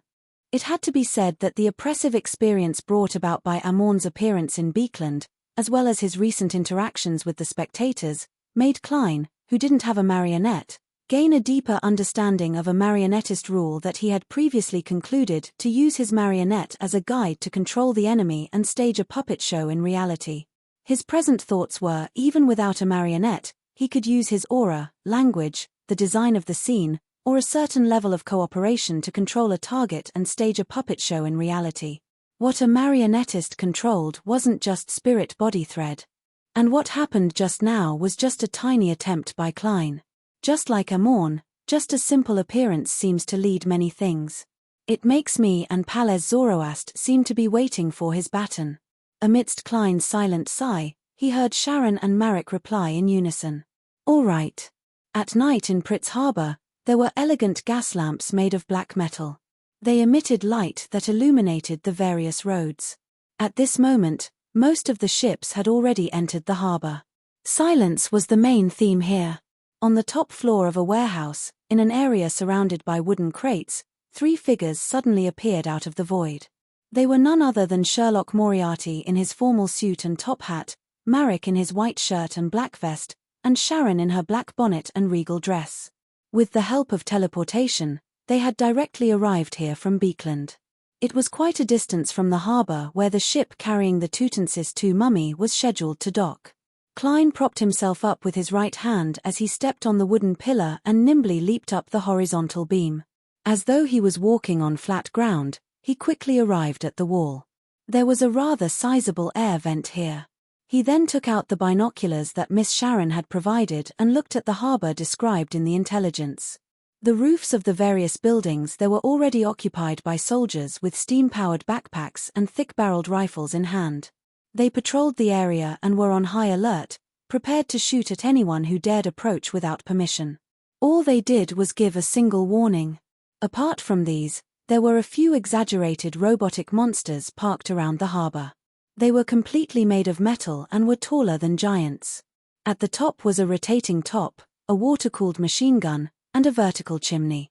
The bottom was greyish-white in colour, and there were many exposed rivets, nuts, and gears. It looked very crude. In addition, there was a thick cannon barrel in front of the machine. At the bottom were 2 rows of metal wheels wrapped in rubber tracks. There were clearly people among them, but Klein couldn't see who they were. He couldn't confirm if there were any beyond us. Near these steel monsters, on the harbour, a black metal tower that was more than 10 meters tall had been erected. It had a complicated but seemingly unrefined pulley system, with steel cables and hooks hanging down. On the surface, it doesn't seem like a low-level military operation, but it's not too high-level either. Klein retracted his gaze and threw the binoculars to the approaching Marek, allowing him to observe the situation once again. Before the official operation, they had come to a consensus. It was to try their best not to use their Beyonder powers. They were to rely on non-mysticism creations to spy on the target to prevent themselves from being alarmed. After all, there might be a demigod lurking in the harbour. Of course, Klein had also adjusted the powers recorded in Creeping Hunger, using Paper Angel to match Tornado instead of Lightning Storm. After Sharon understood the situation, Klein, who had retreated to a wooden rack to the side, revealed a seemingly relaxed smile. "We only have one goal today. That is to attempt it when there's a chance. If there's none, we'd rather watch by the side or even leave ahead of time. Is there any problem?" "No," Sharon replied calmly. Marek shook his head to express the same idea. Klein nodded and looked at Marek. "How many mirrors did you bring?" 9. Marek displayed his preparations one by one, then pointed at his eye and said, "This counts as well." "All right." Klein pointed in a direction. "When I tell you to leave later, run out of Pritz Harbour and throw down these mirrors along the way." Marek opened his mouth as though he wanted to ask why, but he quickly understood Sherlock Moriarty's intentions. He nodded seriously and said, "I'll do as you say." Klein smiled as he extended his hand and held it in midair. "It's a pleasure working with you." Marek hesitated for a second before extending his right hand and striking his palm. After doing this, the tension in his heart inexplicably eased. Klein turned to look at Miss Sharon, took out an iron cigar case, and handed it to her. "Take it and fly towards the lighthouse after you get my signal. Then, count to 3 and remove the wall of spirituality on it. During this process and after it's done, don't stop flying. Try to be as irregular as possible, regardless of the method. When you see the special firework I shot out, immediately use the wall of the spirit world to isolate the cigar case. Then, use mirror blink in Marek's direction. Do your best. After you meet up, flee. There's no need to wait for me. I'll teleport over." One of the core elements of his operation tonight was the Aztec copper whistle. Stealing the Tutensis II mummy is very difficult, but I can make it run over by itself. Chapter 902. After hearing Sherlock Moriarty's arrangements, Sharon didn't say a word. All she did was nod her head gently in agreement. Klein then took out a greyish iron metal mask and wore it on his face. Only his eyes and nostrils were exposed. Similarly, Sharon and Marek also wore similar masks. However, They had different reasons for concealing themselves. The wraith and the zombie simply didn't want to expose their true appearances. They didn't want to be targeted by the ruin military, preventing them from moving around in Beekland. The faceless was wearing a mask to conceal his pathway's characteristic of being able to change his appearance, so as to mislead the ruin military and Rose School's subsequent investigations. After all, according to normal logic, if your face is fake and you aren't the real you, why would you wear a mask? After waiting for a while, a low hum sounded as a ship entered the harbor in the darkness. Klein returned to the vent, raised the monocular, and cast his gaze back at the harbor that was under martial law. He then saw a hybrid ship with a chimney and sails slow down as it slowly came to a stop. At the same time, 2 squads of soldiers in red shirts and white pants ran over in an orderly manner with rifles in hand and lined up on both sides of the road. Before long, a ladder was lowered, and people began to disembark from the ship. First were sailors carrying wooden crates, followed by a young man in a major's uniform. He held a crystal box with a solemn expression, and he was surrounded by several crew members. The crew members were all holding lanterns, allowing the light to illuminate the box from all angles, illuminating its surface and revealing the item inside. It was a human skull without any flesh or blood left behind. Furthermore, it had a strange luster flowing under the light. This group of people moved rather slowly, as though they were constantly paying attention to the angle of the lantern's illumination, not leaving any gaps.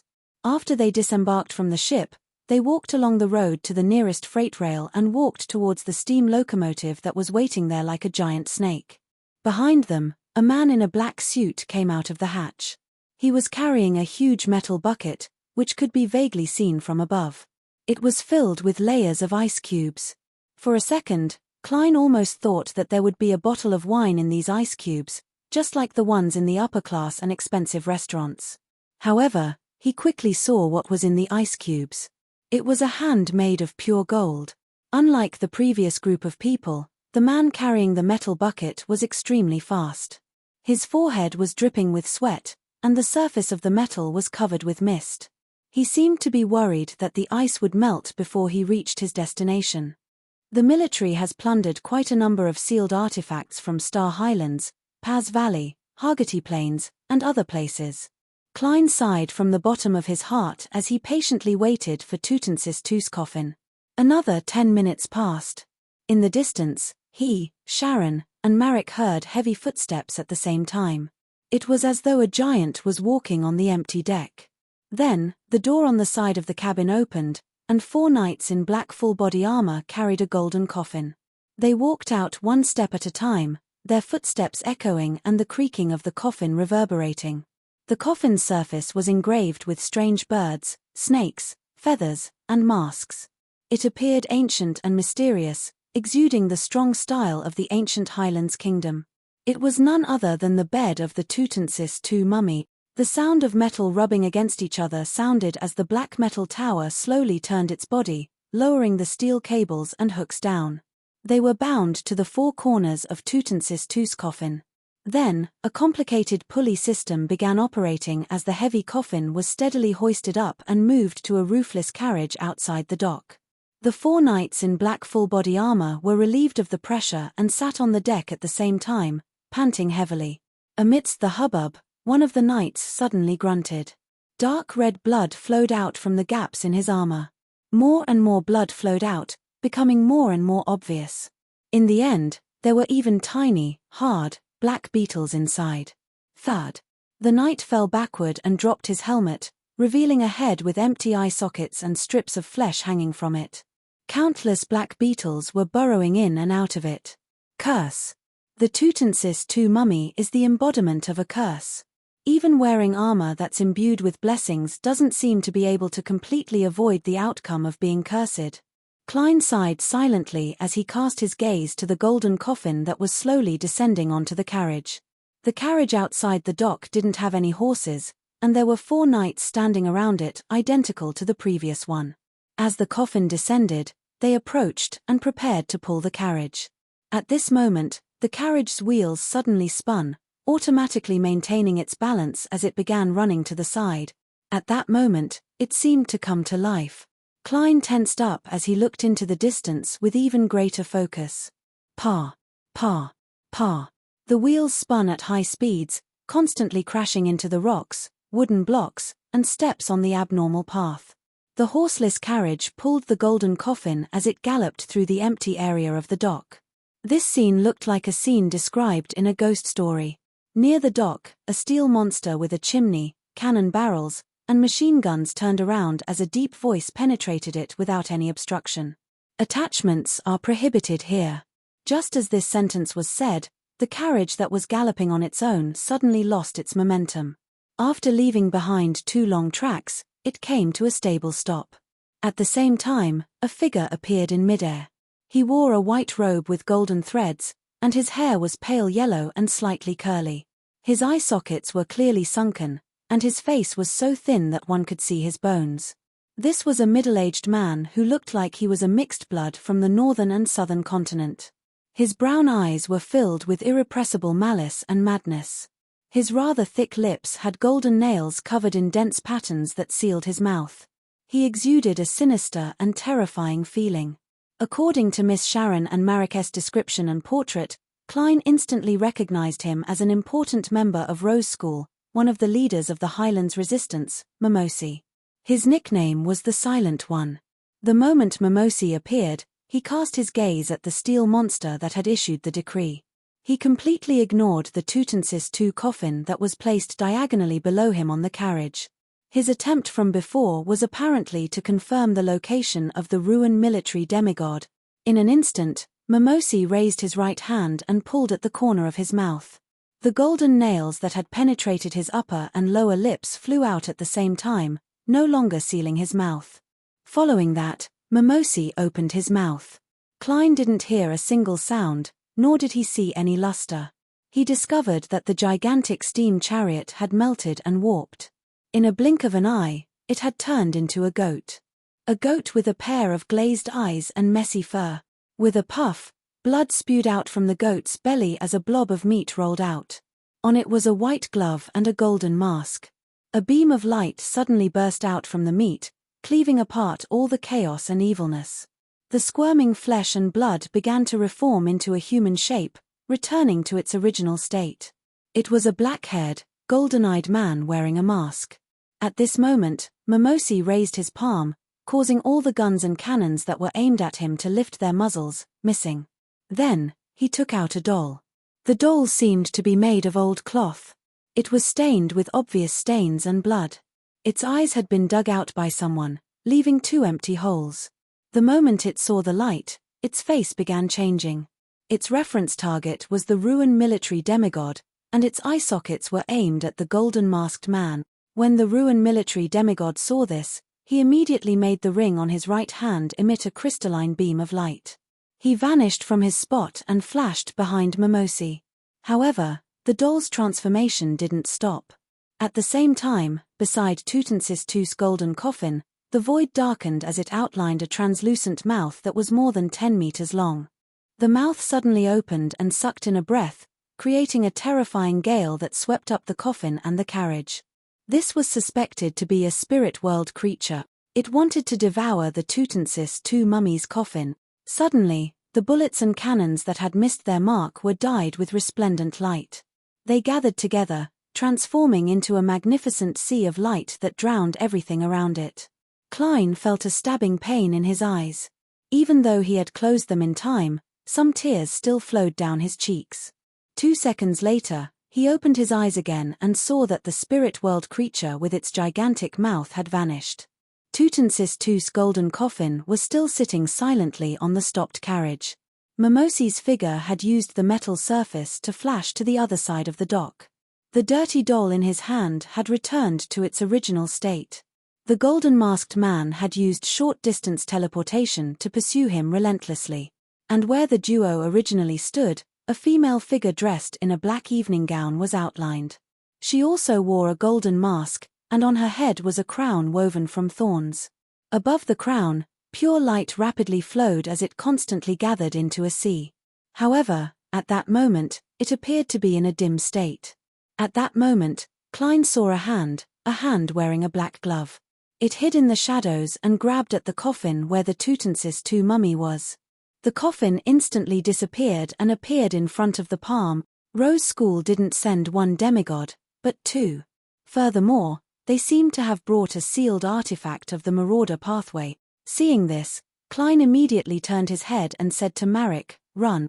Marek had been waiting for the order, and when he heard it, he sprang up and rushed out of the warehouse, sprinting out of the dock. Klein immediately turned around and said to Sharon on the other side, "Begin." Sharon didn't hesitate either. She took the iron cigar case and flew towards the lighthouse. As a wraith, the walls and obstacles along the way didn't seem to exist.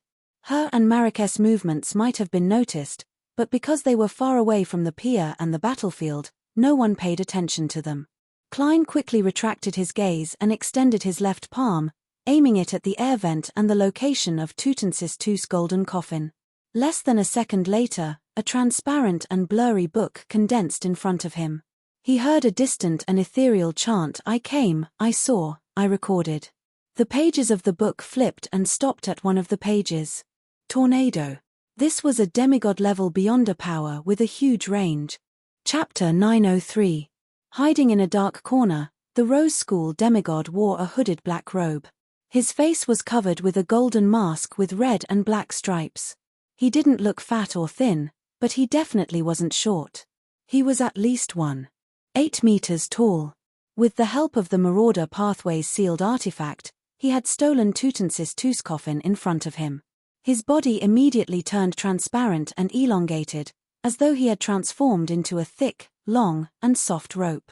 This transparent rope that was almost incorporeal quickly wrapped around the heavy golden coffin in a bid to bring it into the spirit world. At this moment, the Rose School demigod suddenly heard the intense sound of wind. It clashed with the air, producing an explosive boom. Boom. Tutmosis II's golden coffin was sent flying as the transparent rope around it collapsed, shrinking back into a human form. The Rose School demigod couldn't help but float diagonally upwards before transforming into a wraith, no, an evil spirit. He allowed the strong winds to blow through his body without moving. He saw the air swirl rapidly, and the uncontrollable tornado suddenly rose from the ground, sweeping the stones, gravel, debris, and the roofs of some dock buildings into the air at the same time. Even the carriage that had been running on its own before, because it was relatively close, flew up and broke into pieces of wood in the wind. Although it looked lucky, it was actually normal. The dark area where the Rose School demigod was hiding didn't have any ruined soldiers. It was also far away from the main road. The lady wearing the crown of thorns and a black evening gown was obstructed by the tornado as her body involuntarily staggered backward. She was unable to immediately rush towards the golden coffin that had been thrown into midair. All she could do was turn her body sideways and cast her gaze at a warehouse far away from the dock. Right on the heels of that, she turned to look at the Rose School demigod because he wasn't affected by the tornado. In prison. The lady, who was also wearing a golden mask, raised her left hand and grabbed the enemy's figure in her field of vision. The Rose School demigod's spiritual intuition was extremely strong. He could sense danger from the spirit world at any moment, so he took the initiative and used Mirror Blink to jump to a piece of glass 70 to 80 meters away. At this time, the tornado seemed to have lost its power and quickly calmed down. Pa pa pa. One item after another fell to the ground, including Tutmosis II's golden coffin. Bang! It smashed a hole, and its structure, which had been on the verge of disintegration in the tornado, completely collapsed. The lid of the coffin at the top flew off, and the gold and gems buried with the first two layers of the coffin splattered everywhere. Then, the coffin at the bottom rolled a few times, and a golden box and a jade jar fell out. Inside were the shriveled internal organs. A corpse wrapped in yellowish-brown linen strips rolled out as well. Its surface was already stained with a dark red, oily liquid. This was the mummy made by Tutmosis II after his death. It was extremely thin and wore a golden patterned mask similar to the one worn by the demigod from Rose School. Two abnormally pure black gems were embedded in its eye sockets. The moment the mummy appeared, the surroundings seemed to dim a little. The golden coffin's main body came to a stop as dark red liquid flowed out, soaking the soil around the hole.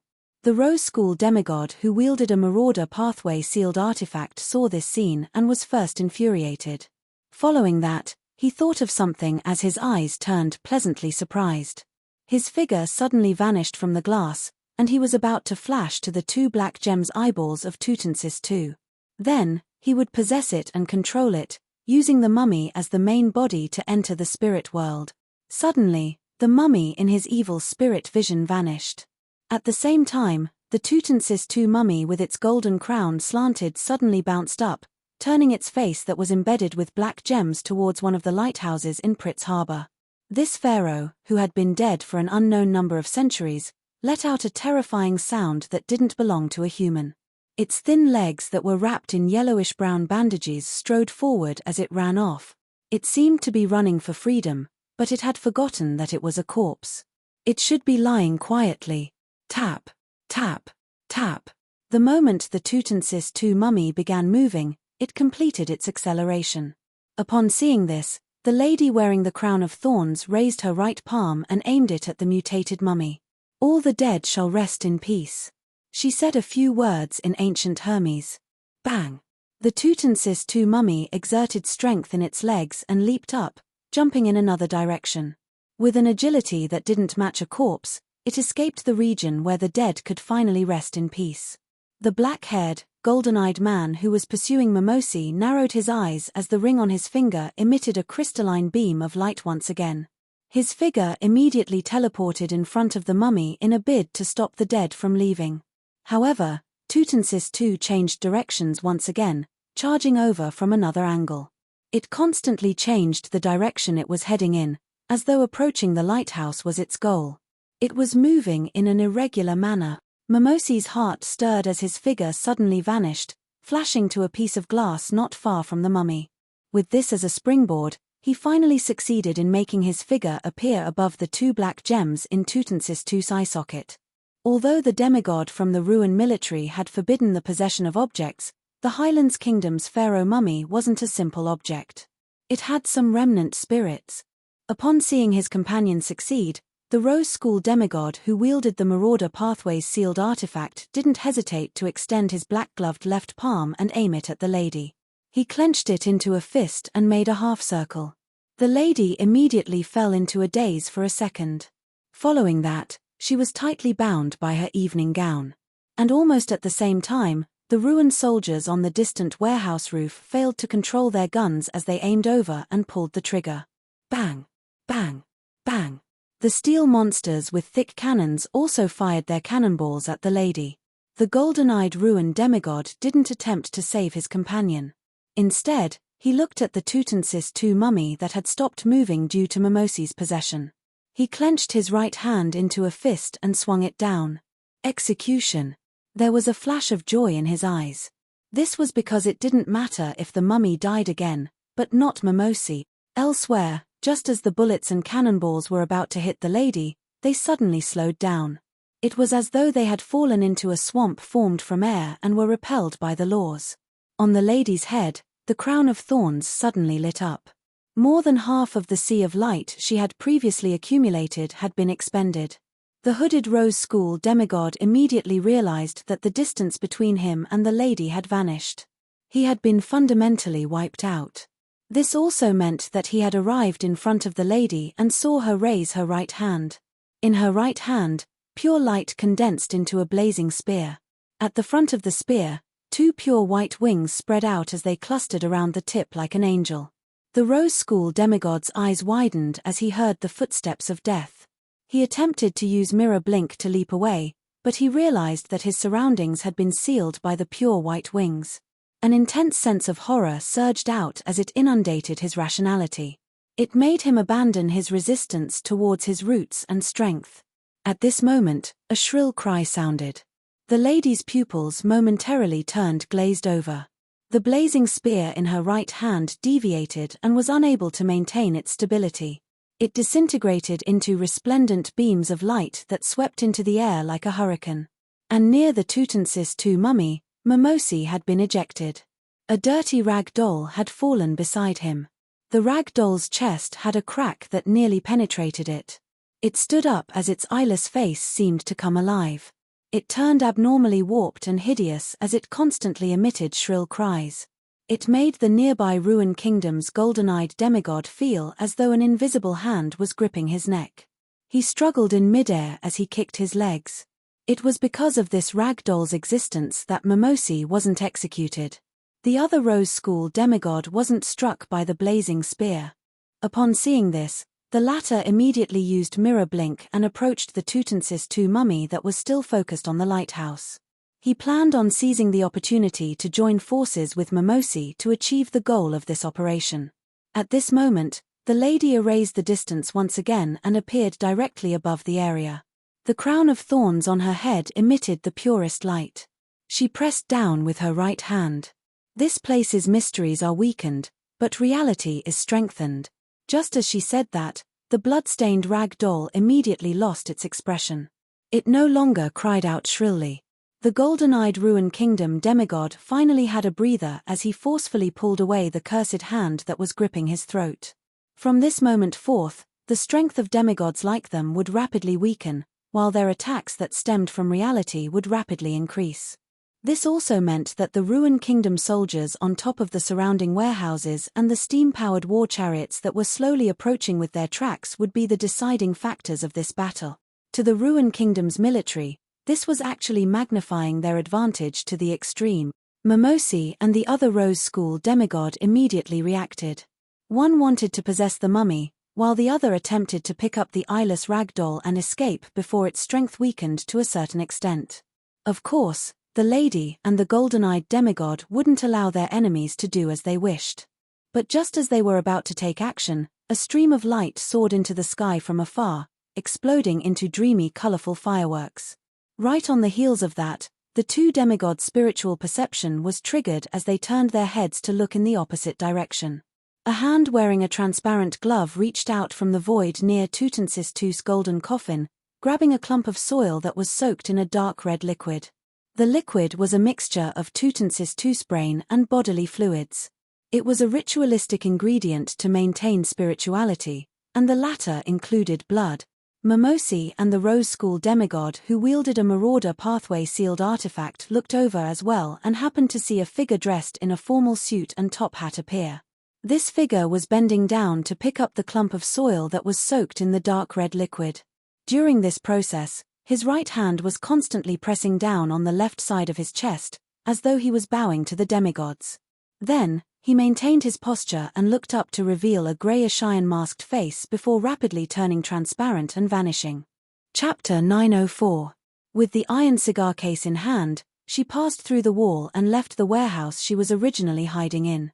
Sharon strictly followed Sherlock Moriarty's arrangements and flew towards the tallest lighthouse in Pritz Harbor in her wraith form. Right on the heels of that, she silently counted the time. 3 seconds. 2 seconds. 1 second. Before she could finish her thought, Sharon heard an intense sound. It sounded like a terrifying tornado had touched down at the distant dock. Her left hand, which was holding the iron cigar case, suddenly extended and sharpened her fingernails. She stabbed at the wall of spirituality, using a wraith spirituality attack to completely destroy the invisible isolation. A sudden gust of wind dispersed as Sharon suddenly felt that her spirit body had been strengthened for some baffling reason. And this stemmed from the item inside the iron cigar case. She wasn't affected by her curiosity. She was long accustomed to restraining such emotions as she continued approaching the lighthouse at high speeds. Throughout the entire process, she maintained an irregular trajectory. At times, she would turn left, and at other times, she would float to the right. At times, she would use mirror blink to jump to another path before continuing her approach to her target. This made her look like she was avoiding an invisible and terrifying enemy, but Sharon knew very well that nothing was chasing after her, nor were there any distant attacks locked onto her. She felt that she was only acting in a one-man show that seemed to have an opponent. However, she didn't have any doubts. She didn't waste any time observing or waiting. She pretended that the air around her was Mimosi, a demigod from the Ruin military. She tried her best to dodge and maneuver around them. After flying for quite a while, Sharon's blue eyes that were constantly looking at the sky reflected a crimson stream of light. It flew to a high altitude and suddenly exploded, turning into a beautiful red, orange, and yellow firework. Sharon immediately retracted her gaze. As she used the wraith's fingernails to spew out spirituality and reconstruct the barrier, she leaped towards Marrak's path. At regular intervals, there would be a shattered mirror. Sharon's figure in her tiny bonnet and black dress kept flashing on it. Soon, she appeared in Marrak's brown eyes. Following that, she nimbly took a step forward as the iron cigar case in her hand was covered with a wall of spirituality once again. Marrak and Sharon didn't speak, nor did they make eye contact. It was as though they were being pursued by an invisible monster. They didn't dare stop at all. Frankly speaking, they had a general idea of the effects of what they were doing. After all, Sherlock Moriarty had once used the copper whistle to attract zombies and shadows. As for Sharon's mirror blink, the two of them were very familiar with it. However, they couldn't imagine how the detective with many secrets would steal the Tutansis II mummy under the watchful eyes of the demigods. It wasn't to say that the mummy would definitely be able to escape if it wanted to. The demigods would definitely stop and chase after it. At this moment, they saw a figure instantly appear in front of them. He was wearing a black suit and a half-top hat. His face was covered by a greyish iron mask. In his hand was a clump of dark red soil and a book with a dark brown cover. It was none other than Sherlock Moriarty. Marrak immediately slowed down. As he allowed the man to smear the soil on the book's surface and into his clothes, he grabbed his shoulder and surveyed his surroundings. However, he didn't discover the Tutansis II mummy. Did I fail in the end? Mentally prepared, he sighed as he watched himself, Sharon, and Sherlock Moriarty turn transparent and vanish from their spots. In the region where the demigods were fighting, when the man in the greyish iron mask teleported away while bowing, the golden-eyed demigod from the Ruin military had a baffling foreboding. He felt that the situation had taken a turn for the worse. He had to be stopped. Although he didn't know what he had done, he had to be stopped. Such thoughts instantly surfaced in his mind as the golden-eyed demigod immediately activated the ring on his finger, using traveling to fight traveling and teleport to pursue teleport. However, in this short interval, he realized that he was unable to lock onto the mysterious guest's aura. In other words, the other party had either interfered at the demigod level, or he had teleported to a faraway spot.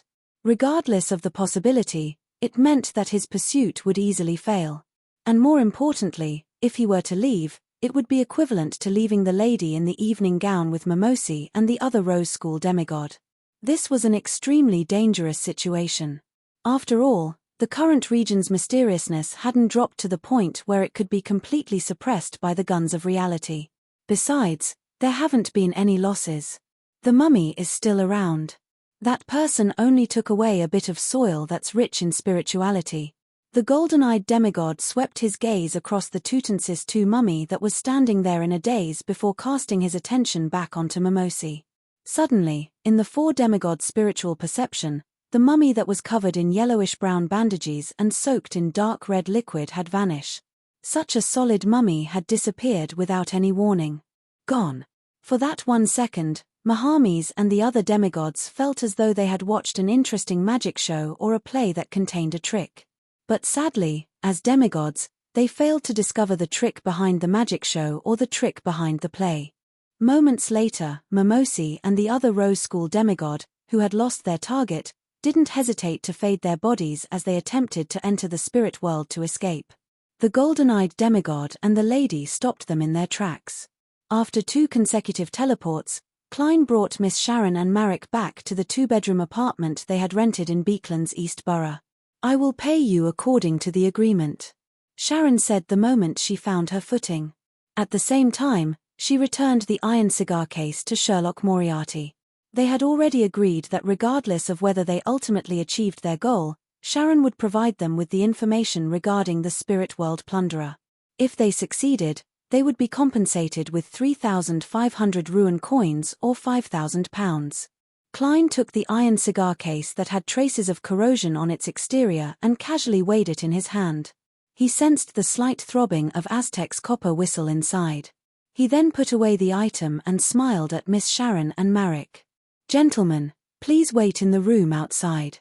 Give me another 5 minutes." His tone was very certain, as though he was saying that he had succeeded. What can he do in 5 minutes? It's impossible for him to teleport over and bring back the Tutansis II mummy. This will be even more dangerous and difficult than before. Marek was filled with questions as his footsteps appeared extremely slow. As for Sharon, she had already arrived in front of the wooden door that separated the inner and outer rooms. She passed through it. Marek hurriedly reined in his thoughts and followed closely behind, opening the door and leaving. Klein watched them with a smile the entire time. Then, he teleported to a cheap hotel in another direction in East Borough. He had disguised his identity and appearance in the afternoon to rent a room there. Right on the heels of that, he took out a book with a dark brown cover that was smeared with dark red mud. It was G. E. Roselle's Travels. As long as blood that hadn't dried yet and still had remnant spirituality was smeared on its cover, it could forcefully pull the corresponding target into the world in the book. And the liquid in the Tutansis II mummy's golden coffin contained blood. This also meant that at that moment, the mummy was already in Klein's hands, in Roselle's Travels. After hearing Marek's explanation of the pharaoh mummy's creation, Klein actually had a general plan. It was to use Aztec's copper whistle's attraction to the corpse as a spirit body threads to control the Tutansis II mummy. He would then use this marionette to lure the demigods away from the coffin's vicinity, creating the conditions for him to teleport over to retrieve the liquid. He had never thought of directly taking the mummy away or allowing it to successfully escape the dock. It wasn't realistic. This required him to face the attacks of a demigod, and he, Sharon, and Marek were unable to deal with it even if they joined forces. Even if he spent a large sum of money to summon Miss Messenger Rionette Tynker, it might not be possible. Therefore, Aztec's copper whistle and the mummy's reanimation appeared to be a goal and plan, but in fact, it was just a method to control and guide them. This could make the other actors ignore the situation around the golden coffin. This was an overt scheme that even demigods couldn't resist. This was because they were protecting the mummy and not the golden coffin. They were targeting high-sequence beyonders like Mimosi from Rose School, and not a few fellows wandering far away with unknown intentions. Klein's plan wasn't interconnected or ingenious. It couldn't be carried out without any accidents happening. There were very few problems that he needed to control. As long as the tornado successfully flipped over the coffin, Miss Sharon had to follow his instructions and maintain an irregular trajectory. As long as the military didn't have enough manpower to easily finish off Mimosi and the other Rose School demigods, all he needed to do was wait for an opportunity to appear. After the demigods left the vicinity of the golden coffin and before the mummy was possessed by the evil spirit, he would teleport over and take away something soaked in liquid before immediately escaping. There was no need for him to worry about the exact changes in a demigod battle. He didn't care which side had the upper hand or which side would be injured. He also didn't care how far the Tutansis II mummy had to run to be considered victorious. As long as the other party could successfully start moving and was difficult to catch, there wouldn't be any problems. Finally, he bowed. On the one hand, it was to pick up the soil in passing. It was equivalent to a curtain call, and on the other hand, it was to press down on Roselle's Travels by his chest. If any accidents happened, he could immediately pull it out and use it as a shield. And it was precisely because of this that Klein had just teleported away that he had smeared the soil soaked in blood onto the book's surface. The overall progress is in line with expectations. The director has succeeded. Klein felt wistful as he felt the potion in his body being digested at an accelerated pace. He didn't waste any time as he quickly set up a ritual and sacrificed Roselle's Travels above the grey fog. Then, in his spirit body form, he entered the world of the book with creeping hunger, Aztec's copper whistle, the soul assurer beyond a characteristic, and the anti-curse golden bead that Sharon had given him. Chapter 905. In the book's world, the moment Klein appeared in a remote area outside the city, he immediately took out the dark red soil from before and picked up a withered branch. He then used dowsing rod to search for the Tutansis II mummy. He was worried that the mummy known as the embodiment of a curse would harm the residents here. Although the book's world didn't lack sequence 5 beyonders, and the Tutansis II mummy had lost the stimulation from Aztec's copper whistle, leaving it in a muddled state and lacking mobility, it was a demigod beyonder when it was alive. The curse that its corpse produced after its death was definitely extraordinary. Even Klein himself wouldn't dare approach it if he didn't have the anti-curse golden bead that Miss Sharon had given him. Of course, Klein had weighed the pros and cons before deciding to use Roselle's travels to steal the Tutensis II mummy. His previous experiences and the encounters of others proved one thing: when outsiders entered the book's world, they wouldn't directly appear in front of the locals. They had to explore to meet them, especially the first time. Therefore, Klein believed that the Tutensis II mummy had been moved to an uninhabited place. And in the zombie state, there was a high chance that it would circle around the vicinity. It was difficult for it to independently explore in different directions like humans, elves, and giants. This also meant that as long as he didn't waste too much time, there shouldn't be any losses. And from the moment Klein smeared the bloody mud onto the book's cover, only 2 to 3 minutes had passed. Following the dowsing rod's direction, Klein flew towards a nearby mountain peak. Soon, he saw a valley. At that moment, the Tutensis II mummy that was wrapped in yellowish-brown cloth and stained with dark red liquid appeared. It wore a golden-patterned mask with colorful patterns. It emitted an inhuman sound from its throat as it charged over, causing the surrounding air to darken. At the same time, in the valley, a few mutilated animal corpses lifted the soil that covered them as they approached Klein with great difficulty. Klein, who had his spirit body reinforced with Aztec's copper whistle, immediately scoffed. How passionate! He unhurriedly threw away the withered branch and picked up a dark mass. This was the Soul Assurer Beyonder characteristic that he had released from the mutated creeping hunger. At the core was a pure point of light, and its entire body was like a night sky with stars. The formless waves dispersed unsmoothly, and the surroundings suddenly darkened, as if it was midnight. The feeling of tranquility and serenity descended along with the specks of starlight. The mutilated animal carcasses first became sluggish, then they fell down and returned to sleep. The Tutensis II mummy also slowed down. Its movements became slower and slower, but it didn't lie down again. Directly using a Beyonder characteristic really isn't very effective. Furthermore, the negative effects aren't low. Klein couldn't help but raise his left hand to cover his mouth and yawn. He then made creeping hunger turn pale and tainted it with a tinge of green. He directly used the powers of a zombie to control the dead. The stacking of the two Beyonder effects finally calmed down the Tutensis II mummy. With 2 black gems embedded in its eye sockets, it slowly walked to Klein's side and silently stood there like the most professional manservant. Unfortunately, there's a curse. Klein immediately took out a golden bead that had the style of the ancient Highlands kingdom from his spirit body. There were deep bluish-green patterns on it. This came from Sharon, and it was specially prepared for the Tutensis II mummy. It could effectively suppress and remove curses. Otherwise, why would this wraith dare to target the pharaoh mummy? After fiddling with the golden bead, Klein made the Tutensis II mummy open its mouth. Then, he stuffed the item into the mask's mouth. In just 2 to 3 seconds, the surrounding darkness vanished. After doing all of this, he took a step forward and possessed the Tutensis II mummy in his spirit body state.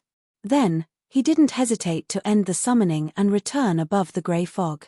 The mummy had already become a zombie that belonged to him. Just like his marionette seigneur, he could bring it out in such a manner. There was no need to forcefully store it in his body. After a series of bestowments, the Tutensis II mummy, a material rich in spirituality, returned to the real world and returned to his cheap hotel room. After dealing with the corresponding traces, Klein reached out his right hand to grab the mummy's shoulder and teleport it back to the 2-bedroom apartment where Sharon and Marek were. Looking at the slightly greasy yellowish-brown cloth and the dark red liquid on it, Klein silently retracted his right hand and switched to his gloved left palm. After his left palm gripped the mummy's shoulder, it immediately turned transparent. Furthermore, this phenomenon quickly spread to his entire body. With a flash, Klein returned to the room from before with the mummy. He wasn't in a rush to open the door to present the outcome to Miss Sharon and Marek. Instead, he took out his golden pocket watch and opened it to take a look. There's still 36 seconds to 5 minutes. Klein got the Tutensis II mummy to pull out a chair as he leisurely sat down. After waiting for a while, he finally heard a knock on the door.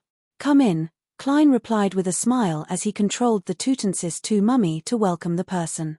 The door squeaked open, and Sharon and Marek both saw a skinny figure who was wearing a gold-patterned mask and wrapped in yellowish-brown strips of cloth. The black gems in the figure's eye sockets shimmered before it quickly lay down on the ground and assumed a pose. Instantly, Sharon and Marek were at a loss for words. Klein, who had already used a wall of spirituality to isolate Aztec's copper whistle, removed his control over the zombie and smiled as he pointed at the mummy. "What happens next is up to you. And the play I directed has come to a successful end." Klein sighed inwardly as he silently experienced the visible rapid digestion of the potion. This made him feel that perhaps he didn't need to wait until the end of the year. He could consider advancing to a demigod 2 months or even 3 months earlier. Furthermore, with this digestion, the number of marionettes he could control had finally increased to 2. The maximum distance he could reach was 200 meters. When facing an enemy with a spirit body of the same level, the time taken to gain initial control of the target and completely convert the target into a marionette was reduced to 10 seconds and 2.5 minutes respectively. The range was expanded to 10 meters. He really succeeded. Marek stared straight at the Tutensis II mummy as he couldn't help but mutter softly. He couldn't imagine how he had succeeded. Sherlock Moriarty had successfully stolen the item that 4 demigods and 2 terrifying sealed artifacts were vying for. Furthermore, this gentleman had been empty-handed. Could it be that the mummy sent itself over? Emotions were hidden in Sharon's blue eyes. She was calm as she observed the target this time attentively. After confirming that it was indeed a pharaoh mummy and that it was indeed Tutensis II, she turned her gaze to Sherlock Moriarty, who was sitting cross-legged. Sharon opened her mouth and closed it for a while. "Thank you. I will send you the corresponding reward by mail. I wish you, all the best in the future," Klein replied sincerely. Then, he sighed with emotion in his heart. "If Miss Sharon can successfully advance to Sequence 4, it means that I have an additional demigod-level helper. As the saying went in the Foodie Empire, one had to rely on one's parents at home and rely on one's friends when one was out. The more half-deity-level friends one had, of course, the better. We, the Tarot, want to have more friends and fewer enemies. However, it seems that my enemies are also increasing." With this in mind, Klein exhorted him again. "Be careful of being tracked down." Too many of the Tutensis II mummy's items had been left with the Ruin military. It was very easy for Beyonder Means to lock onto it. As for Klein's paper angel interference, it could only last for a limited amount of time. Of course, he believed that Miss Sharon and Marek were definitely prepared. Otherwise, they wouldn't have thought of stealing the pharaoh mummy. Similarly, he also believed that they could handle the origins of the greyish iron mask and the special fireworks. "If it were Danny's, he would most likely tell me that I've never thought of such matters." Klein made a comparison with a particular failed hunter. Sharon nodded, indicating that she would take note of such matters. Then, she transformed the Tutensis II mummy into her zombie and brought it into the spirit world. "Thank you for your help." Marek, who was left in the room, exhaled as he restrained his surging emotions and bowed at Sherlock Moriarty. Right on the heels of that, he left the room, removed his disguise, and blended into the bustling crowd in East Borough. During this process, Klein, who was wearing a black suit and a half-top hat, sat in his chair the entire time, silently watching them leave. At some point in time, his figure had vanished as well. In a room near Pritz Harbor, a golden-eyed demigod from the Lun military pushed open the door and entered. He said to his companion, the lady in an evening gown, "Let's go." "Nothing for the time being." That's very normal. If he didn't have a certain level of confidence, that mysterious person wouldn't have stolen the Tutensis II mummy, the lady said in a deep voice. "However, we can expand the scope of the investigation. That fireworks, that mask, that attire, that provocative bow. We should be able to figure out something." She was certain that the loss of the Tutensis II mummy wasn't the handiwork of the 2 demigods from Rose School. If it were really their doing, there was no need for them to wait until such a dangerous situation. They nearly failed to escape. The golden-eyed demigod nodded. "Back then, I had a premonition that something would go wrong. Unfortunately, We didn't join forces with the churches for this operation. We didn't have enough manpower. He paused for a moment before asking, "Have you figured out what method that mysterious person used?" The lady picked up the crown of thorns in front of her and stabbed the thorns into her neck. As blood flowed out, she shook her head. Perhaps, taking away the soil that contained the Tutmosis II mummy's bodily fluids was a ritual. This is a very cunning fellow who's good at deception. P.S. I'll update today. Seeking monthly votes. PS2. Recommending a book, Ethereal Mortal Realm. He was born in an immortal family, unable to step into the immortal Tao. He was tainted by demonic aura, unable to step into the fiendish Tao. He read all the scriptures, unable to step into the sacred Tao. He debated with Buddhism, unable to step into the Buddhist Tao. He spent 130,000 years in the mortal world, all to seek his own Tao. A white crane carries a text in its beak, and Jade Void delivers a brush. Watch a lone youth rise to prominence in the ethereal world. Chapter 906. The golden-eyed ruin military demigod nodded in agreement. That's indeed the case. It's very similar to the style of certain fellows from the Inti's intelligence agency. However, the Tutmosis II mummy vanished a few seconds after he took away the clump of soil. It's unlikely he could complete the ritual in time. The lady looked down at the crown of thorns on her neck as she said with a slightly slow reaction, perhaps he, or they, had already completed the other steps of the ritual. Perhaps he, or they, had already completed the other steps of the ritual. Once they teleported back, they immediately threw the clump of soil into the altar and completed the last step. Of course, it might not be a ritual. It might also be a sealed artifact that can use bodily fluids to achieve certain effects. There are too many possibilities in this regard. Although the main effects and negative effects of a sealed artifact would generally follow the sequence characteristics of the 22 pathways, allowing the researchers to barely make a guess, just like how everyone had different personalities, sealed artifacts would have all sorts of strange characteristics due to the combination, the environment when they were formed, the possible presence of a high-ranking Beyondus aura, or the curse of the original owner. It wasn't an actual test, so no one could think of them ahead of time and list them out one by one. The golden-eyed demigod pulled out a chair and sat down. This is very difficult to investigate, so there's no need to consider it for the time being. However, you missed out on the direction of the investigation. Do you remember that tornado? It swept up the Tutmosis II mummy's coffin, causing the ritual materials inside, which are bodily fluids, to leak out. It also made the mummy roll out, allowing it to obtain the conditions to turn into a zombie. In short, this laid the foundation for subsequent developments. Therefore, it can be confirmed that this was done by that mysterious person or his helper. The lady's eyes turned a little less unfocused as she slowly took off the crown of thorns. You mean that the Church of the Storm has the high-sequence formulas and most of the Beyonder characteristics of the Sailor pathway, and that there aren't many Beyondus or mystical items that can create tornado that don't belong to them? So, we can follow this line of investigation? The golden-eyed demigod nodded.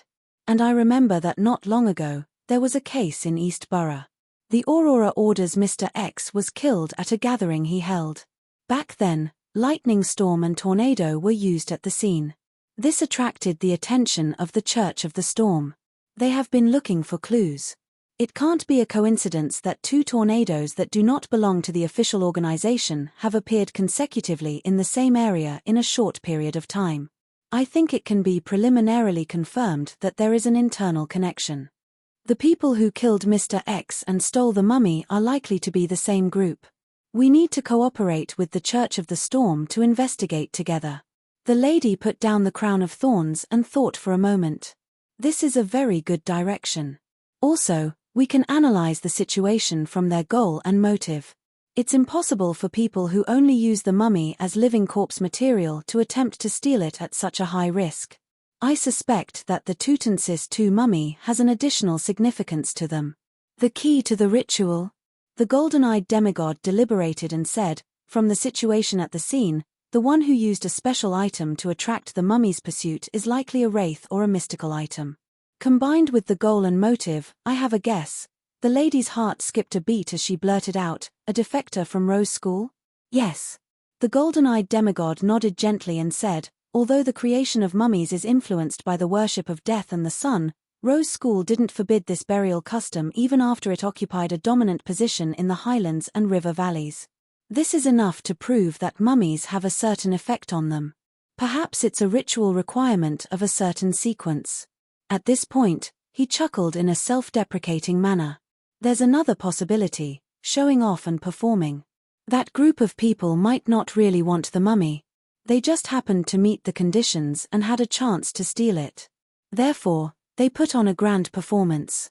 For certain sequences of certain pathways, this is the key to digesting the potion. As a demigod, he had seen a lot of things, so he could naturally think of more possibilities.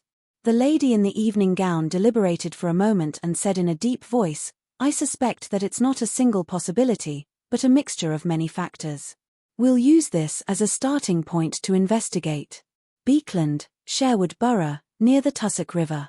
Mimosi sat in front of a square table that was covered with a tablecloth. He looked at the golden nails placed on it and said in a deep voice, that's right. He looked at the golden nails placed on it and said in a deep voice, Zatwin, who do you think stole the Cardiff mummy? Not far behind him, on a piano stool, a figure quickly outlined itself.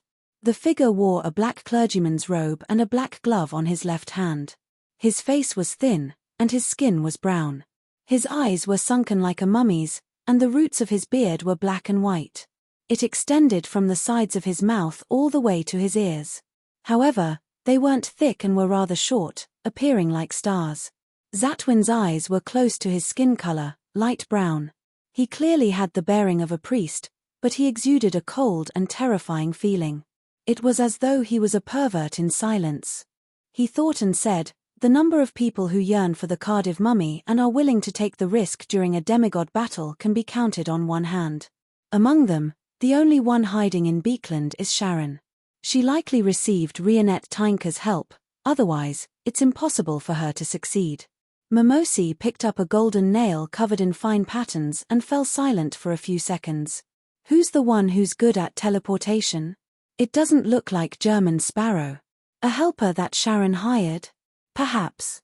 Zatwin coughed twice as he said with a livid expression, I believe we still have to think of a way to pray to the mother tree. This should give us a certain revelation. Mimosi nodded gently as he stabbed the golden nail into his mouth, penetrating his lips.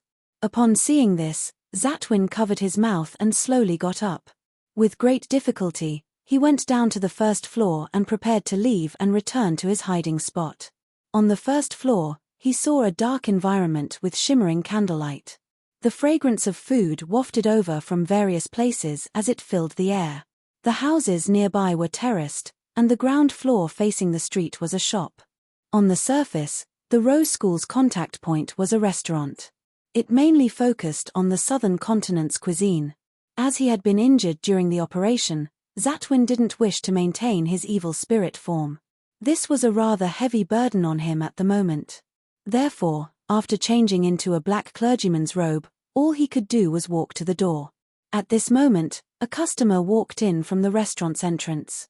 The customer wore a black suit, black pants, and black leather shoes. He had a pair of black eyes and a thin face. He had a rather wide forehead and wore a monocle and a tall top hat. His gaze casually swept the area before landing on Zatwin. Seeing the black glove on Zatwin's left hand, the customer's lips curled up slightly as he shook his head with a smile, seemingly a little disappointed. Then, he entered the restaurant and brushed past Zatwin, who was returning with a malicious gaze. Zatwin didn't think too much of it as he walked outside and onto the street. Under the illumination of the street lamps, the cool night breeze blew over as the Rose School demigod suddenly shivered. Zatwin knew that this was a sign of his spiritual perception being triggered. His heart tightened as he hurriedly looked down at his hands. He was surprised to discover that the black glove on his left hand had disappeared. It's gone. As a demigod, Zatwin had no idea when the sealed artifact on his hand had disappeared. He suddenly turned around and looked into the restaurant. The image of the man just now suddenly appeared in his mind. Soon, he locked onto his target's aura and discovered that the man was still in the restaurant. He had even called for a waiter and asked for a menu. Zatwin originally wanted to use mirror blink to possess him, but for some reason, his hands couldn't help but tremble. He vaguely felt that there were dangerous, terrifying, and undetectable enemies lurking around him.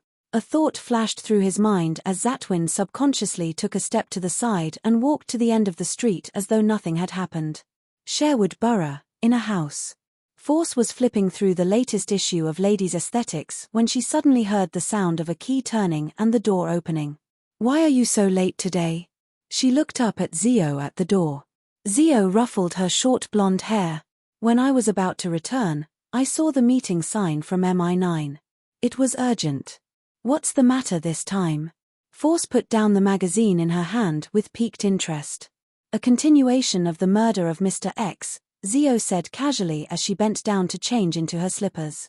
Force's expression froze as her eyes darted around slightly. "Are there any clues?"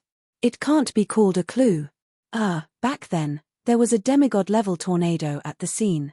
This isn't common outside the Church of the Storm. And earlier tonight, a dock in Pritz Harbor suffered a small-scale tornado attack. A pharaoh mummy was stolen in the chaos," Zio explained simply. "MI9 suspects that the two incidents were done by the same group of people, so they urged us informants to work harder to gather information and find clues. There's a tornado in my Lemano's travels." "Mr. German Sparrow? Why would he steal a pharaoh mummy?" Force forced a smile. "Perhaps it's done by the Church of the Storm?" Zio rolled her eyes at her as she quickly walked into the kitchen in search of food. Early in the morning, 160 Beauclund Street. Klein had just finished washing up, and before he could open the door for his valet, Richardson, to enter, his spiritual perception was triggered. He saw Miss Messenger's headless body walk out of the void with 4 heads in her hand. One of them was biting on a rather thick envelope, while the other opened its mouth and spat out a large pile of gold coins. "I'm finally going to clear my debt." Klein glanced at Rionette Tynker's 4 heads and heaved a sigh of relief. "I remember that I still owe you 3,413 gold coins. You can now withdraw the last portion of your debt." At the same time, he found the pile of gold coins a little familiar, but he didn't think too much of it. This was because all the gold coins looked familiar to him. P.S. Thank you Jiangnan for tipping the Silver Alliance. Seeking monthly votes tilde. Chapter 907. Upon hearing Klein's words, one of the 4 blonde, red-eyed heads in Rionette Tynker's hands immediately said, "All right. All right." It opened its mouth and immediately sucked back most of the gold coins, storing them somewhere unknown. Looking at the dozens of shiny gold coins, Klein reached out to receive the rather thick envelope. He quickly tore it open and scanned the contents.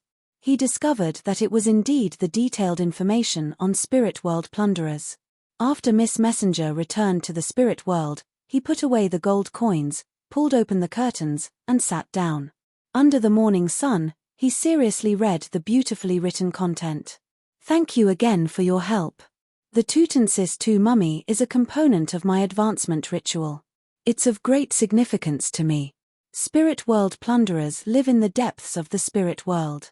They are rare, intelligent, and extremely aggressive. They can transform the creatures they capture or kill into their soul avatars. Their soul avatars can transform into the appearance of their true soul bodies and have similar appearances and specialties. They can also disguise themselves as other Spirit World creatures. When you encounter them, perhaps all the Spirit World creatures around you are transformed from their soul avatars. You absolutely cannot be careless. Such creatures can effectively affect the thinking abilities of their prey, causing them to enter a state of paralysis. The spirituality of their true soul bodies is very strong, so they often gain quite a bit of an advantage in related confrontations. They're very difficult to find. Currently, there are only traces of their activity in one place, Calderon City in the Spirit World. This is a legendary city. Its origins are mysterious and unknown.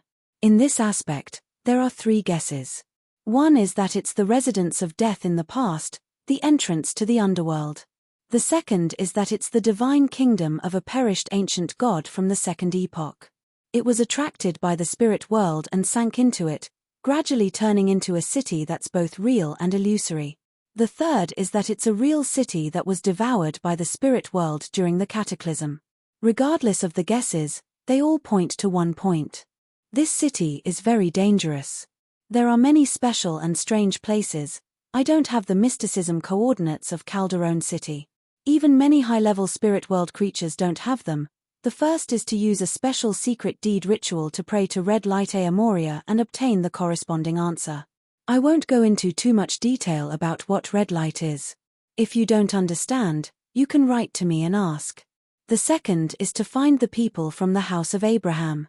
They inherit the traveler pathway and have a deep exploration of the spirit world. Even though Miss Sharon is writing a letter, she gives off a very restrained feeling. Indeed, the pharaoh mummy is prepared for the puppet ritual. Back then, the evil spirit in the underground ruins had also said that it could be a part of the ritual.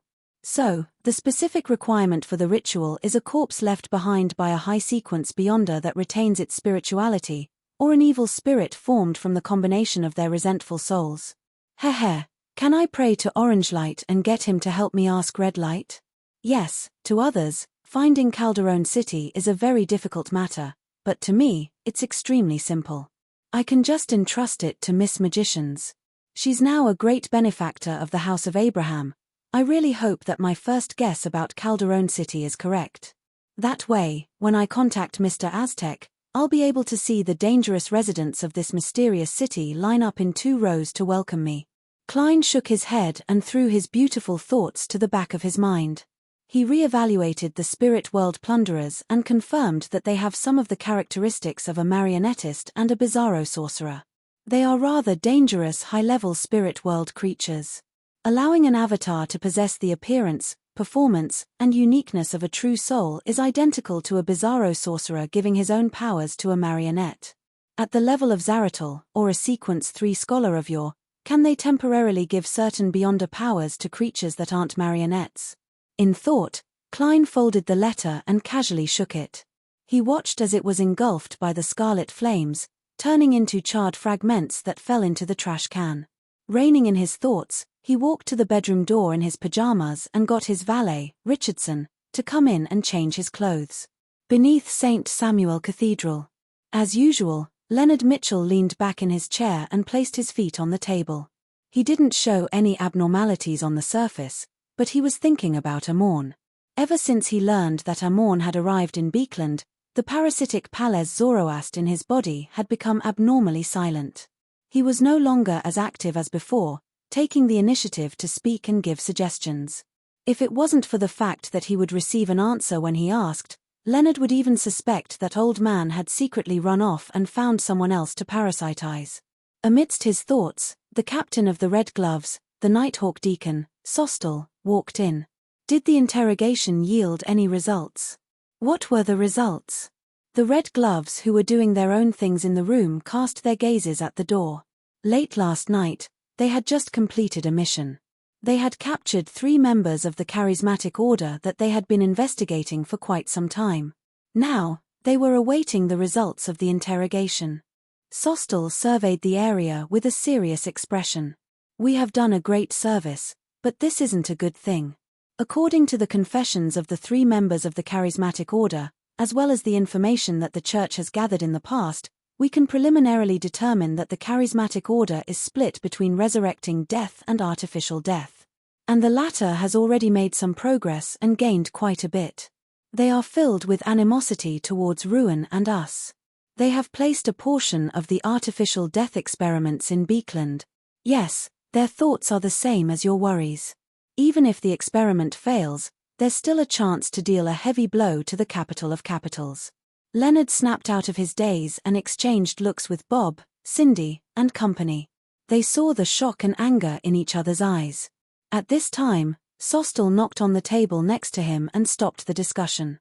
He cleared his throat and said, "Our current mission is to go to the southern continent to find the few key members of the Charismatic Order's artificial death faction based on the clues in the testimonies. We need to investigate the remaining spies in Beekland and pull them out one by one. For this mission, we will obtain the assistance of Lady Daly, and the Church will provide her with the potion in advance and help her prepare the ritual so that she can become a gatekeeper before we depart. In addition, the high-ranking deacon in charge of the southern continent, Goddess's Eye Ilia, And the local Nighthawks will also provide us with help. They will give us the corresponding sealed artifacts and do an advance investigation. Ladies and gentlemen, go back and rest for a day. Get ready. We'll set off tomorrow night. Yes, Captain. Bob, Cindy, and the others stood up and replied.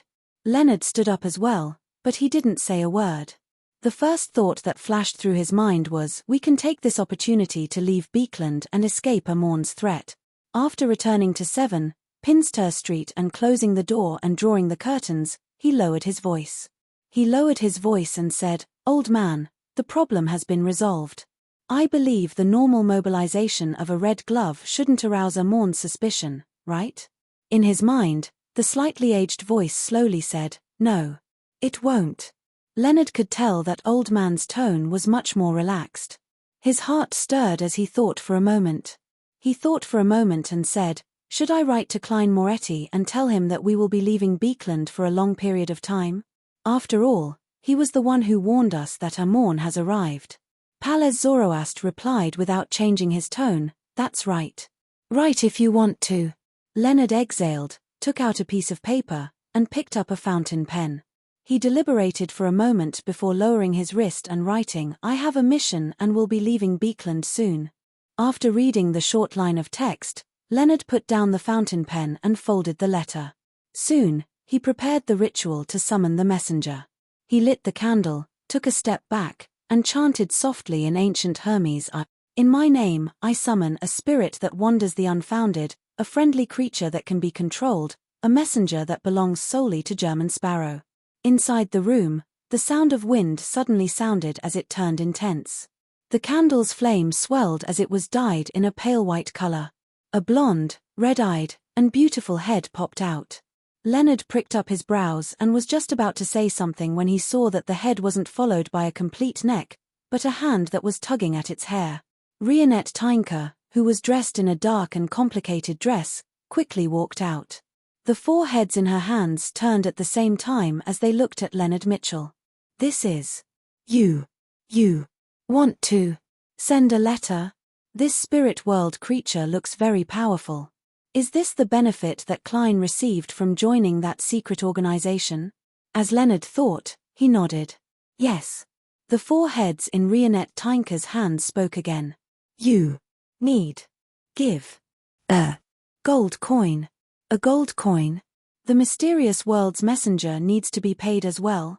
Leonard was rather surprised, but he didn't know how to react. All he could do was reach into his pocket and take out a gold coin. Only then did Rionette Tynker raise her 2 blonde, red-eyed heads and bite down on the letter and the gold coin. Following that, she stepped into the void and vanished. After the candle's flame returned to normal, Leonard couldn't help but laugh. What a strange messenger. Just as he said that, Palez Zoroast's slightly aged voice echoed in his mind. "It's best you don't speak ill of him behind his back." Him? The old man called a messenger him? A messenger is him? Leonard's eyes widened suddenly. Palez coughed lightly and said, "His condition is very strange. His condition is very strange, not much better than mine. In short, that organization that believes in the fool is more. You have to be more careful when making contact or cooperating with Klein Moretti." After saying that, the parasite fell into silence and didn't speak for a long time. Leonard actually wants to use the mission to leave Beekland and escape the threat of Amorn? Is this the idea that his grandpa came up with? Isn't that too cowardly? Klein, who received the letter, scanned the contents and muttered to himself silently. He began seriously considering how he could use the firearms deal as an excuse to quickly leave Beekland for a period of time. P.S. Missed updates. Requesting monthly votes. Chapter 908. After thinking for a while, Klein, who already had a plan, smoothly sorted out his thoughts and determined the next few things to do. He shook the letter with his right hand, and amidst the rising scarlet flames, he looked up at Rionette Tynker, prepared to take out a Lun gold coin from his pocket to pay for the postage. However, Miss Messenger had already left, and there was no one in front of him. No more money? Klein was taken aback at first before he made all sorts of connections. He suspected that Rionette Tynker, who habitually took gold coins from non-contractors, had taken the initiative to ask for postage. Perhaps Miss Messenger didn't say a word and just looked at Leonard with her 4 heads and 8 eyes, waiting for him to pay the gold coin. In the end, this fellow couldn't figure it out at all and wanted to forcefully end the summoning, only to have his neck snapped. Klein hissed as he used the gold coin he had just taken out to do a divination. He received the result that Leonard Mitchell was living quite well. He breathed a sigh of relief, put away the gold coins, and shouted towards the door. "Richardson!" The door to the half-open room opened behind him without a sound. His valet, Richardson, walked in quickly and asked respectfully, "What can I do for you, sir?" "Ask the butler to come over." As Klein gave the order, he sighed inwardly. He had really been corrupted by his extravagant life. Even if he was looking for someone at home, he wouldn't move half a step and had to ask his valet to do it. This is the need for acting, he silently said to himself. A few minutes later, Walter, who was wearing white gloves, went up to the 3rd floor. He naturally lowered his arms and stood in front of Dawn Dantes in a standard posture as he waited for his employer to speak. Klein had already planned out his words as he said unhurriedly, "That's right. Go to Member of Parliament Markt's place and tell him that I've already prepared the initial payment. Also, prepare the carriage. I'm going to the Bursary Charity Foundation in the morning and will return at noon. If Member of Parliament Markt doesn't get me to spare some time in the afternoon, make a trip to Dr. Alan Cerise's place and tell him that I'll be paying a visit in the afternoon." Klein had already withdrawn £10,000 in cash from above the grey fog and placed it in a small suitcase. He was waiting for the right time to complete the preliminary preparations for the arms deal. And in order to disperse the smell of the grey fog on the banknotes, he had deliberately teleported to the sea and foraged for creeping hunger in passing. He was afraid that Amorn, who knew of the grey fog's existence, would be able to sniff out the specific smell in the same city, or use it to sense the location of the treasures he desired. "Yes, sir." Walter didn't ask his employer where he had raised the initial funds. From what he remembered, Dawn Dantes hadn't been to the bank much recently. Of course, this wasn't a problem that people cared too much about. Many rich people who came to Beekland from other places, especially from Desi Bay and Midseashire, would always prepare a large amount of cash in advance.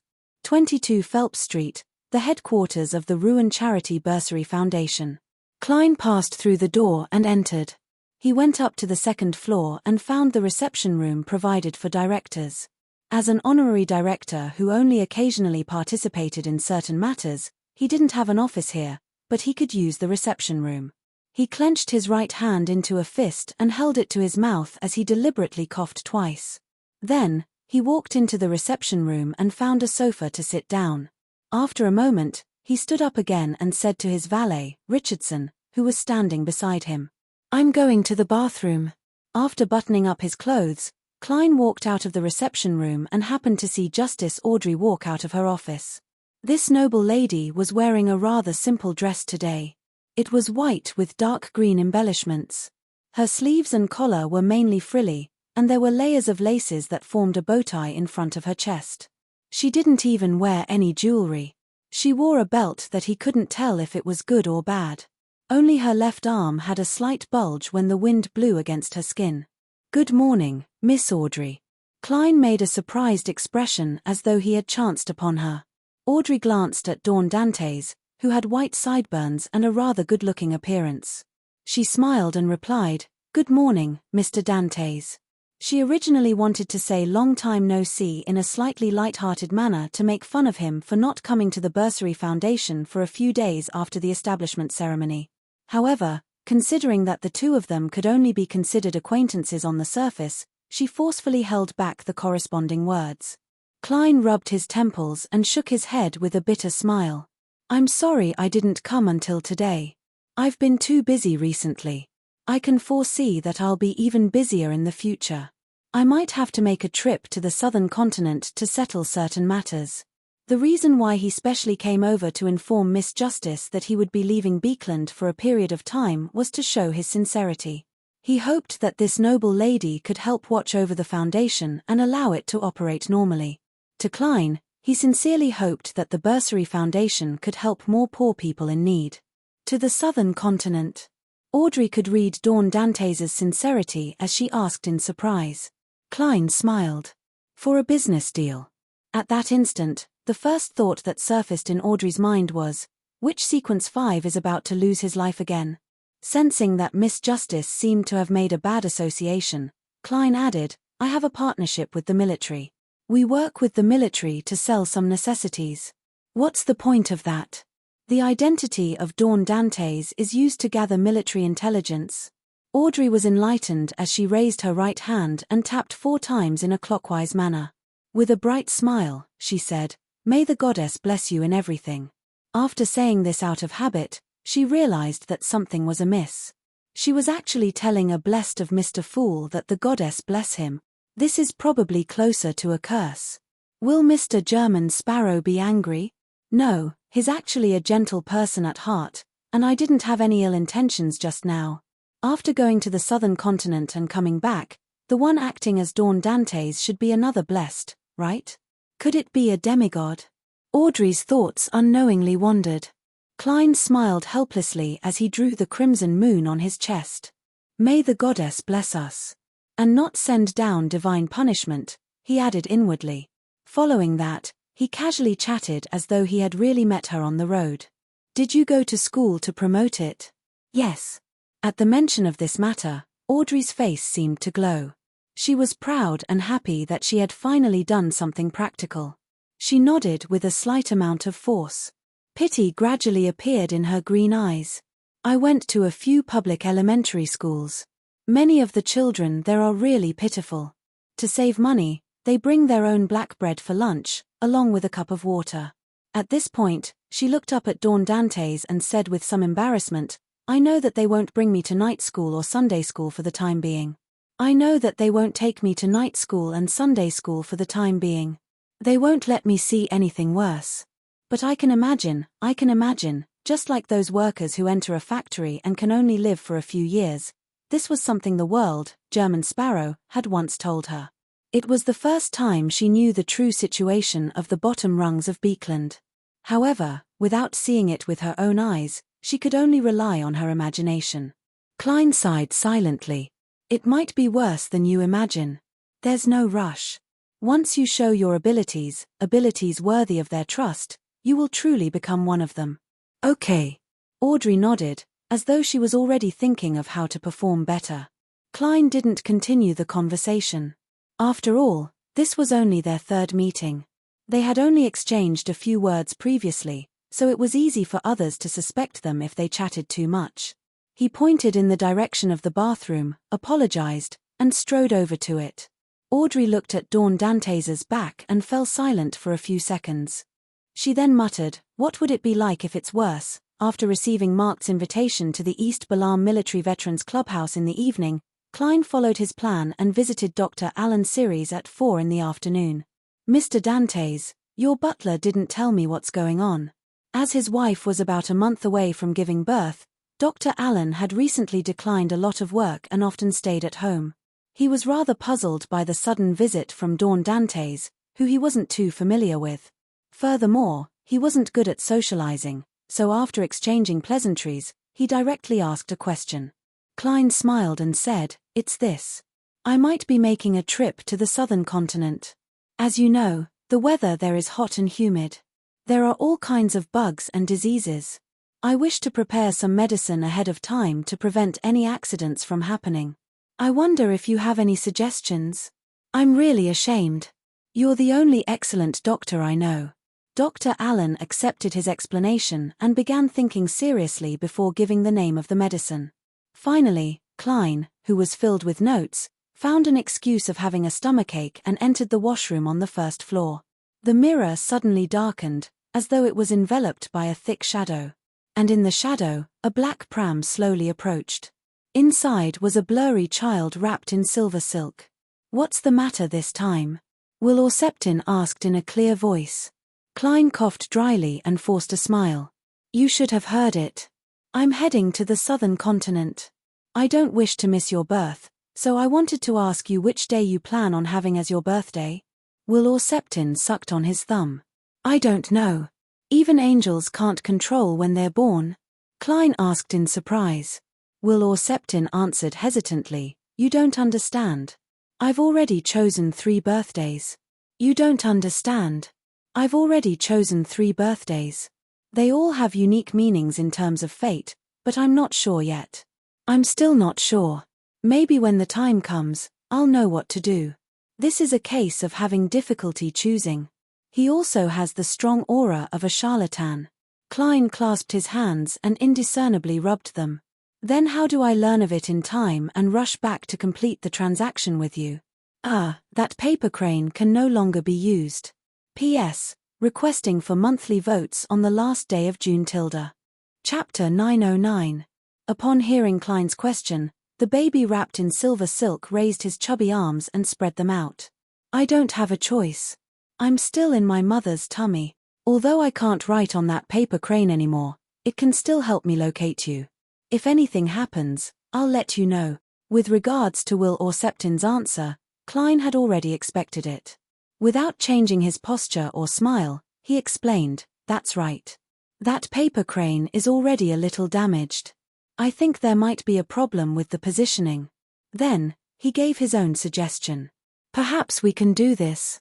After you are born, summon my messenger and write to me." He was worried that something abnormal would happen when Will or Septin was born, causing this snake of fate to have no choice but to change locations with his infant body. When that happened, he would really be unable to contact him. In the black pram, Will or Septin opened his mouth and closed it again. For a moment, he did not give a response. After a few seconds, the baby pursed his lips and said, "Do you think that's realistic? Not only did you have a newborn baby write a letter to you, you even had to set up a ritual and summon a messenger." Klein laughed dryly. "But you are the snake of fate. We still have to respect the laws of nature." Will or Septin swung his arm and patted the cushion beside him. The baby pondered for a moment and said, "Let's do it this way. Get someone to keep an eye on this place. Once a baby is born, report to you immediately." Klein's eyes darted left and right. Sure. In this aspect, there were too many people he could find.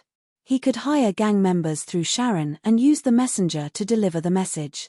He could also find something for the usually idle Emlyn White to do. He could also entrust the bounty hunter, Miss Zio, to help. The corresponding results would be informed to the World and German Sparrow by Miss Magicians. He could also get a Rhodes to pay attention to the surroundings and report the situation through a one-way communication. However, this fellow has a sharp nose. I wonder if he can smell the scent of the umbilical cord blood outside the house, or even distinguish the corresponding essence. If that's the case, it might give him an impact similar to seeing a mythical creature. His rationality will be lowered, his mind will go haywire, and his body will mutate. Klein hurriedly asked while Will or Septin's pram hadn't retreated into the shadows. "I have a teacher that I haven't contacted in a long time. Can you help me take a look at his fate? His name is Aztec Egus." As Mr. Aztec still hadn't replied, Klein couldn't help but feel a little worried. Previously, he had used the copper whistle to do the corresponding divination above the grey fog, but all he saw was silence and deep darkness. He heard distant and long breaths, but he was unable to decipher what such a dream represented. Will or Septin sucked his thumb and said, "He's in a state of transformation. This might be a good thing or a bad thing. I can only see to this extent because that teacher of yours has something special about him." "Something special? A godhood that directly stems from death? Transformation? Does this mean that Mr. Aztec has recovered more of his memories and has once again recovered his corresponding strength through his slumber?" Klein bowed in thought. "Thank you for your answer." Will or Septin immediately turned his head and looked to the side. Klein thought and reminded him, "According to what I know, Blasphemer Amorn has come to Beekland. According to what I know, Blasphemer Amorn has come to Backland. Of course, it's most likely an avatar." Will or Septin was taken aback as he chuckled. "To you, this might be a bad thing, but to me, it's rather good. Amorn and that stupid snake, Ouroboros, are absolute enemies. No, a more accurate description is that he hates the true creator and is constantly thinking of pulling him down from his throne. As for Ouroboros, he is loyal to that evil god." After saying this, The black pram retreated back into the mirror's shadow as everything returned to normal. Amorn hates the true creator. I'm increasingly suspecting that the true creator is a participant in the act of devouring the ancient sun god. It's that pitch-black baby in the middle of the storm angel, the white angel, and the wisdom angel. Klein exhaled, took 2 steps forward, turned on the tap, and washed his hands. In the evening, in East Balaam Military Veterans Clubhouse, Klein didn't immediately see the long-faced Colonel Calvin. After placing the suitcase containing £10,000 into a heavy safe, he followed Mark to enjoy the buffet food provided by this top club. The restaurant mainly focused on Southern Continent specialties. There was cheese bread made from cassava flour, ice cream with purple raspberry juice, assorted seafood broth flavored with coconut milk and palm oil, beef innards stewed with pepper, tomato, and onion. There was also Hargotty roasted meat, Paz Valley mixed broth, as well as schnitzel and grilled squid. Compared to other places, the ingredients used here were of very high quality. The taste was also pure Southern Continent style. It left Klein rather satisfied. If it wasn't for his image, he would have felt that a mouthful of Hargotty roasted meat and a mouthful of purple raspberry ice cream would have been great. Indeed, I prefer food with stronger flavors. What satisfied me the most today was the aperitif. If Mark hadn't mentioned it in passing, I would have even imagined it to be a light fruit juice. The pale golden liquid had 2 lemon slices soaked in it with a few pieces of crushed ice. It's sweet and a little sour. It doesn't have the taste of alcohol, but it's refreshing and refreshing. It instantly takes away the heat from my body. Klein placed the tablecloth on his plate as he reminisced about the enjoyment he had just had. At this moment, Mark, who had gone to the washroom, returned. He smiled as he bent down and whispered into Dawn Dantes' ear. "The room from before." "All right." Klein got up and went to the room with the safe. He took out the suitcase containing £10,000 before heading to the activity room where he had previously met Colonel Calvin. The long-faced Calvin was already waiting there. He glanced at the suitcase in Dawn Dantes' hand and got up with a smile. "You really are a gentleman of action. I admire such an attitude." As he spoke, he extended his right hand and shook hands with Dwayne Dantes, who had white sideburns. Klein then handed the suitcase in his hand to him and smiled humbly. As a businessman, if one isn't decisive or swift when faced with a good opportunity to earn money, it only means that they aren't suited for this job. Calvin sat down again and opened the suitcase in front of Dawn Dantes and marked. He roughly counted the neatly arranged stacks of cash. He quickly made a confirmation and closed the suitcase. He looked up at Dawn Dantes, who was sitting diagonally opposite him. "Do you have any other thoughts on the exact details of the transaction?" Klein deliberately pretended to organize his words and waited for a few seconds before saying, "Yes." After a few seconds, he said, "I wish to head to the Southern Continent in the near future, to West Balaam." Seeing Colonel Calvin and Mark show a certain degree of surprise, he added, "There are some things that aren't suitable when carrying a lot of firearms. There are some things that are not suitable to be done when you have a lot of firearms with you. In order to make the transaction go smoothly, it is necessary to prepare in advance. Heh, I have to take this matter seriously. This is a business worth tens of thousands of pounds. Here's my idea. I'll head to West Balaam first and contact customers who need it. I'll resolve the obvious obstacles. When the appointed time comes, I'll contact you via telegram and head to the East Balaam border to retrieve the goods." Calvin pondered for a moment and said, "After June 20th, you can send me a telegram. After June 20th, you can send me a telegram. I'll give you the specific information later. In short, after I receive the telegram, I'll immediately inform the officers there and ask them to bring the person who gave me the agreed secret code and password to the warehouse." Do you need any support personnel who can provide protection during this period of time? When do you plan on setting off?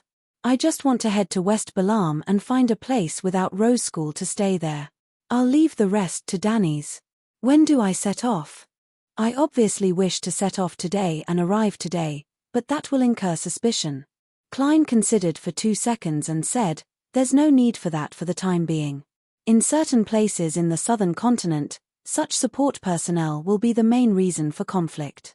Don't worry, I have many friends in West Balam. Without any valuable goods, my safety can still be guaranteed. As for the question of when to set off, my answer is that the sooner, the better. Colonel Calvin thought for nearly a minute before slowly nodding. After dinner tomorrow, I'll send someone to fetch you. The military has an airship that's transporting supplies and personnel to Desi Bay. And from there, it's very close to the southern continent by ship. If everything goes well, it'll take 2 to 3 days. Even if there's a storm in the way, making it necessary to take a roundabout route, it'll still take a week to arrive. Thank you. Klein got up and bowed sincerely. From his point of view, leaving Beekland with the military was a sufficiently safe choice. He wouldn't be suspected by anyone. After discussing some details, Klein got up and bade farewell. He returned to the lobby with Marked and prepared to leave. Inside the lobby, beside the buffet table, nearly 10 men in military or casual attire were each holding a cup of alcohol. They were gathered there and joked about the recent rumors. Klein swept his gaze and suddenly found one of the figures somewhat familiar. The person was more than 1.85 meters tall, but less than 1.9 meters. His arms were slightly long, and his legs were slightly slanted outwards. His shoulders were abnormally broad, making his black suit appear rather tight. This is. As Klein's thoughts raced, he suddenly tensed up as he recalled the source of the sense of familiarity.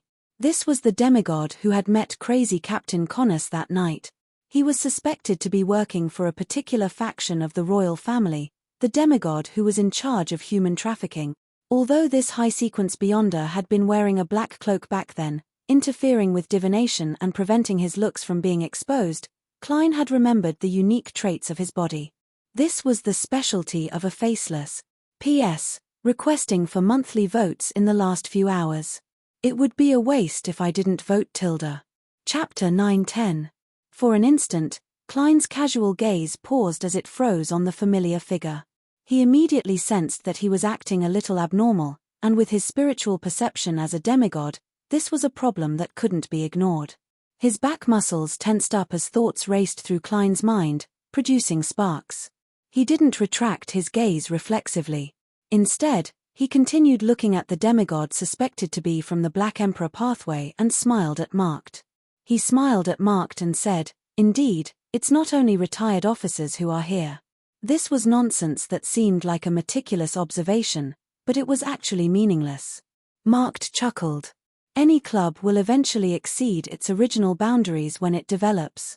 His answer didn't seem to say anything, but on careful thought, it made people feel like he had said something, or perhaps it was the exact opposite.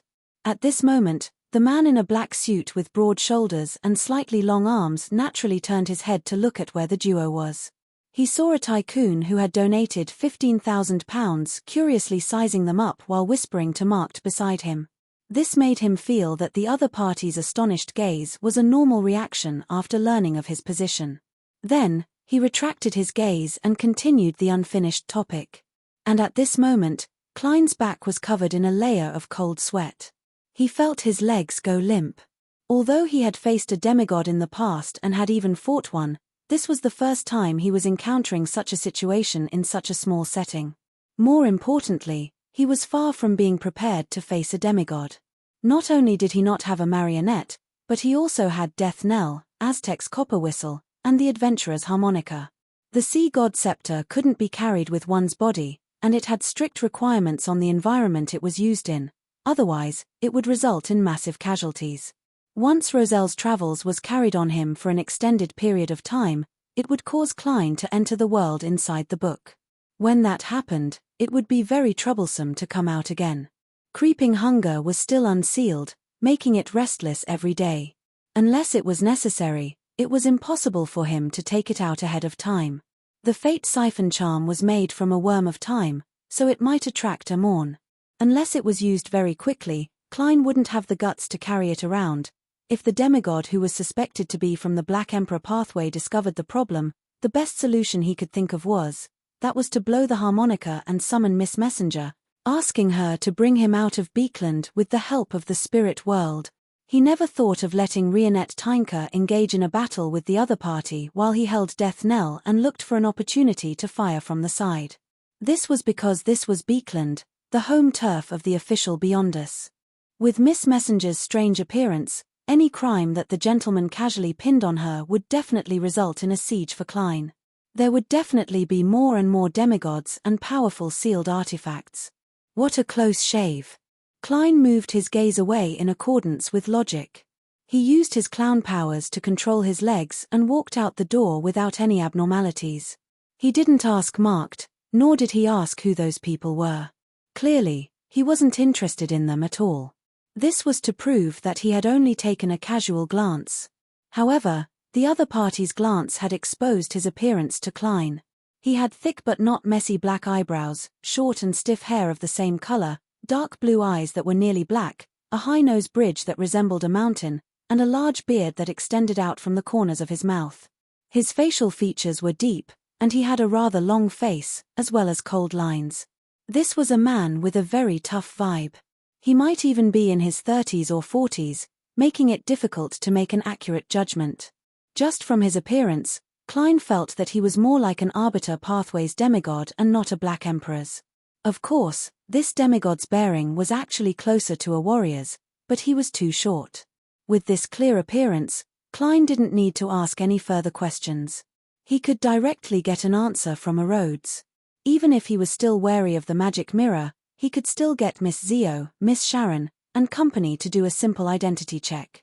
He believed that no matter how a demigod hid himself, his position wouldn't be too low. It would be very easy to find out. 1 step, 2 steps, 3 steps. Klein left the East Balaam Military Veterans Clubhouse in a normal manner. When he got into the carriage, he leaned against the wall and closed his eyes. After a few seconds of silence, he sighed deeply in his heart. The broken clue of the Great Smog of Beekland is finally reconnected. He didn't open his eyes for a long time and didn't speak. It was as if he was still thinking about the business issues they had discussed before, but in fact, he was trying to calm down the emotions he had just suppressed. During this process, Klein noticed that his valet, Richardson, wanted to speak a few times, but he would shut his mouth, as though he was troubled by something. In the end, he said nothing and focused on preparing Marquis black tea for his employer. Because of what had just happened, Klein was not in the mood to care about his question for a while, so he pretended not to notice anything. Amidst the silence and the sound of wheels turning, they returned to 160 Beauclund Street. On the 3rd floor, just as Klein was about to take a bath in the bathtub that had been adjusted by a first-class maid, Richardson, who was holding his hat and cane, took 2 steps forward and asked respectfully, "Mister, are you going to the southern continent soon?" "Yes." Klein replied frankly. He was even prepared to give Tanager another £500 in cash to cover the daily expenses of the Dawn Dante's mansion when he was in the southern continent. At the same time, he gained a deeper understanding of the importance of the positions of butler and valet in the upper class. Master couldn't hide many things from them, so when there was an irreconcilable conflict in their beliefs, attitudes, or political stance, they had to change. Richardson hesitated for a moment. "Sir, I was born in the southern continent, and I'm fluent in Deutonese. I'm very familiar with the local customs, so I should be able to help you." Deutonese was the lingua franca of the ancient Balaam Empire. In present-day East and West Balaam, ordinary citizens still used this language. Only those in the middle and upper echelons knew foreign languages like ancient Fasak, Ruan, and Intis. Klein felt that he was lucky. As ancient Balaam was once a unified empire with a true god, although the various states had their own accents, they all used Deutonese. Similarly, the written language was the same. This saved him quite a bit of trouble. If I were to encounter dozens or hundreds of languages mixed together, that would be a headache. However, Deutonese and ancient Fasak aren't from the same system.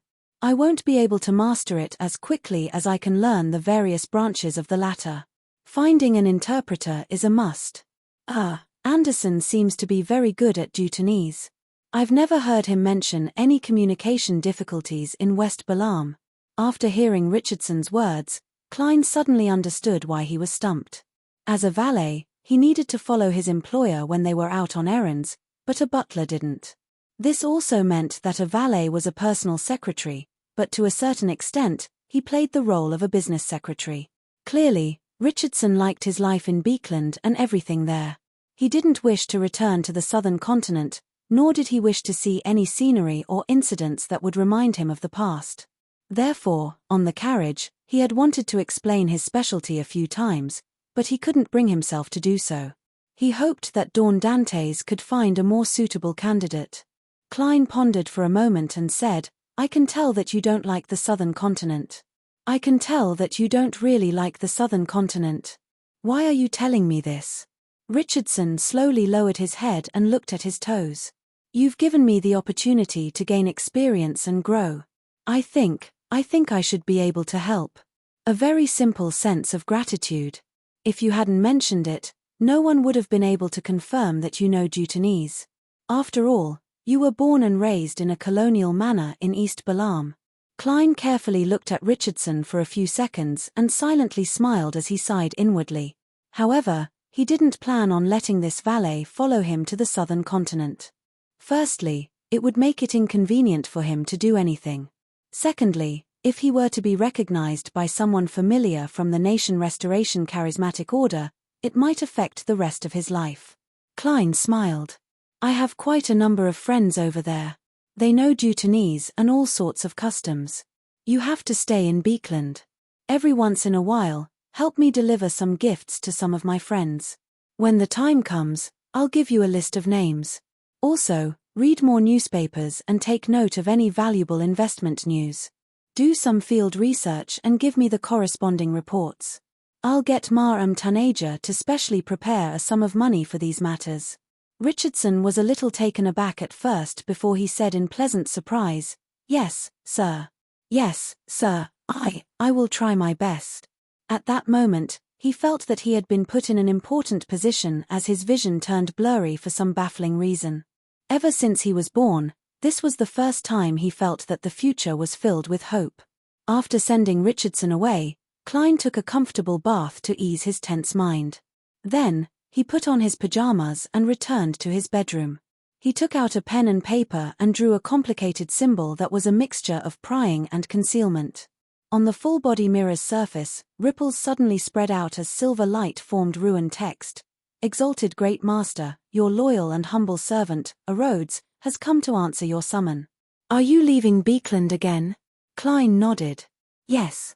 Without waiting for Rhodes to indicate that he could raise a question, he directly said, "Can I still contact you in the southern continent?" "Of course, as long as you take out that magical transceiver."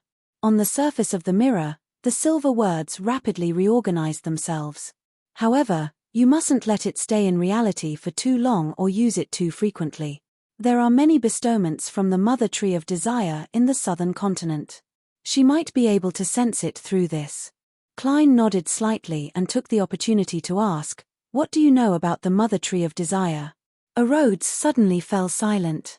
After a long while, the silver light on the mirror squirmed and formed a complete sentence. "I don't dare to say it, nor do I dare to show it. P.S. Looking for a guaranteed monthly ticket for July tilde." Chapter 9-11. I went on a trip in June, and there were 14 days of single chapters. In the end, Mysteries was still ranked first in the monthly votes and second in the best-selling list. I was both touched and ashamed. Everyone was too tolerant of my stubbornness and love. In the entire month of June, the highest 24-hour subscription count rose to more than 55,000. Even after the plot calmed down, it still remained at a little over 50,000. It kept going back and forth, up and down. Ever since Mysteries was published, the overall trend of subscription count had been increasing. Usually, it would be due to a large increase in the climax of the plot, followed by a small decrease. Then, it would fluctuate within a certain range, and the process would repeat itself.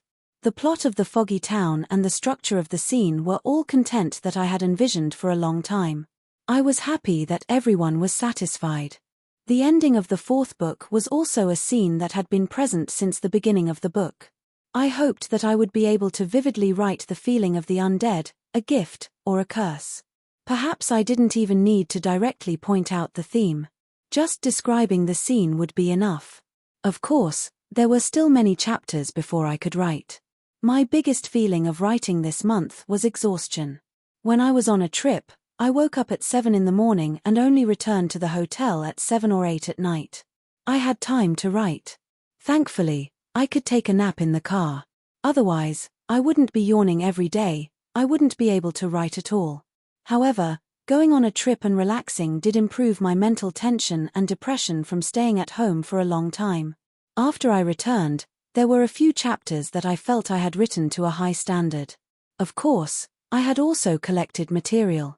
If I were to write about a foreign city in the future, I would write that the symbol of the brothel was a protruding stone on the door, symbolizing the reproductive organs. The prostitutes there were mostly plundered from war, so there was a language barrier. In order to call customers and greet the sailors who arrived at the port, they all imitated the call of a female wolf. The brothel was also called a wolf's den. This way, the atmosphere and texture of the entire foreign land would come out. This was all what I heard in Pompeii. There were only 3 or even 4 official guides who could speak Chinese. It sounded good, but it was a little expensive. It would be more worth it if there were more people because they all charged by the hour. Back to the topic of exhaustion. This wasn't only when I was traveling, but also after I returned. After the 4th book began, this became a common feeling. This was because the world of Arcana was growing larger and larger. I didn't want to just focus on the main character and run all the way to the end like I had done with Arcana and My First Life. I still hoped that the many interesting characters I had written before would be more developed, more lively, and more involved in the story. Not to mention, the life of a tycoon would be mostly filled with banquets, meetings, and conversations. Only with sufficient preparation and foreshadowing would the conflict and tension in the plot erupt. That was why changing the perspective, participating in the characters, and writing about daily life always made me feel exhausted. Apart from these reasons, this was also an unavoidable state after writing a book for more than a year. My procrastination was getting worse and worse, and I needed more time to focus. Every day, I would finish writing later and later, and my exhaustion would accumulate more and more. There were even 2 occasions where I didn't know when my alarm had been turned off, and I slept until noon and almost didn't update. From the looks of it, I could only bring up the matter I mentioned before and take a day off every week.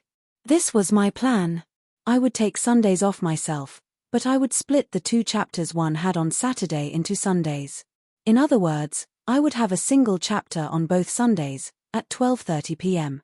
The rest of the time would be normal. This way, if there were any delays or requests for leave from work, I would make up for them. The first additional chapter for June would be placed at the climax of the plot in July. Alright, it was already July.